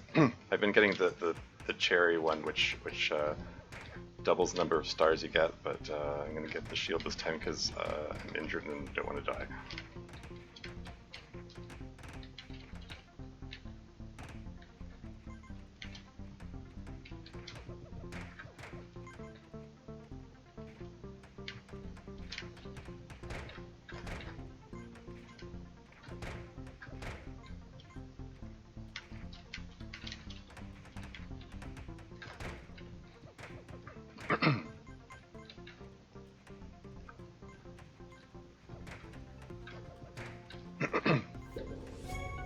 There you go.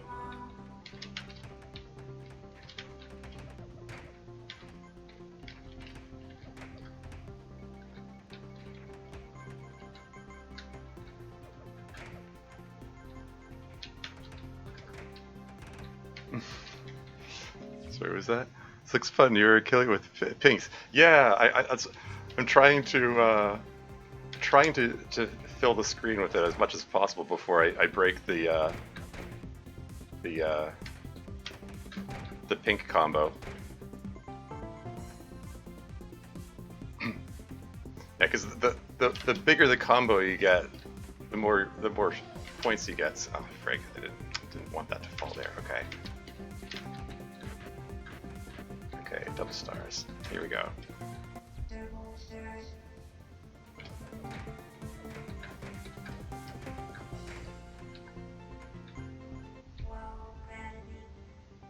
gravity? Sure, why not? Woo! Oh. I was trying to fill that with pink. Oh, darn it. Okay, it's fine. I can deal with this. Oh, no, you don't. I see you trying to slip to that spot that I created. Boom. Yeah, and as you level up, the more dangerous obstacles come up.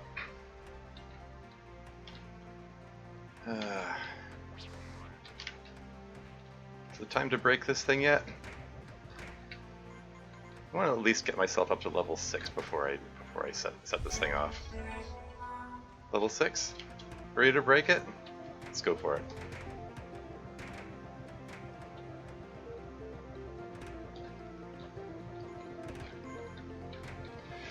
It takes... I have to shoot it 2 times for each block in it. So since there are a lot of blocks in here, it's going to take a lot of shots. I'm doing it. Ah, frick.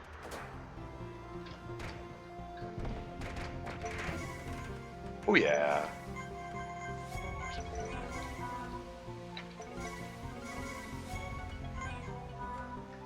Ooh yeah. Did anyone see how many points I got for that?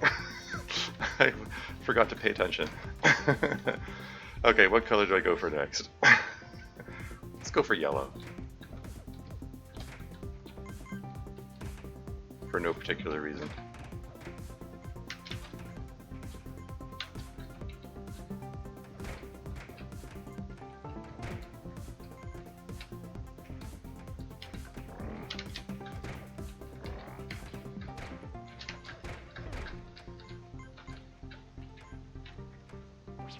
Keep collecting the stars because I still want to get more level ups.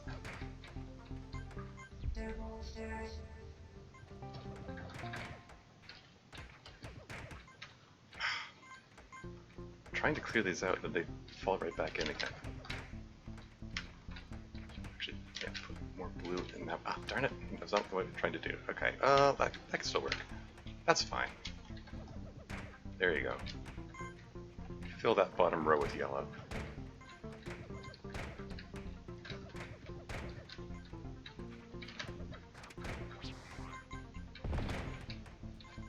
This is fine.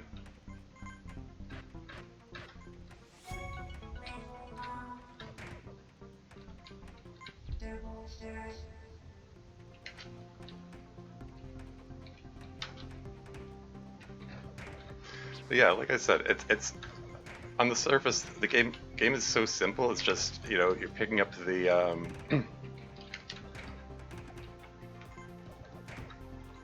you know, pick up the blocks, try to you know, get the combos and all that.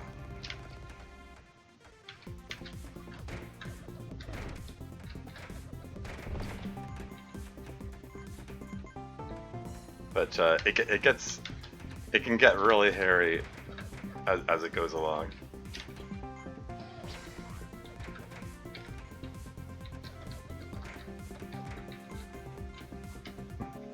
Sorry.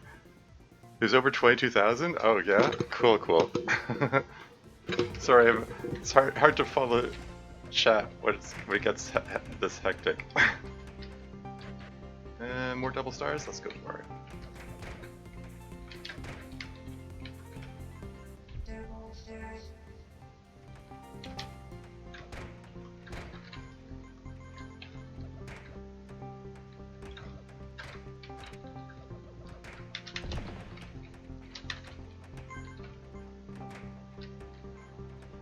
Okay, I do that and that. There you go. Gun. More doubles. Let's get a shield this time. My next level up isn't going to be for a while.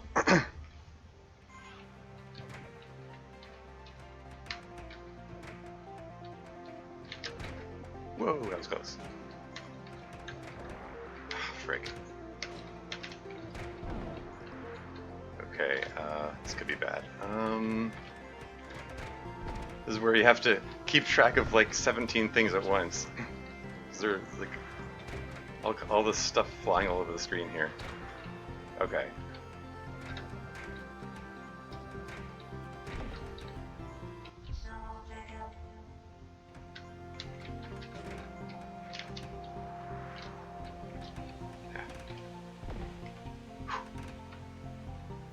Can we get rid of this guy? Thank you. Oh, there more than coming in? Great. Oh shoot, oh darn, oh heck. Oh heck, darn, heck. This isn't good. I'm actually stuck. Okay, this is where I die.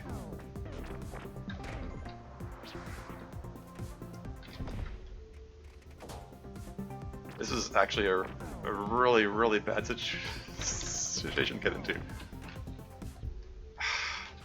And that's game over.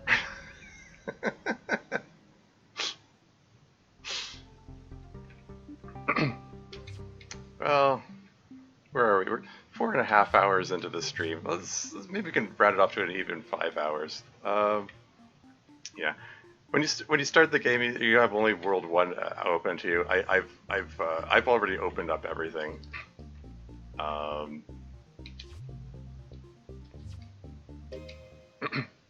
It's a neat game. I've found it kind of engrossing. Even though I've already gotten all the achievements, I still find it fun to putter around and see if I can beat my previous scores. Okay, what color am I going to go with this time? What do we have the most of here? Should we go with pink again? Sure, why not? Here, let's just... That's going to cover that, and then put that there. Let's see if we can get a... See if we can get a full row of pinks across the bottom. If we can.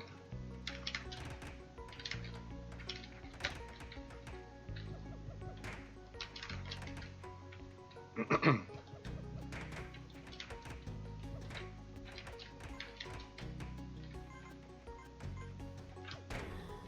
we're going to see a whole host of new kinds of enemies coming out now.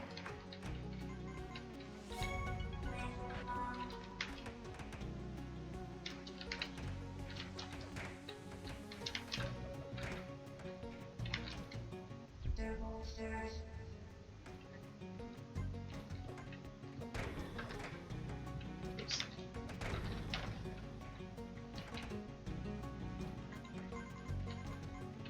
That's fine.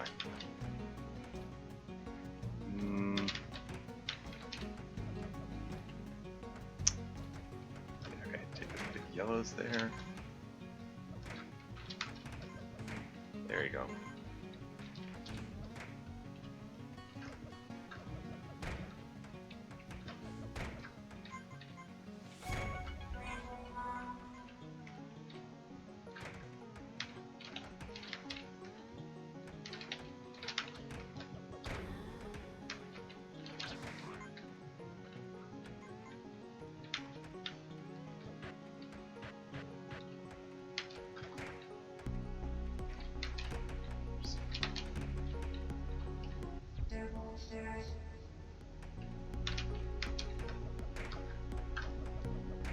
There you go. Full row of pink blocks along the bottom.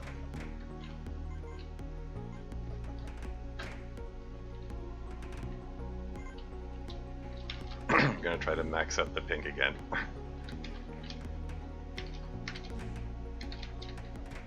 Nope. Didn't mean to do that. Okay.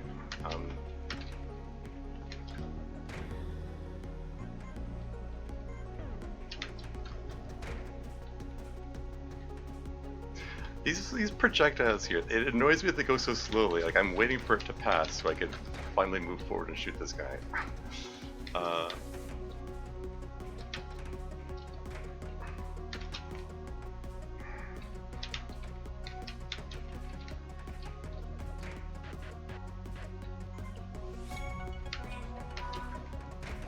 Ooh, that was close. Don't know how I avoided that.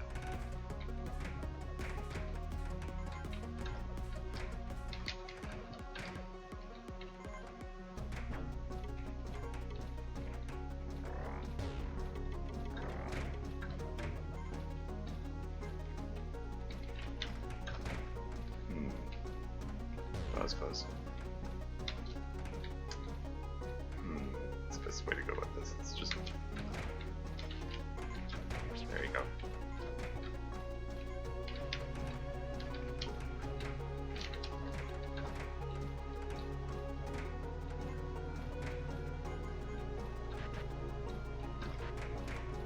That's not what... I was trying to get the double star again. Oh well. Low gravity isn't the worst thing.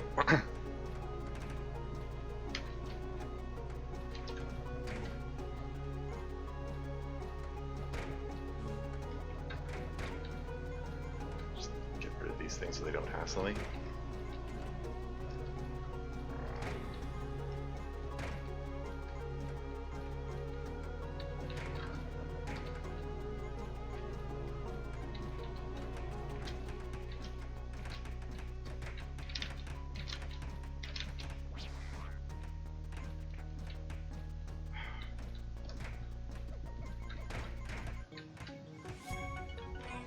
There we go. 3 solid rows of pink at the bottom there.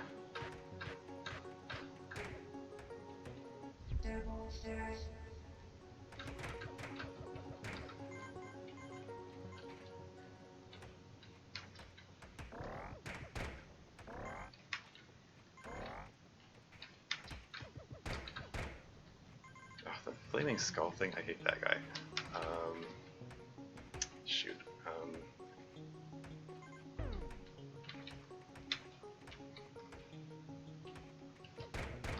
There you go. Got rid of him. Yeah, you just have to destroy the cube that spawns them, and then that makes them go away.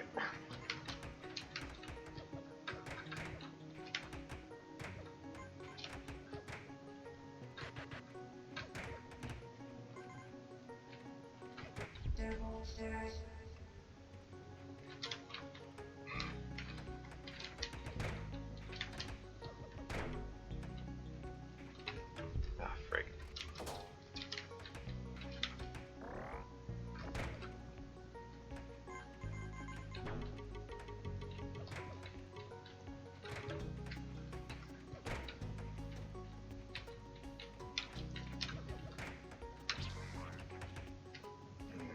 Oh, that's obnoxious.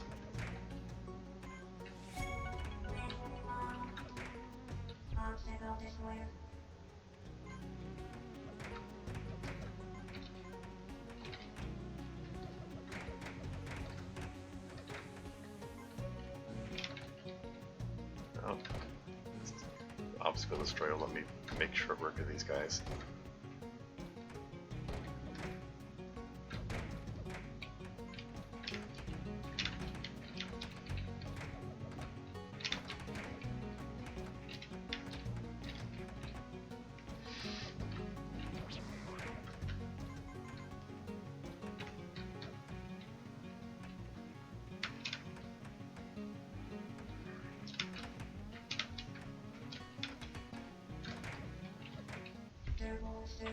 Is that a big enough combo? Should I break this thing now?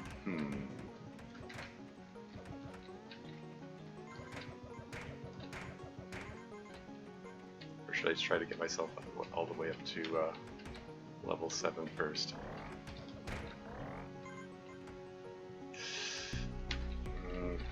That's gonna make things rough. Shoot. Okay, that's not good. Frick darn heck.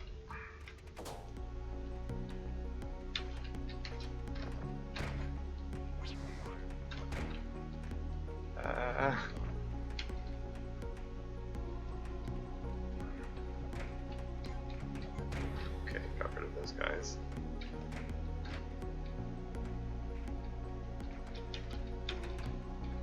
Okay, I have very little room to maneuver now. Okay, let's break this down.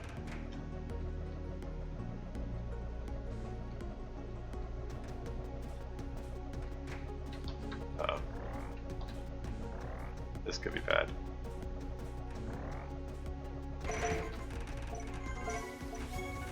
Wow. Somehow I pulled that off.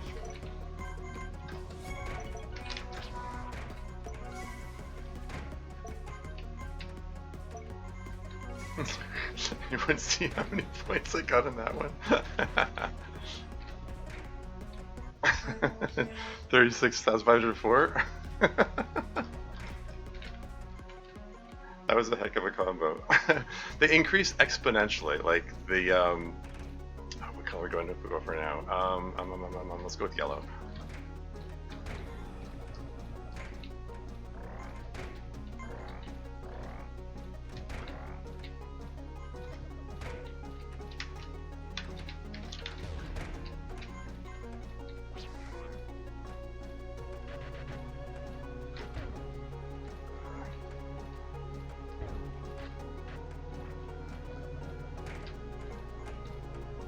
Shoot.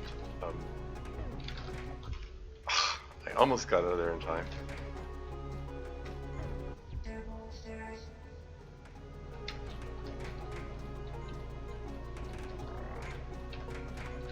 No! That was so... I was so... Like, the little level 8 on the side there, I was almost full. If that reached full, I would have leveled up and been healed. Almost the entire stage, yeah. Well, darn. If I'd healed, I would have survived that. Oh well. Yeah, let's try one more time. Yeah, incidentally, if you look at the global leaderboard, the number 10 score is 104,000, and I got an 11th place score there, and I actually got a high enough score to reach 10th place on that, and then somebody pushed me off almost immediately down to 11th place, and sat on 11th for several days since then. So I think they deliberately pushed me off the bottom and then just didn't care about it anymore. The entire stage it is. One block from living. I know. It was so close. I just had to grab some of those stars that were already there. Yeah, World 4, I believe. I currently have the 9th place score there, 117,604. So I got my name on the leaderboard there. And World 3, I did even better. I have a 151,000 point score there. It's in 5th place. But yeah, the World 2 one, 104,000, I can manage that. I feel like I should be able to get back on that leaderboard there. The World 1 score, the lowest score in the top 10 is 235,000. That's I've never gotten that high a score. I don't know if I'll be able to make that. But yeah, in fact, I got in 9th place there. Oops, there's pretty cool. How did I do on World 5? 31st place? Huge scores though, yeah. Like the top players in this game, like what is this? 4 million points at the top there. That's nuts. They played for 233 minutes straight, so that's 4 hours straight of gameplay in one session. And how is this possible? I don't know. What's this 9th place score? They got it in 10 minutes? I don't want to accuse people of cheating, but that's a little sus. That's kind of sus there. Okay, one more round. One.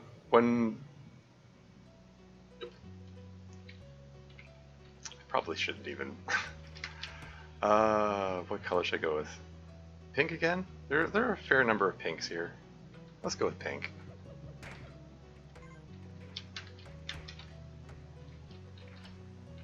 Whoa, that was close. No, get out of there. I'm going to put a yellow on there, and then just pile a whole bunch of pink ones over it. Actually, for that matter, there are enough yellows I might Might be better to go with that color. Yeah, whatever.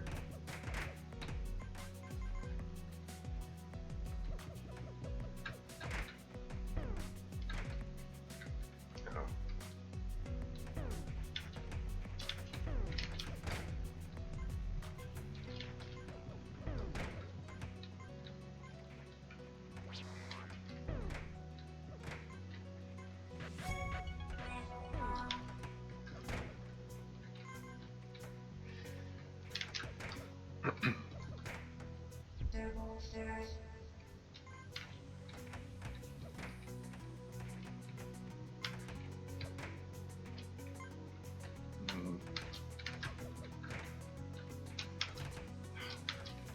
Yeah, that was close.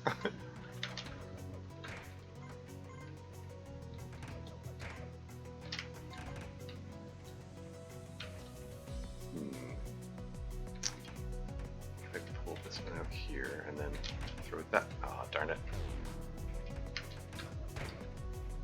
Take that big guy there. Yeah, this is fine.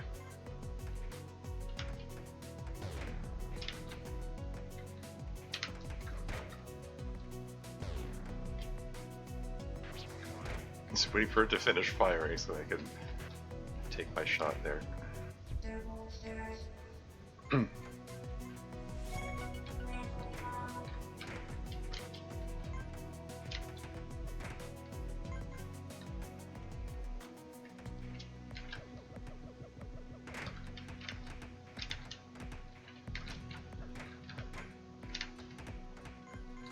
you go.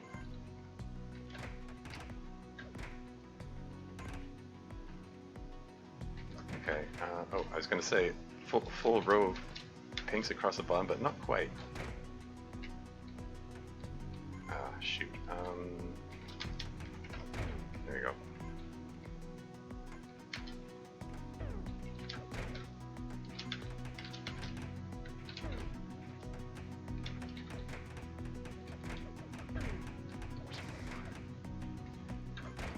There you go.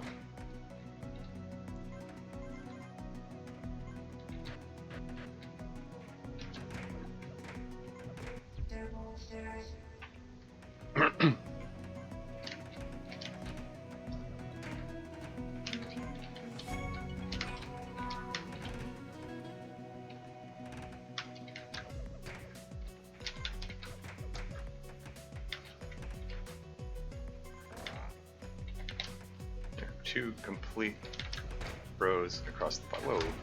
Whoa, across the bottom there. Nothing but pink. That sounds so suggestive. Why did I say it that way?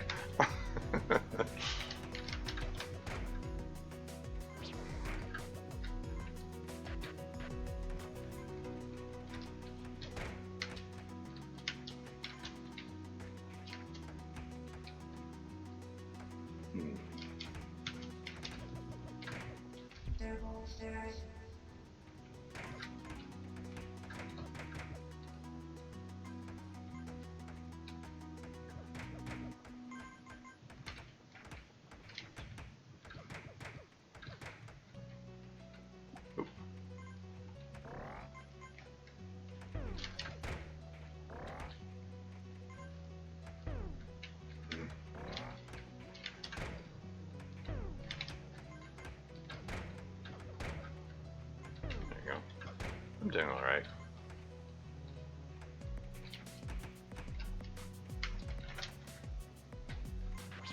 Starts.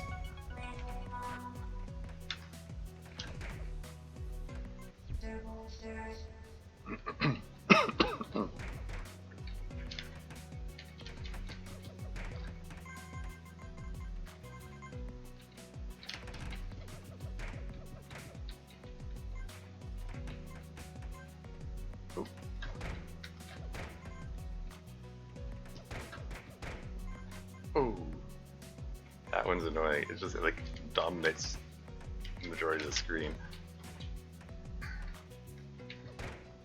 It's all good though.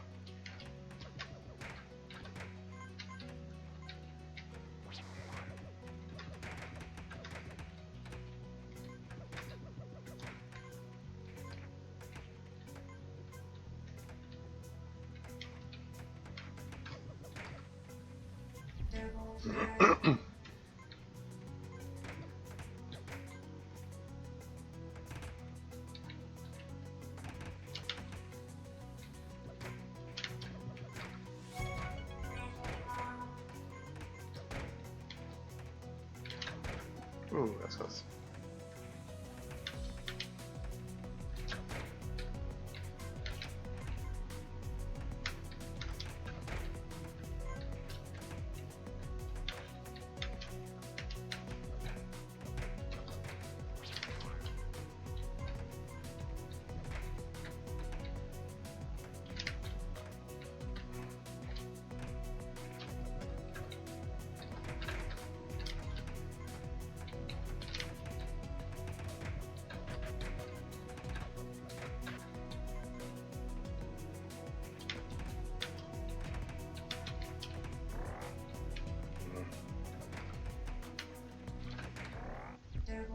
Okay, this could be bad. Maybe I should take this thing out now. Ah, crap. Okay. Whoops. Alright, waited a little too long to take him out that time. Oops. It's a little crowded at the end there. Anyway, that's enough of that.